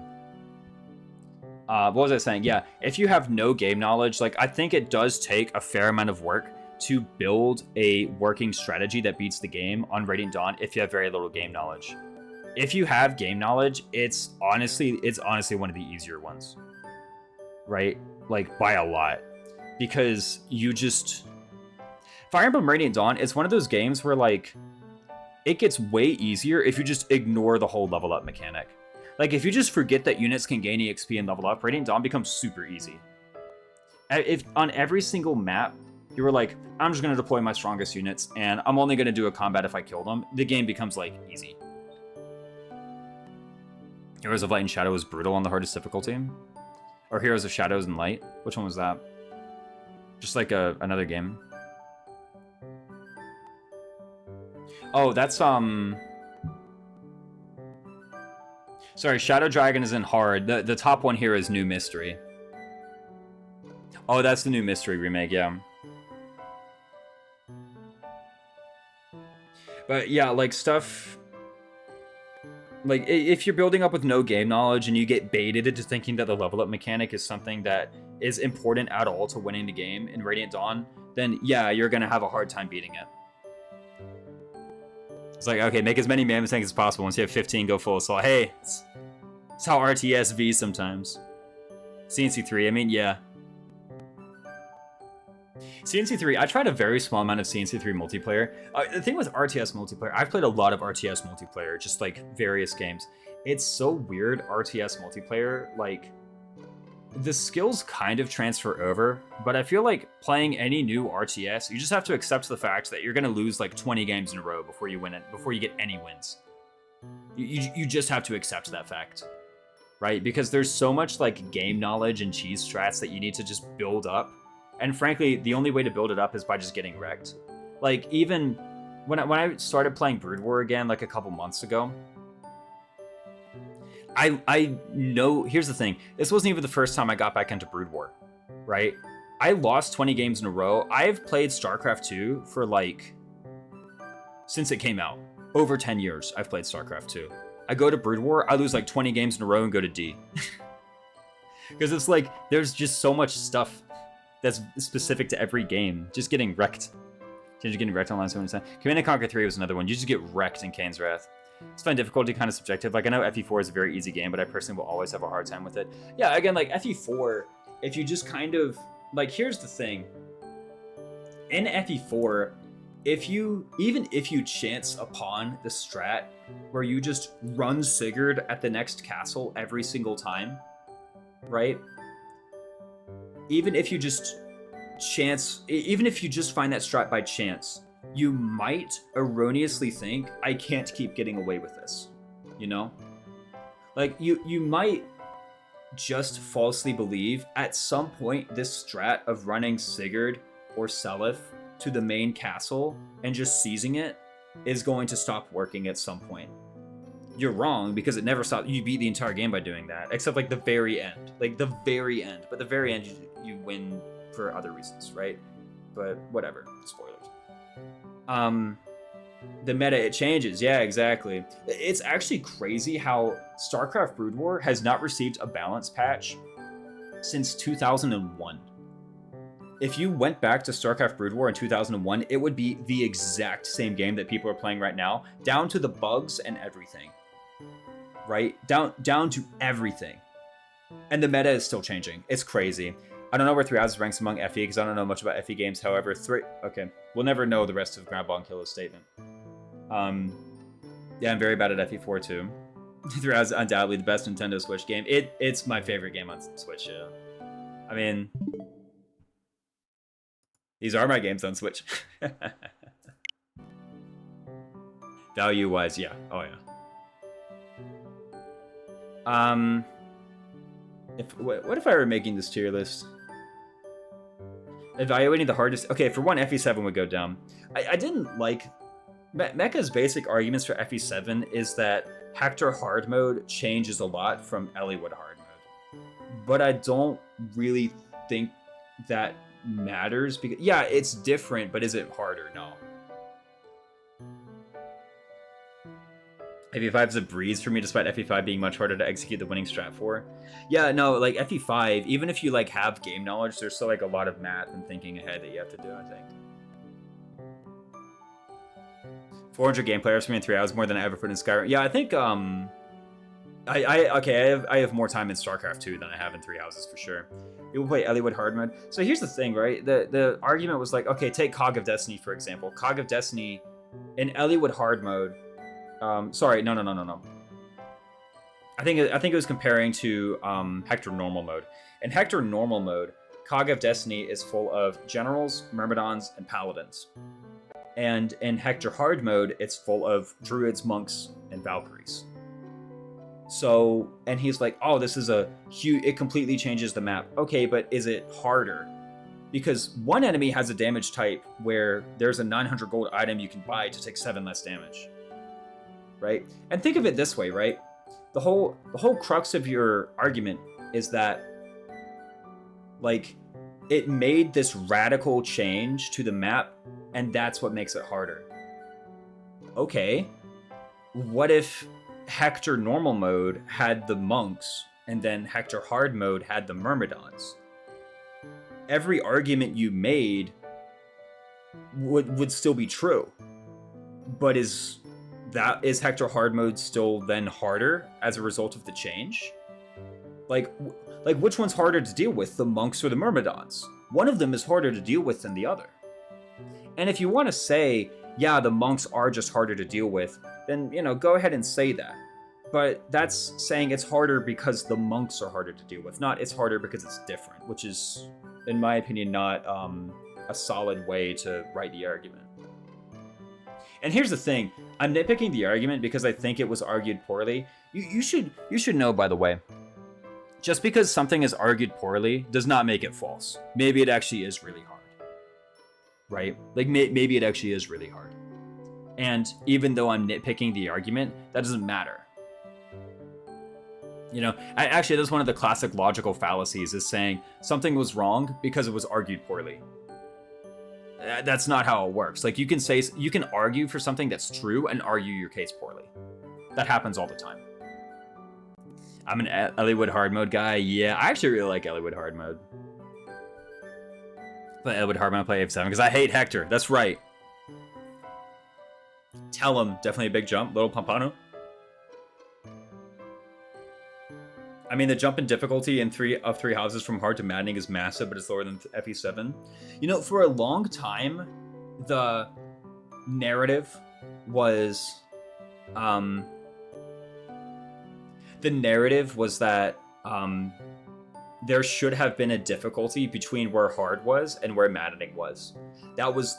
People always said that. Or people were actually like, maddening should have been there. In my opinion, I think, yeah, there should have been a difficulty between where hard was and where maddening was. And they should have called that difficulty hard mode and removed the hard mode that currently exists. I'm just being honest. I think hard mode was just way too easy. Like, the whole gap in difficulty between hard mode and maddening is not the fault of maddening for being hard, it's the fault of hard for being too easy. It being argued poor just means it won't convince me. Yeah, it doesn't make it wrong. I think it's more often that fallible means it's false. It's actually argued well using distracting and misconstruing rhetoric. Yeah, and like, again, you should point out distracting and misconstruing rhetoric whenever it appears, but... Like the earth is flat, right? Yeah. Exactly.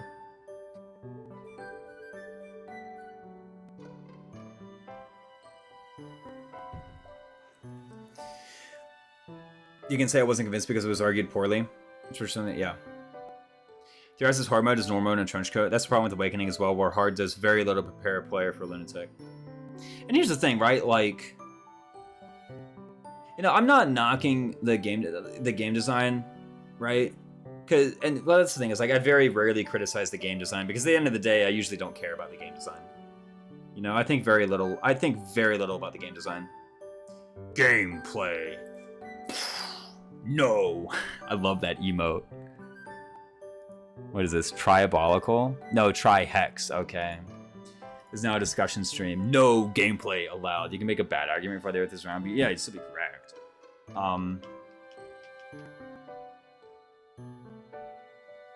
What was I saying? Yeah. Sorry, it's a discussion stream now. You're right, Legend. It's a discussion stream. I mean, I'm not gonna play a chat. I knew from the start I didn't have time to play a chapter. Me play Gronder in like 2 hours? Who do you think I am? That ain't happening. Raisins are always discussion streams. That's why they're so great. Thank you, Fapples. A fan. I thought you were going. I thought you had to go. You said, "Oh, I'm only in here for a bit."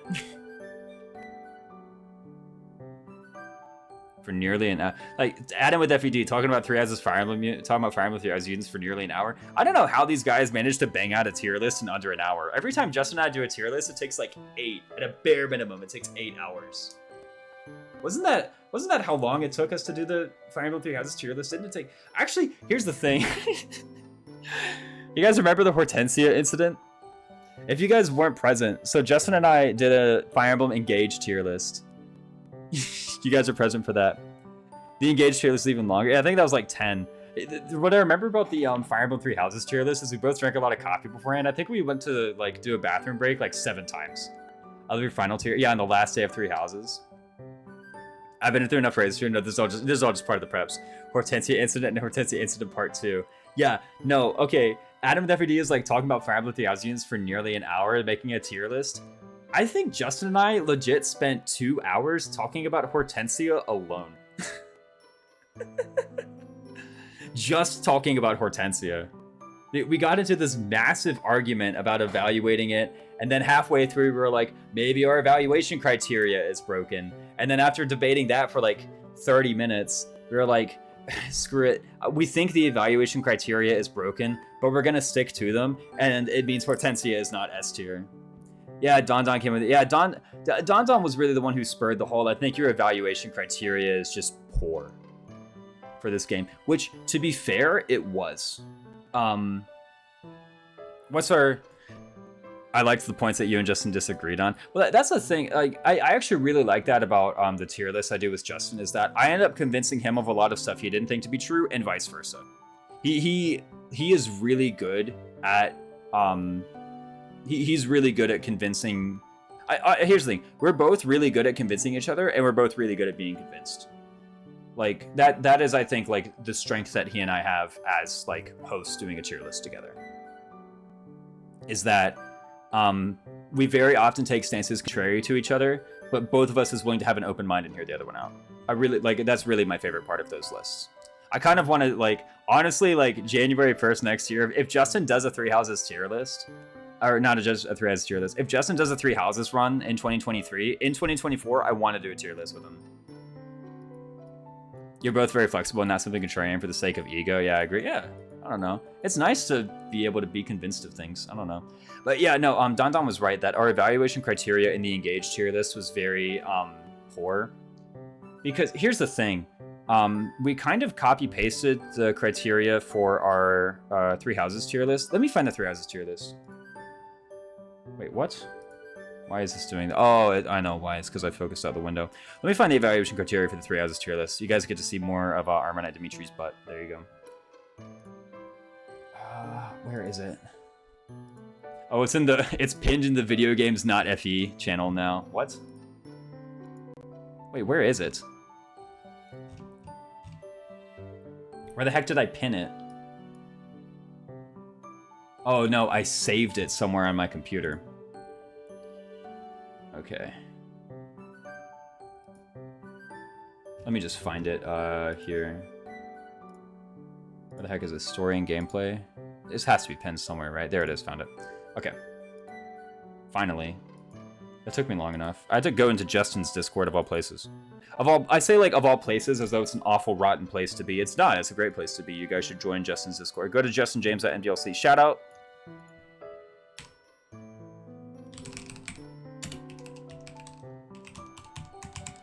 Boom, go there.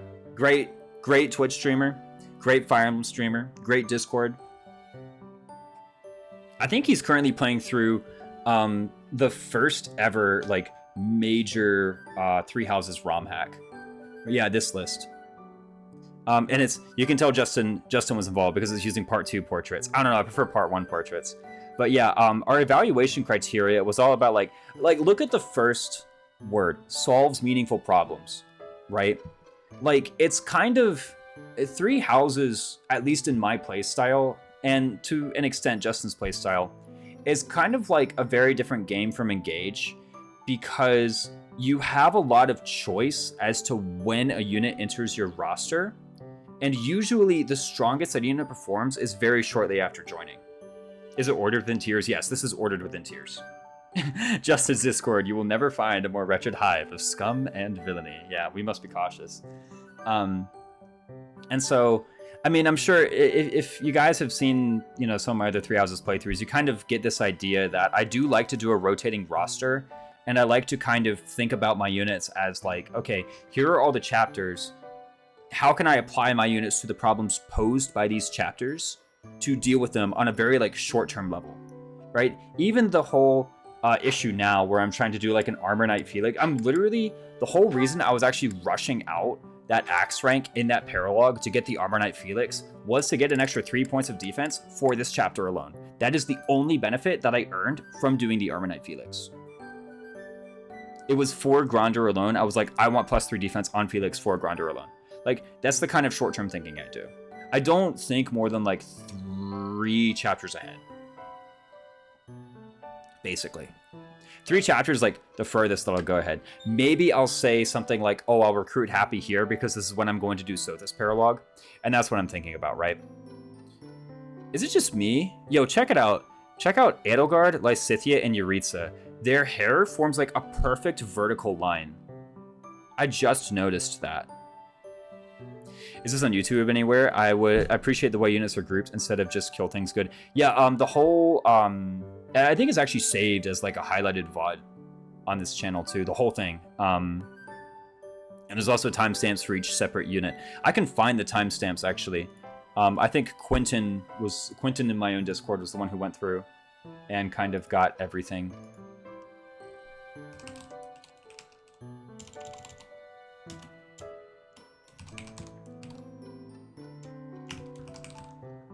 Oh my god, turn off caps. Wait, what? Why can I not search for from?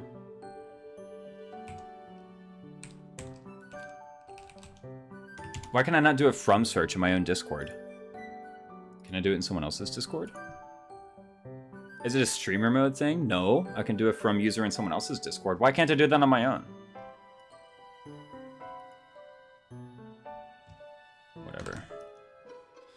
What did I do? Weren't you the guy who went through the Fire Emblem Three Houses tier list that Justin and I made and timestamped all of the individual units? Was that you or was that someone else? I thought that was you. By the way, welcome in, Quentin. Speaking of, hello, Quentin. Yeah, but the whole tier list should be, not me. Ah, dang. I'm trying to remember who it was, but for some reason I can't do a from search in my own Discord. Is it like a permit? Whatever, I'll figure this out later. Not important. But yeah. Our evaluation criteria that we applied to Engage was pretty similar because in Engage, unlike in Three Houses, units have static join times. And their static join times are pretty important to the functions that they perform. And it means that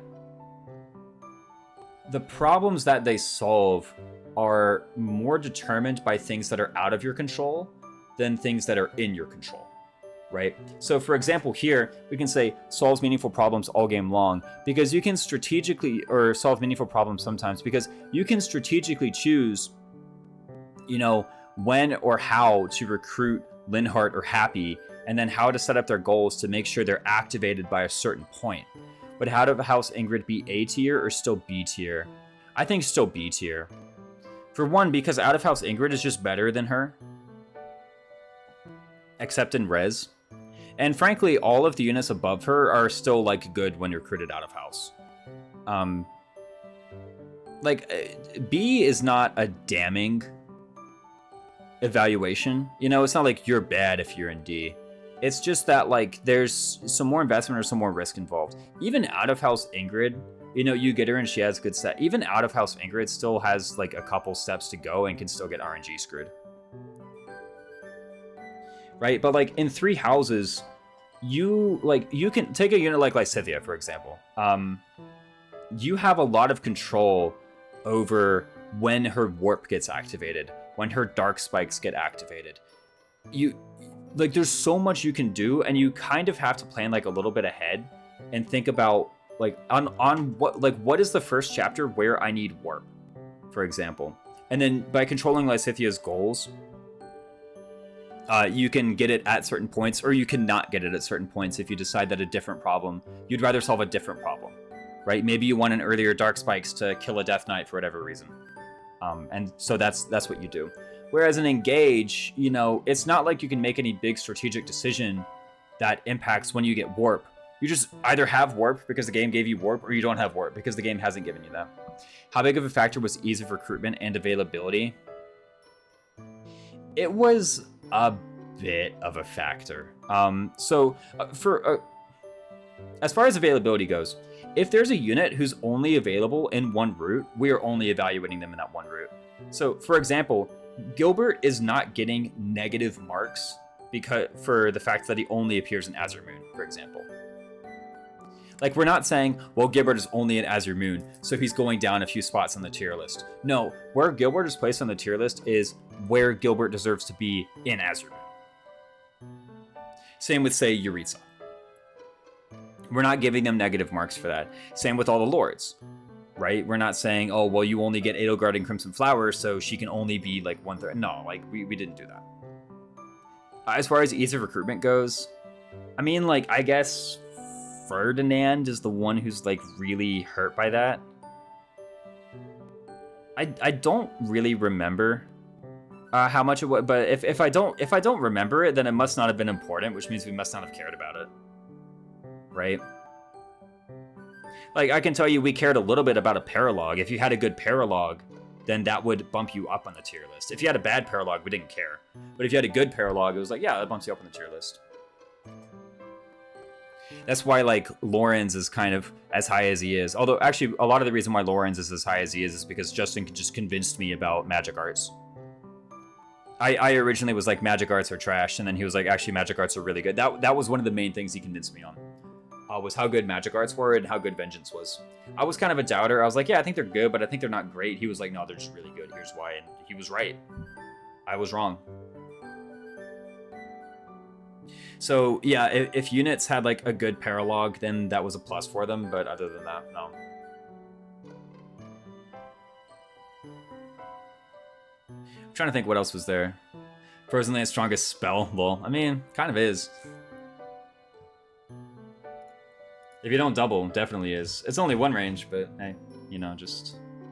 You're a paladin, so you have more move.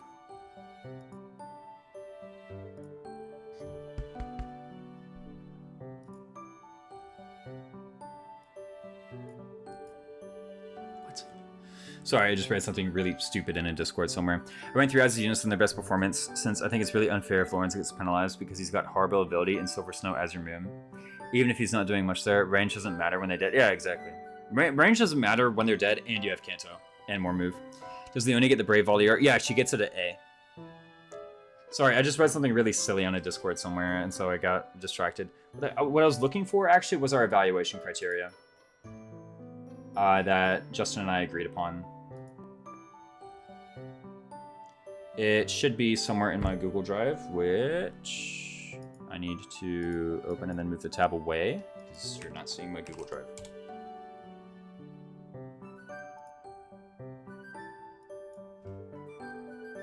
Where the heck was it? The Engage draft race rules.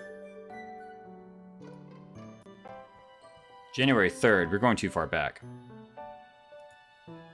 Probably somewhere deep in DM. Yeah, it's just somewhere deep in the DMs. Wait, no, it's actually an Atano Discord. You know what? That's the fastest place to find this tier list is the Atano Discord. Yeah, there we go. Because I think at one point everyone posted their tier list all at once. Somewhere far in the back. Wait, found it? Yes, found it. Okay. There we go. What was it? Maddening Classic. Oh, this is just saying like what's allowed with grinding. In short, being bad but available should hurt our score more than being unavailable. Shouldn't hurt our score more than being unavailable. Hold on a minute. Let me see. Based on their best performance, I think. Let me kind of like start with your point from the beginning, Genus, because I feel like I misunderstand it. Since it's really unfair if Lorenz gets penalized because he's got horrible availability in Silver Snow, Azure Moon.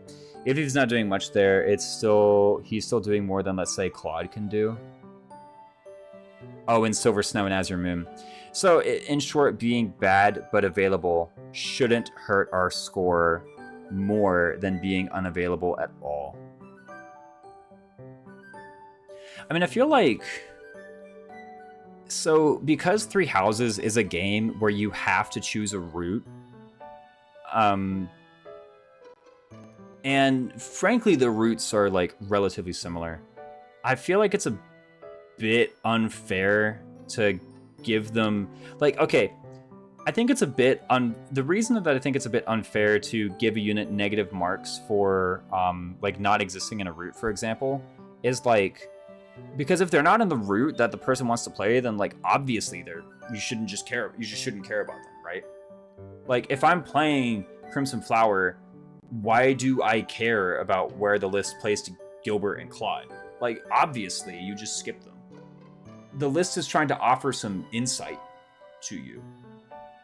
And I think putting them low on account of being unavailable in, say, Crimson Flower, is actually more likely to mislead the audience by... I had to, like, wipe some dust on top of my webcam, sorry. It's more likely to mislead the audience into... Oh, by the way, there's a whole unit to the right of Balthus that I'm not capturing. Which unit is there? That guy. Yeah, we all know.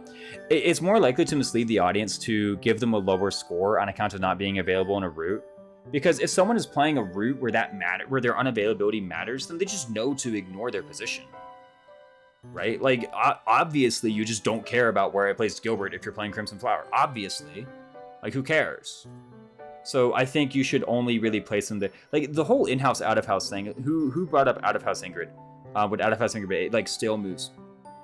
Stale moves brought up a really good point with out-of-house Ingrid, where it's like, hey, should this be tiered differently? Because I think a fair case could be made for tiering an in-house unit versus an out-of-house unit differently. And I think Ingrid is the best example of that. There are some weird availabilities like Hilda with Silver Snow. Yeah, Hilda's a bit of a tricky recruit in Silver Snow, yeah. You basically have to build support to get her. There's no way you're qualifying for that on your own. 30 charm, get out of here. Like, actually, get out of here. That's not happening. 30, that's ridiculous. Maybe on normal mode. But, like, why do you put Sedith in B? Should Sedith be higher? Yeah, I'm getting caught in the details. I feel there's basically nothing I disagree with on this list. Now that I'm looking at it, like, maybe Sedith should be higher. Actually, no, because we talked about how Sedith and Yuritsa were basically the same unit. But Yuritsa was better by a lot. You know, like, actually, they're very similar. First off, they are in completely mutually exclusive availability, right? You either have Yuritsa or you have Sedith. You never have both, and you never have neither. So just complete mutually exclusive and exhaustive availability. So, like, yeah, sure, they're basically the same unit, except Yuritsa's better. Man, oh man, Yuritsa's better. He's so good. Well, don't say you don't have either in Chapter 1, Wronghouse. You know what I meant. You know what I meant. If Flame dies on Azure Moon, Verdant Wind, and no Sedith, Hilda's Silver Snow recruitment is just the reason I couldn't post Hilda. My point of view is that to judge every unit as fairly as possible, I pick their best route, since the lords get that pass by default. You know, that's a good point, actually. I didn't think of it that way. I guess I totally misunderstood your point. Yeah, just imagine them in their best route. Right, before Sedith joined. That is true. I didn't get Eureka because I played Crimson Flower before they released them. Yeah, about that. I mean, this list did assume DLC. We said, I think on this list we said all DLC is allowed, but you're not allowed to use the stuff that's under the bed. I feel like, is it just me? Like, is it just me and my playstyle and Justin's playstyle, frankly? But I feel like that's kind of emerged as I don't want to say like the canon Three Houses rule set, but like basically the canon Three Houses rule set is like similar to how you just obviously don't use the Tower of Volney. It's kind of like you just obviously don't use the stuff under the bed. Maybe you do, and I'm just kind of like in a bubble. Maybe I'm just in a bubble of people who just, you know, none of us use the stuff under the bed because like for the Pagan Altar, sure. Baltus, sure. The New Veil Battalions, yeah, sure. Darkflyer, okay. Chalice of Beginnings and the 10k Renown, no. I didn't know they were gonna give me a whole unit for free. I know, right? I use the stuff under the bed. That's fair enough. Hey, I'm not saying that to diss anybody who does. I'm saying like I want a finger on the pulse of the Three Houses canon. You know, he was never mentioned exactly. Yeah, Chalice of Beginnings, amazing. Like, here's the thing. Like, you know what? Forget about the Chalice of Beginnings. Wrong house brought it up. The stat boosters. You literally get a +2 boots. It's like what, a +2 boots, a +7 HP robe, and like a +3 strength booster. Like, dude. Like, I honestly, you can give me those, and I'm like, you give me those, and I literally know exactly what I'm doing in every single remaining chapter in the game. Like, +3 speed? They didn't give it a was there a +7 HP? But yeah, +2 boots, +3 speed, it's like, and +7 HP. It's like, dude. Literally, +2 boots and master a whole bunch of beginners. It's like, what? Oh, you can still master the classes for more stats if you want. Like, honestly, forget the Chalice of Beginnings. That one, holy smokes. Because Chalice of Beginnings is like, after a while, that effect actually becomes pretty replaceable, right? You know? That actually might be stronger than the Chalice of Beginnings. Is the boosters. Especially the +2 boots. Unreal. That Wrath by Advantage Dimitri is correct, but I wish I had held back and not used Chalice for so to apply the Retribution Gambit to him. Yeah, like even then, like even if you don't use Chalice, Retribution Gambit is still like one click away. Like, you just use Retribution. Oh no, I need A Authority. Or I'm playing Azure Mirror and I need D Authority. Like, Bernadetta E is good with those under the bed boot. Yeah, she gets +10 damage on Vengeance, right? So.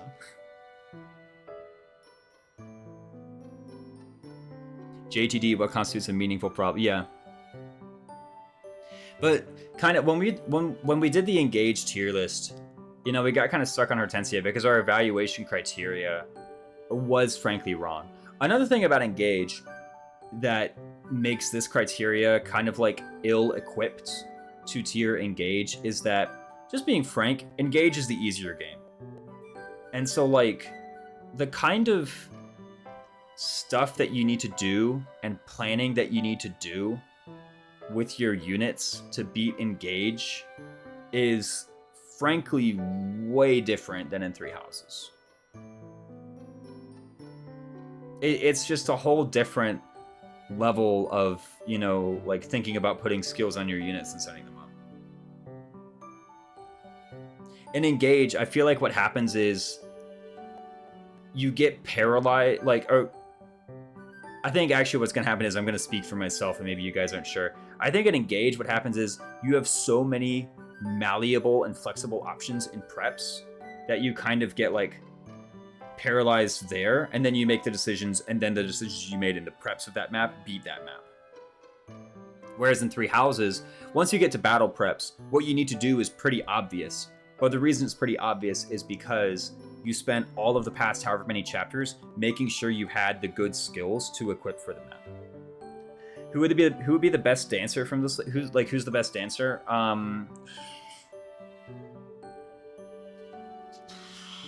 Probably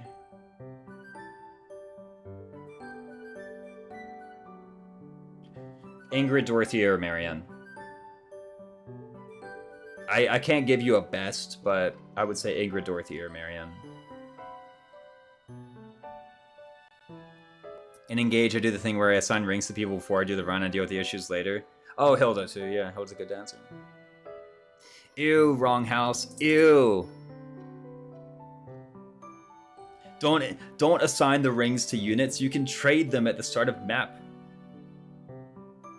I was outspoken on this issue the other day. That's the pitfall.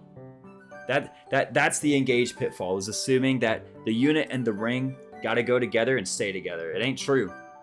You should reevaluate each map. Is the ring appropriate still? If it is, keep it. If it's not, get a new one. Wait, you can trade the rings at the start of map. Not on the map, but at the start of map you can. You can reallocate them. In preps. You fool, I prepped the whole run kind of before the run. Oh, including the trading. Gotcha. Counterpoint, assigning rings is cool. Yeah, true. Yeah, true. And like, because the pace of play is very different, it's actually kind of hard to tier engage. Because frankly, if I'm being frank about engage, the reason it's hard to tier is because the game is really easy and the units are really similar. If I'm being frank. I just get the ring scenes I think fit thematically, but I'm manning. Yeah, I tried it around as I actually have to try it. Yeah, it's good. So much power come from the rings. Yeah, there's a lot of stat stacking. Bonded shield makes it difficult to tier engage just by itself. Yeah, it's like... the units are just stats to use them. Yeah, it's like... I think someone on the... I think it was Septi on the Mecha Discord said the rings aren't investments into the units are investments into the rings. Because it's really like, what is your, you know... what is your Byleth emblem doing? What is your Lin emblem doing? Which emblems are involved in the boss kill? And then you put the units on the rings to go. I thought the rings are permanently tied to units once chosen, a bond that can never be broken. Unified as a pair, fighting that with their bond against the corrupted, yeah. Wait, did you? I don't want to say that like you're dumb for thinking it. Like honestly, I do want to know. You saying rings can get divorced?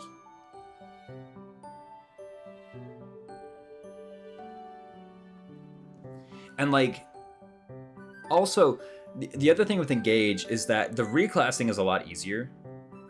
The reason I don't assign rings because I'm lazy to arena some meager amount of bond. Yeah. You know I have no such qualms. I wonder how much of my 3 houses playtime is just me doing this, by the way. I just had that thought. How much of my 3 houses playtime is just me sitting in the freaking monastery menu just chatting? Who knows?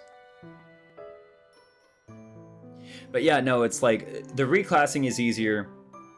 You can trade around so much stats for the cost of 2,500 gold. You can trade around so much stats by just moving a ring that the units end up becoming very malleable, that it's really kind of hard to tier the units and engage.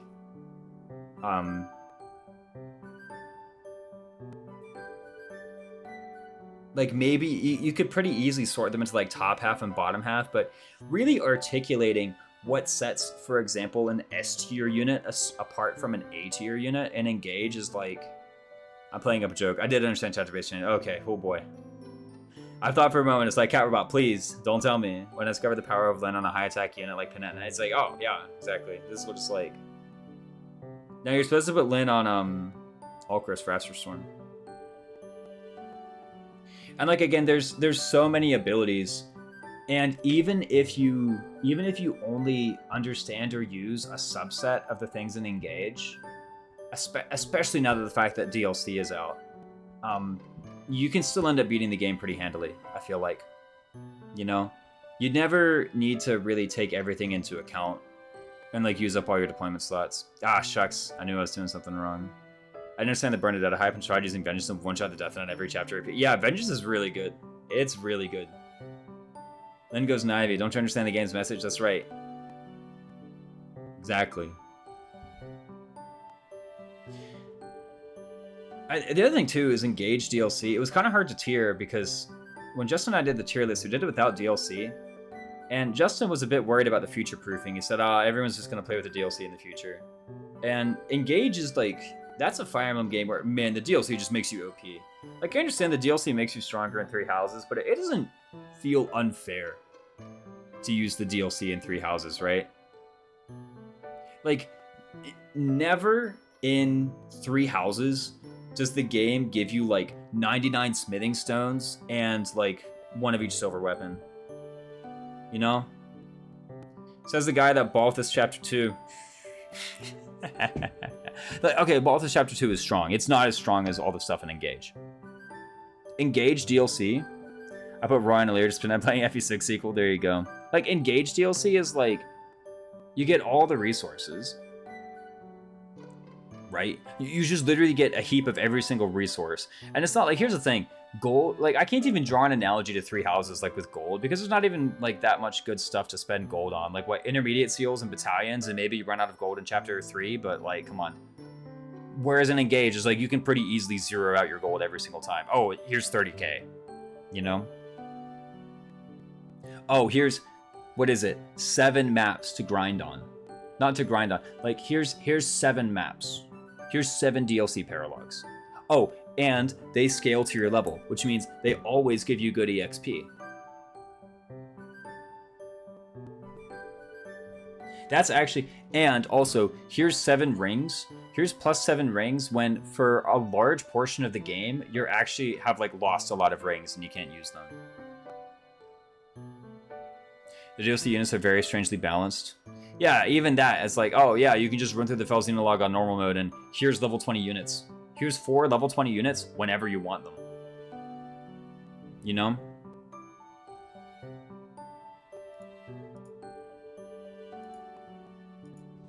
$30k gold. Yeah. 5,000 bond fragments. The well. The well. Like, Pagan Altar is as close as you get to the well, and Pagan Altar isn't that strong. Okay, I guess maybe Pagan Altar with 10k DLC, or 10k Renown from Under the Bed, that's probably about as strong as the well. The well is free DLC, but yeah. Yeah, I still count it.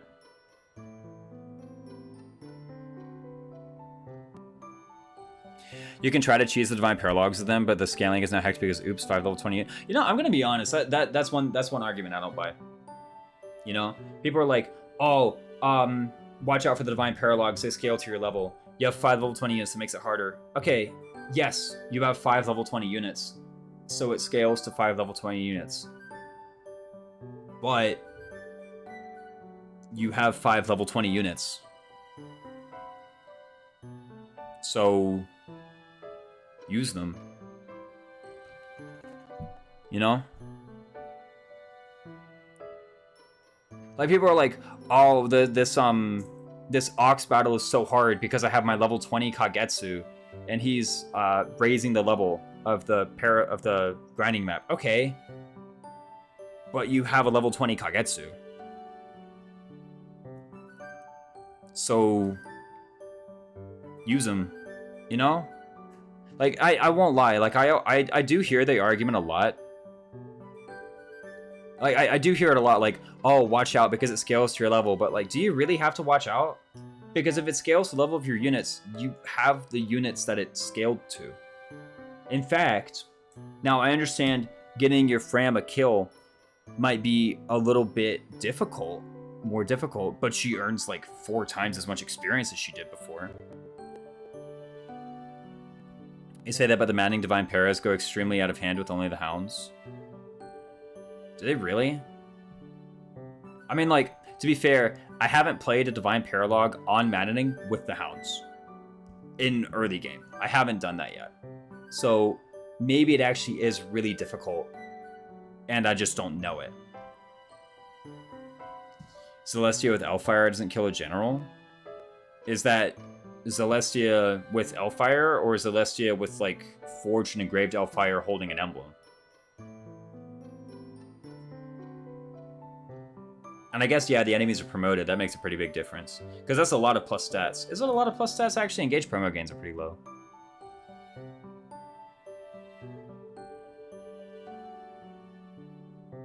And I guess, like, yeah, you don't have Master Seals, so you have 4 move and they have 5. But I do remember, like... okay, maybe there's, like, a part in the mid-game where it's hard, but I remember... on stream, I did all the Divine Paralogs with an early game crew, and frankly, they were pretty straightforward. Frankly, they were pretty easy. And then I think I didn't do all of the divine paralogs with an endgame file, but I did many of the divine paralogs with an endgame file, and they were still pretty easy. It's a pretty big difference since unpromoted divine paralog enemies are really big pushovers. And I guess, like, yeah, part of the reason that when I played the endgame file, yeah, I was up against, you know, promoted DLC paralog enemies, but I also had 12 emblems, so, you know. I think the big thing is they're balanced around your strongest units, but the team average is a lot lower. I mean, but, like, you're playing Fire Emblem, so, you know. What really matters more is how strong are your top, like, 3-ish units. Because it's Fire Emblem, right? That's kind of how all the games work. But again, like, maybe I am just wrong here. I will admit I haven't played it. I don't have the experience. I've never tried to do the, like, Chapter 6. What is it? Like, after Chapter 6, you turn the game to normal, you get the hound, you get the 4 hounds, and you go and do the paralogs. I've never actually tried that, to be fair. And yeah, then it's just the hounds. You still have... If you do it after Chapter 6, you don't even have, like, Roy and Leaf yet, right? You just... I mean, like, maybe Marthon's Celestia can do the trick, but...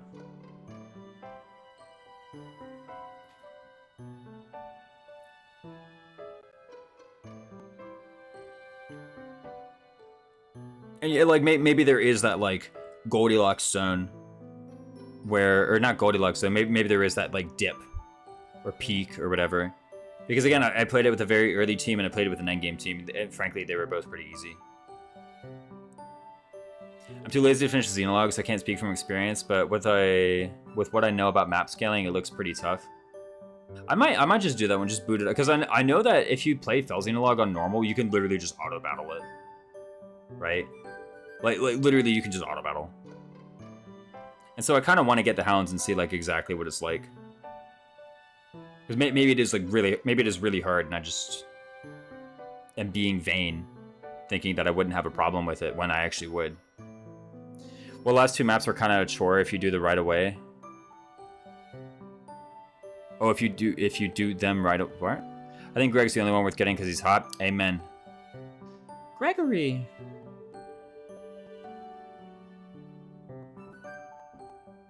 Last 2 maps, like, of the Fel Xenologue. Yeah, I've only ever played Fel Xenologue on an endgame file. Wiseman wants like gaming, yeah. Hey Greg, whoa, what's this? What's this emote? Where's Hey Greg? Greg Chun VA, there we go. Though I do the divine logs before the fel logs because I want Tiki privilege, yeah. There's definitely a peak right where all the enemies all promote. Camilla's map is already hard as is, true. I guess, like, again, it, I kind of, when I played Camilla's paralogue, I kind of identified a strategy that worked at the start, and then I... Basically, I warped Ragnarok into Camilla's range turn 1, and then she moved, and then I rescue staffed out, and just Camilla got ahead of everyone else and just killed her. That's pretty much what I did on Camilla paralogue. Warp Rag into her range turn 1, and then turn 2, rescue staff out, everybody runs away. Camilla runs in front, you kill Camilla. And that, again, that kind of worked at the beginning, that worked at the end. And again, like, maybe there's just a zone where that just doesn't work. You don't have any unit who's capable of doing that. But, like, when I did it early, not base Chloe, I think I had it promoted. Like, pretty standard Griffin Chloe was able to do it. And then in the endgame file, pretty standard, like, Lindworm Ivy was able to do it.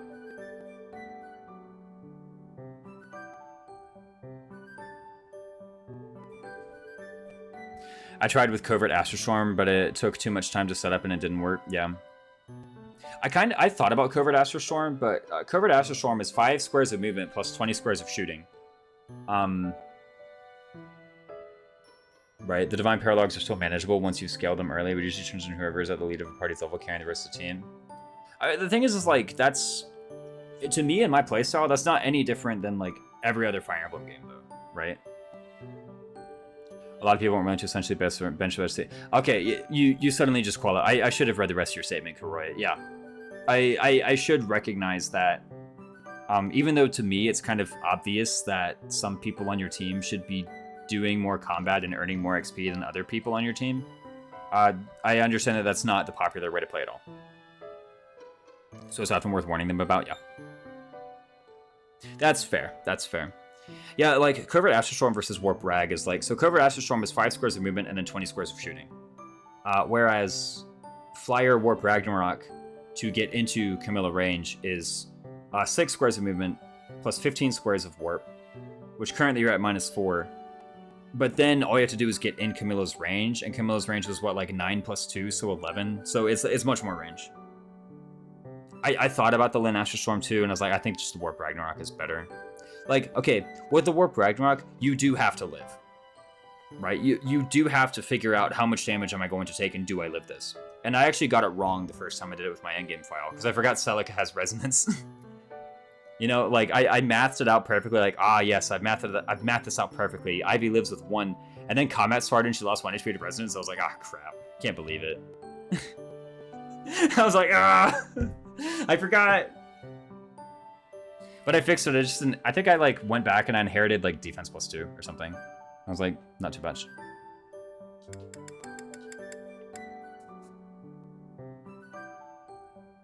Yeah, I should recognize that. It's just in general, my least favorite mechanic in any game is enemies scaling to your level. Like in any RPG, SRPG, strategy game, that's my least favorite mechanic in any video game. Anytime the enemies scale to level in a video game, I'm like, what's the point? It's like, dude, like why even have a level up mechanic in your game if it's not going to change anything? As a professor, I wasn't up all night playing video games. I was doing math. That's right. I like scaling if they drop better loot, though. But what's the point of having the better loot? It's acceptable if it's post-game stuff. What is this Gilbert hype afoot here? Was there Gilbert hype? He's like the 10th lowest unit on the list. Okay, if it's like optional stuff, or if it's like an MMO and you have like an event quest, I can see it. Right? Actually, no, if it's post-game stuff, just make the level really high. You know? Just make the level really high. Okay? It's post-game. I'm not gonna get to post-game of an RPG and be hit with a really high-level enemy and be like, unfair! Dude, it's post-game. Just level up. Deal with it. Scaling can be nice if there's a new game plus mechanic, at least to not make it a rollover. It's like... It's more so like, what's the point of even having a level up mechanic in your game? Or of even having like a gear progression in your game? Or of having stat progression at all if you just make the enemies match it? Like, what's the point? I never get stronger. Nothing ever changes. I'm just doing the same combat at the start as I did at the end. I consider Gilbert cleanly the worst character in the game in his own tier. Final Fantasy X had unreal post-game challenges. Those Dark Eons were unbeatable. I mean, I don't mind that. Maybe I don't mind it because I haven't played it. If I played it, maybe my perspective would be different. I'd say, this is awful. I thought Final Fantasy Tactics scaled to average party level. Like in Final Fantasy Tactics, the enemies only scale to the main character's level. So what I have to do is not use them and the enemies won't scale. But that's the point, is like the thing is, so like I do an RPG, I play an RPG and I know the enemies scale to my level. So it's like, what's the point of like I do a quest for XP. What's the point? What did I get? Nothing. If I didn't do the quest, I would kill the enemies exactly as good as I did after the quest. Like, I didn't get anything. You know? It's like, what's, like, really? Why?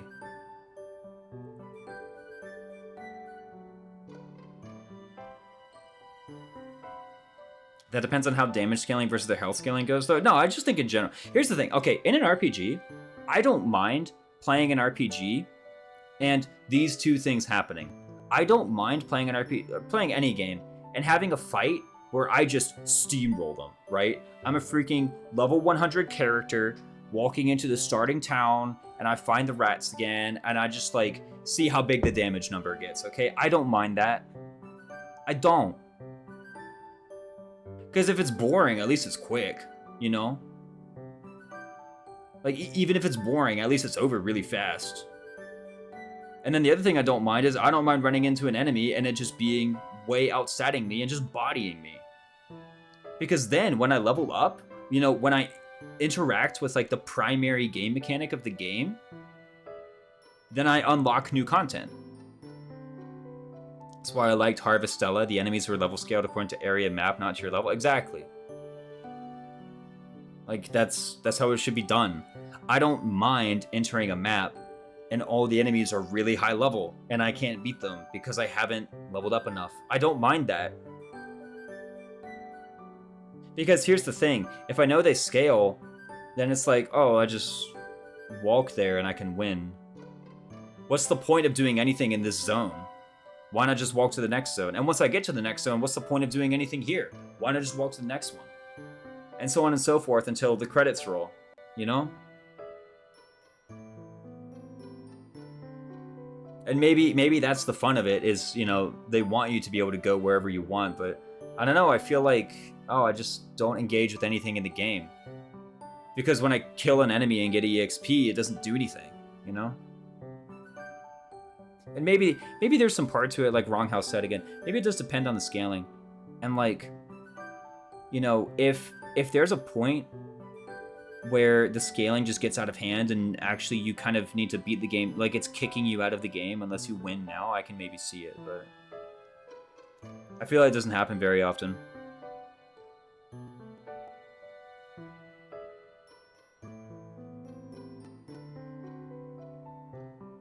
I guess I'm speaking from the new Zelda games where there are low-level enemies that don't scale, low starting levels that scale, and vice versa for high-level enemies. Whenever I come across low levels that don't scale, it's so frustrating. I'm wasting my... Oh, like you were using up weapon durability on them? Oh, like that's the frustrating part, is that you're like spending weapon durability to fight them. Can you not just walk past them? Dark Souls style? Like, you ever played an MMO where you're just like super high level and you just run through the like boar forest or whatever and the wolves attack you for 0? It's like, whatever. For Final Fantasy Tactics specifically, I know the scaling on random battles there, you can grind infinitely. The story battles by and large have fixed levels, yeah. What about all enemies getting, say, a modifier and plus X level every once in a while? If it's like, if it's tied to progression, that's different, you know? If it's something like, when you complete this step in the main quest, all the enemies get stronger, then like, yeah, sure, that's different. Or if it's tied to, like, an XCOM, like an XCOM is tied to the calendar date. So the enemies get stronger no matter what you do. Whether you level up or not, the enemies are getting stronger. That's one I like. I actually really like that. I love XCOM enemy scaling. It just scales according to the date. They don't care about how much XP you earned or didn't earn. They're leveling up. Or you? That's what makes it fun to me. I love old school RPGs where you're level 5 and accidentally wander to with level 50 enemies. Yeah. It's like, Fell Steel and FFT alike has a nice mechanic for battle scale to a point. There's max level beyond that where they stop scaling. In Zelda, it's based on how many higher than mid-tier enemies you kill, and there's an EXP system. I like fixed levels in open world RPGs because they create natural barrier. Yeah, exactly, Sandra. See, Sandra, like that's the point. It's like I don't mind playing like an open world RPG, and you know, running it like I'm a level 1 character, and then I run across like the Ogre Fortress, you know, and when I go up to the Ogre Fortress, a catapult shoots a fireball at me and I just die. I don't mind that. I'm like, oh. Now I know what I'm working towards when I level up.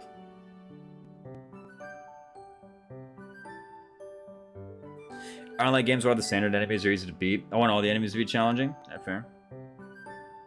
Either story progress or calendar based. So you can't just delay a quest to cheese them, yeah. I mean, I don't mind if like... I mean, it's kind of hard to make a game where everything's challenging, right? Some things are going to be easier than others. I don't mind it. Maybe I just sat here thinking, like, man, every game should just be XCOM. Like, imagine in Fire Emblem, right? Imagine in Fire Emblem if all the main story maps scaled to your level. Why would you level up? Why would you care? Any EXP you earn is just gonna make the map the same. If you earn EXP, then the combat is the same. If you don't earn EXP, then the combat is the same. So, like, why? You leveled up and got +1 strength and defense, but then they leveled up and got +1 strength and defense. So, like, what changed? Nothing. Your combat forecast is exactly the same. Like, what's the point? You'll get enough EXP for promotion, I guess, yeah. There's other factors that doesn't affect scaling, like abilities and such. I mean, I guess so, yeah. But it's kind of like... I don't want to say it was kind of like assumed in the conversation that that kind of stuff is just part of the scaling, but it kind of is. Final Fantasy III Mithril Cave in the first town with level 30 enemies, yeah. Imagine Fire Emblem, every time you move, there's a chance you trip, panic, or shoot an ally. It'd be great, make it happen, IS.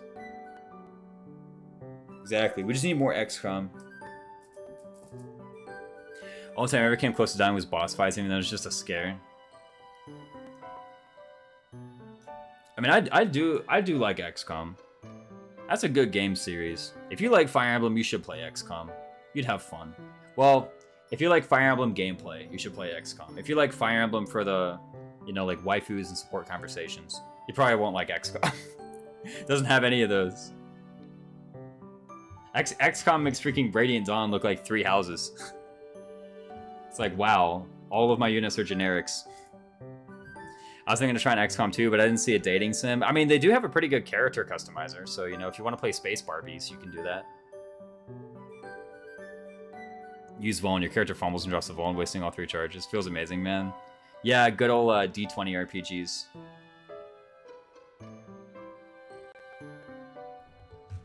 Those are fun. Do we fight the church in XCOM? You fight the government. Does that count? It's basically the same.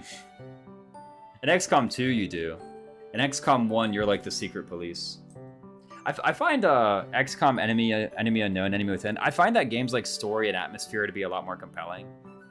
Nah, it's not the same. I mean, the Church of Saros is the government, right? I don't know. I guess there's like some religion. Okay, there's some religion, but people are definitely psychic now, right? It definitely exists. FE fan logic. In XCOM 1, you are like the government in XCOM 1. That's why you lose. Spoilers. Oh no, you spoiled the game. Yeah, no, it's like I don't know. I found the story and the atmosphere and the theme of XCOM 1 to be a lot more compelling. Mostly because it was like kind of closer to, not like thematically, but like literally, you know? It was XCOM 1 was, okay, the world is exactly as it is today, except there's an alien invasion, right? XCOM 2, it's like, they had to kind of explain, well, there was this alien invasion, and then we lost, and then they took over a government, and then they did this, and then they did that, and it's like, it kind of, like, there was a lot of stuff that you kind of had to learn that was disconnecting you more and more from the current state of the world. Again, like, literally, maybe not metaphorically. I'm sure that you could look at XCOM 2 and metaphorically tie everything in its world building to like the world we have today, but I mean literally, you know? Was the intro mission? Oh yeah. No, the intro mission was so good in XCOM 1. Like the atmosphere of that game really made you feel like you were fighting something that was just insurmountable and that you were never going to beat. Whereas XCOM 2 really did feel more like Power Rangers, you know? Like, the first thing you do in XCOM 2 is just totally win the mission. Whereas in XCOM 1, like, the tutorial in XCOM 1 is like, holy crap. Same thing was just like, yeah, go, go. You are so cool. Yeah. It's like, it's fun, if you enjoy that. I definitely, like, here's the thing. I enjoy XCOM 2 gameplay so much more. Like, I played XCOM 1, and I went all of, like, 15 minutes before I was like, I've had enough. I don't care for any of this. XCOM 2 gameplay is just so much better. XCOM Apocalypse 1997 game features religion and a cult that wants to help the... Yeah, exactly. There's those guys, I remember. There's, like, kind of something similar in, Enemy Within, I think. And then obviously, like in XCOM 2, most of the world has actually welcomed their new alien overlords. You know, kind of happens when the aliens come down and like literally cure cancer. It's like, oh, yeah, sure. They cure cancer and world hunger, but they're still the aliens, so we gotta kill them, right? Yeah, no, XCOM 1's first mission was so good. Like that, I played it and I was just like captivated. And then I played more, and I was like, "No, this gameplay sucks." Playing XCOM 2, and then XCOM 2, it's like, let's just, you know, Let's just get the tutorial. That mission's kind of lame anyway.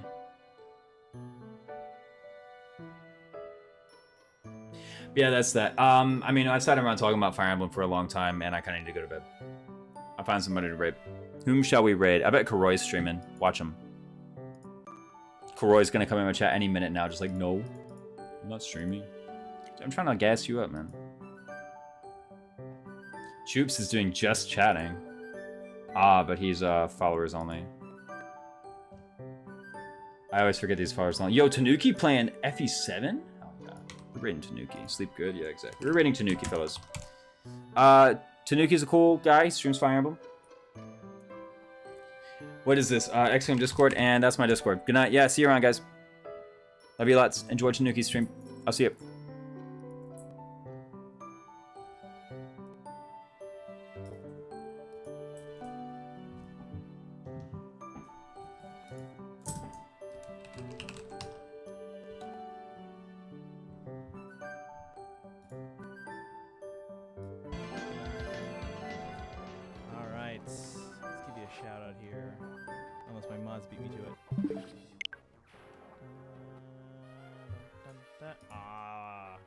Beat me. How's everyone doing today? Wrong house, welcome in. February's welcome. How's it going? How was Three Houses today? I was actually thinking about going back and playing Three Houses, but we'll probably finish this one first. Sublupa, welcome in. How are you doing today? Welcome, welcome. If you guys are here for the first time, my name is Christian. I stream every day on this channel. This is day 1716? 7. It should be 17. Did I put the wrong thing? Yeah, it's not 17,000 days in a row. Change that in the title. 1,717 days in a row. Mostly Fire Emblem. Whether it's Blazing Blade, Heroes, Three Houses, Engage, older Fire Emblem games. I'm a big Fire Emblem fan. You can see here, this is a picture of my Fire Emblem collection. I should probably just put that picture on its own scene. But anyway, this is a picture of my Fire Emblem collection from about 5.5 years ago. In January 2018. This was before even Three Houses came out. So you can see here, this fills up the entire room. This is already one of the world's biggest Fire Emblem collections, but since this picture was taken 5.5 years ago, obviously we've had Three Houses, we've had other games, we've had a lot more merch. My question on the, if